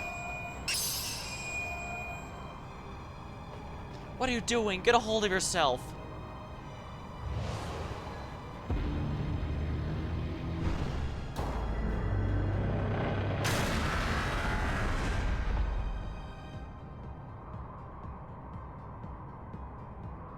Oh right, I can't forget the brake bar I broke.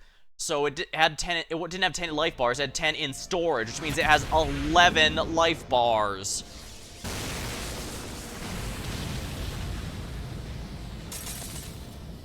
Get a hold of yourself. Where's the usual calm judgment? We can't beat this thing in a fight. Tezcat's gone, and Daybit fell below before the battle even began. Koyan and my butler helped the two captives escape, so there's no reason for us to be here. Yeah, you're right. Let's go. It's not just you, Master. This is too much for anyone. But you helped me snap out of it. Thanks, Olga. I guess you weren't just angry all the time. Why can't humans ever remember someone's name? Or is it just trendy to leave our initials now? Ortiz leaving Mexico City, but that direction leads to the storm border. Oh crap, it's headed for the border. I guess things that looks appetizing. MASH, contact the border crew now. Even if they can't respond, they should be able to receive transmissions. You gotta tell them to abandon and run for their lives. I'm not getting through on the emergency line. There's gaps in the space-time. They're interfering. Must be because we're technically in the future and present have been swapped. We're in the future here, but the border's in the present. They won't be able to see what's going on until ORT's on top of them. We'll never make it in time. So that's what you're talking about. Important? It's not just important, it's basically our home. I see. Then we better keep it safe, hadn't we? So this is a flying boulder. Awesome. Looks like a proper fusion. Born machine and proper human history engineering. Oh, you there. Would you tell the crew inside to fasten their seatbelts? I can't believe I'm saying this, but thanks to Coin Sky's surprise, I think I'm actually getting used to strange, beautiful women showing up out of nowhere. So with that out of the way, let me ask you, what the hell are you talking about? Oh, is that you, Lady Kukulkan? Sup? Something wrong? You look kind of panicked. Yeah, something's definitely wrong. Could you get everyone inside the... Damn, seriously? Alright, well, I wouldn't put that past you, Lady Kukulkan. Alright, we're on it. I'm glad he was so quick to act. Yep, there's nothing better than a speech you can count on. Let's do this. Hang on tight, everyone.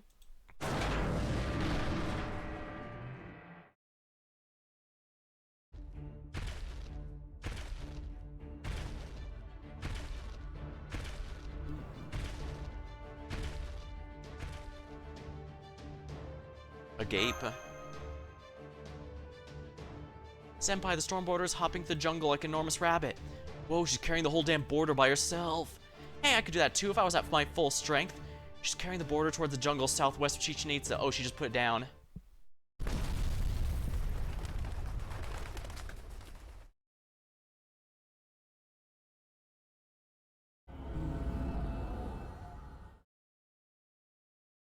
Everything's back to normal. Is ORT gone too? Seems so. The future and present are back in their original positions.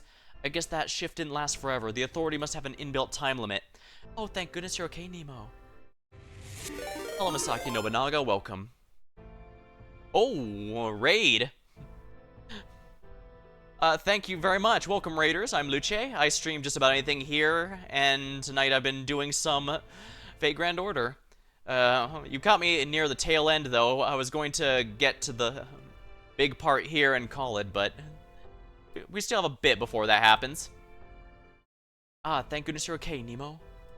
Is it because we're back in the present now? Does that mean you'll disappear if we saw the future we saw comes true?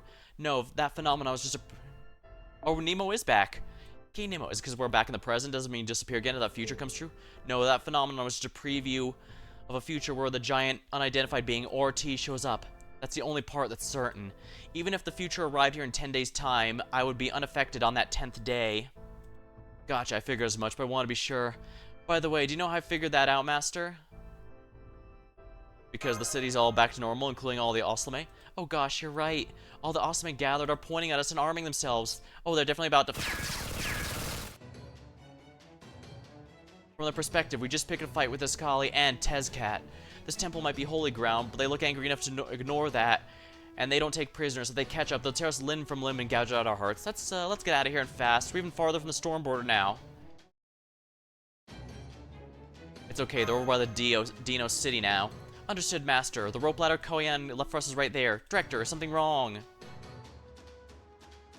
I was just savoring our victory. You're heading back the ship, right? I won't stop you.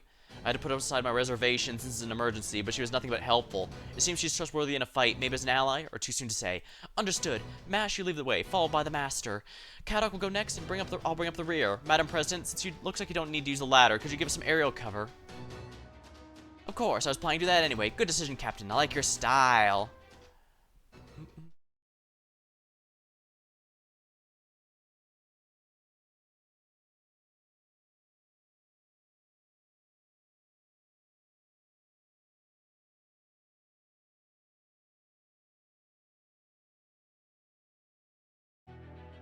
Dang. This is gonna get worse before it gets better, that's for sure.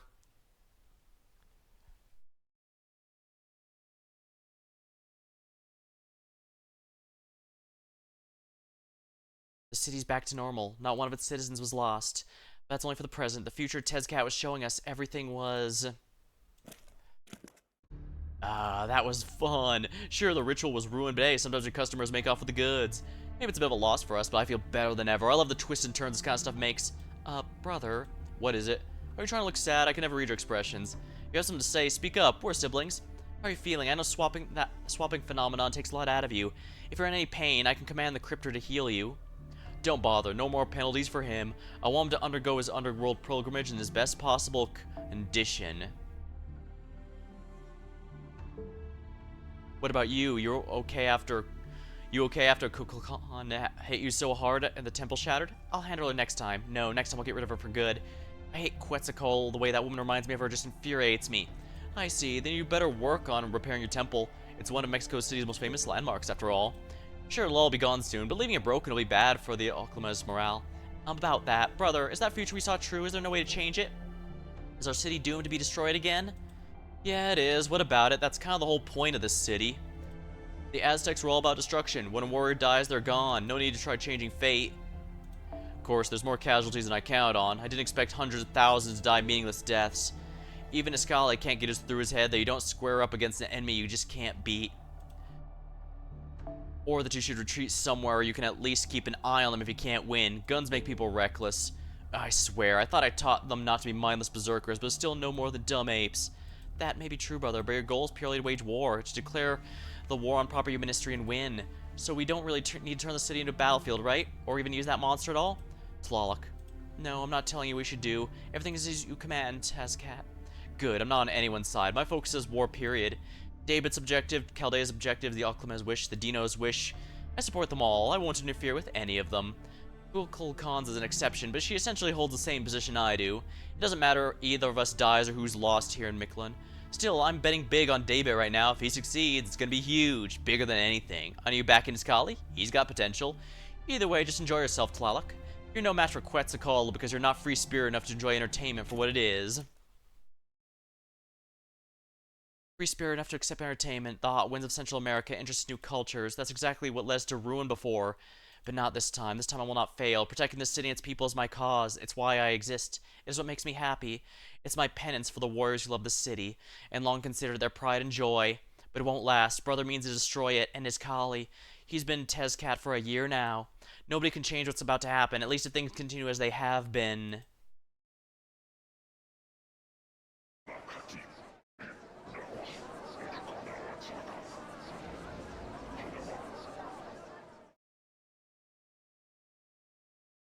What are you all so worked up about? Never mind, I got the idea. You're upset at me for letting the ritual fail. I lost to the conquerors from proper human history. I'm pathetic. Twice now. I'm pathetic excuse for a king. Get out of here. Out. Leave. We have no need for an incompetent king. Fine. Once I've become Tezcatlipoca, I'll gladly leave the city. Damn inept warriors. Who'd want to live in a city with just copies proper human civilization anyway? I'm gonna make an entirely new kind of city. I'm gonna make my own city with blackjack and hookers. A city where humans, gods, and the sun all support one another. I'm gonna make the underworld that doesn't need sacrifices, one that doesn't produce weaklings or wealthy men, where meaningless wars are never fought. The kind of underworld where Tezcatlipoca himself lives.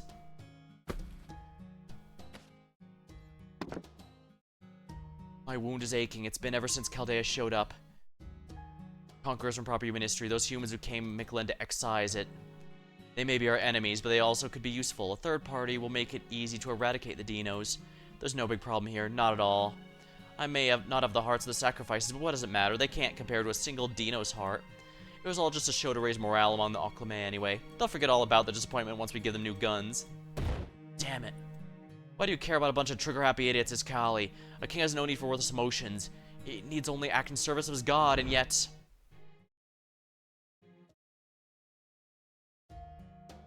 Damn it, why am I letting that sight get to me? I'm the Ocelotl Tezcatlipoca himself chose. I will destroy everything to create a new world. As a king, I ask for no greater glory.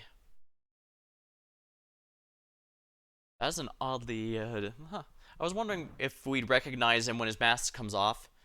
Maybe he's a character we have seen before? So he's planning to use ORT to eradicate everything. Now I get it, it all makes sense. I see what you're doing, Tezcat. You're absolutely merciless. True, a blank slate doesn't go far enough. Neither does bleaching. You can't call it real extinction as long as there's so much of a foundation left to build on. So you're going to shred the very scroll on which proper human history is written, even if you must destroy all of Mictlan to do it. That's hilarious, truly hilarious. I take this as your confession that you don't have what it takes to save the world even if you cared to. Well, not me. I want to protect human history. Proper human history. A scroll's a scroll, even if it's completely blank. Even if there's no one there to read it or if nothing's there to record it, I like that it's still there. That's right, it doesn't matter what the scroll says. I'm not so foolish as to read or think about it. Tezcat, fool of a god, only concerned with the now. Kuklan, so very cold, only looking to the future. Neither could ever be Mictlan's king. Neither would tell the tale of proper human history. But I coexist with humans since I use them for sustenance. That makes me the best choice to be king of this underworld. Still, with ORT on the table, even the mighty Kamazots can't help but shrink back in fear. Are they really going to repeat the mistakes of 6 million years ago? Ignorance only excuses so much. Maybe it's that neither the Crypto nor Tezcat ever experienced how truly bizarre that creature is. So what are you going to do, Kamazots? Should you help Chaldea? Let them fight out and take the spoils? I know, why don't I start by saying hello? Yeah, that's a ticket. In fact, now that I think about it, I still haven't gotten his name. I've already tasted Chaldea's heroic spirit summoning. To thank them, I'll show them my spirit summoning in return. Time to put away my scythe and break out my staff. Oh, this'll be plenty scary. Just you wait, Chaldean priest. Once I kill you, I'll be the last master of humanity. It's cute, he thinks he can succeed.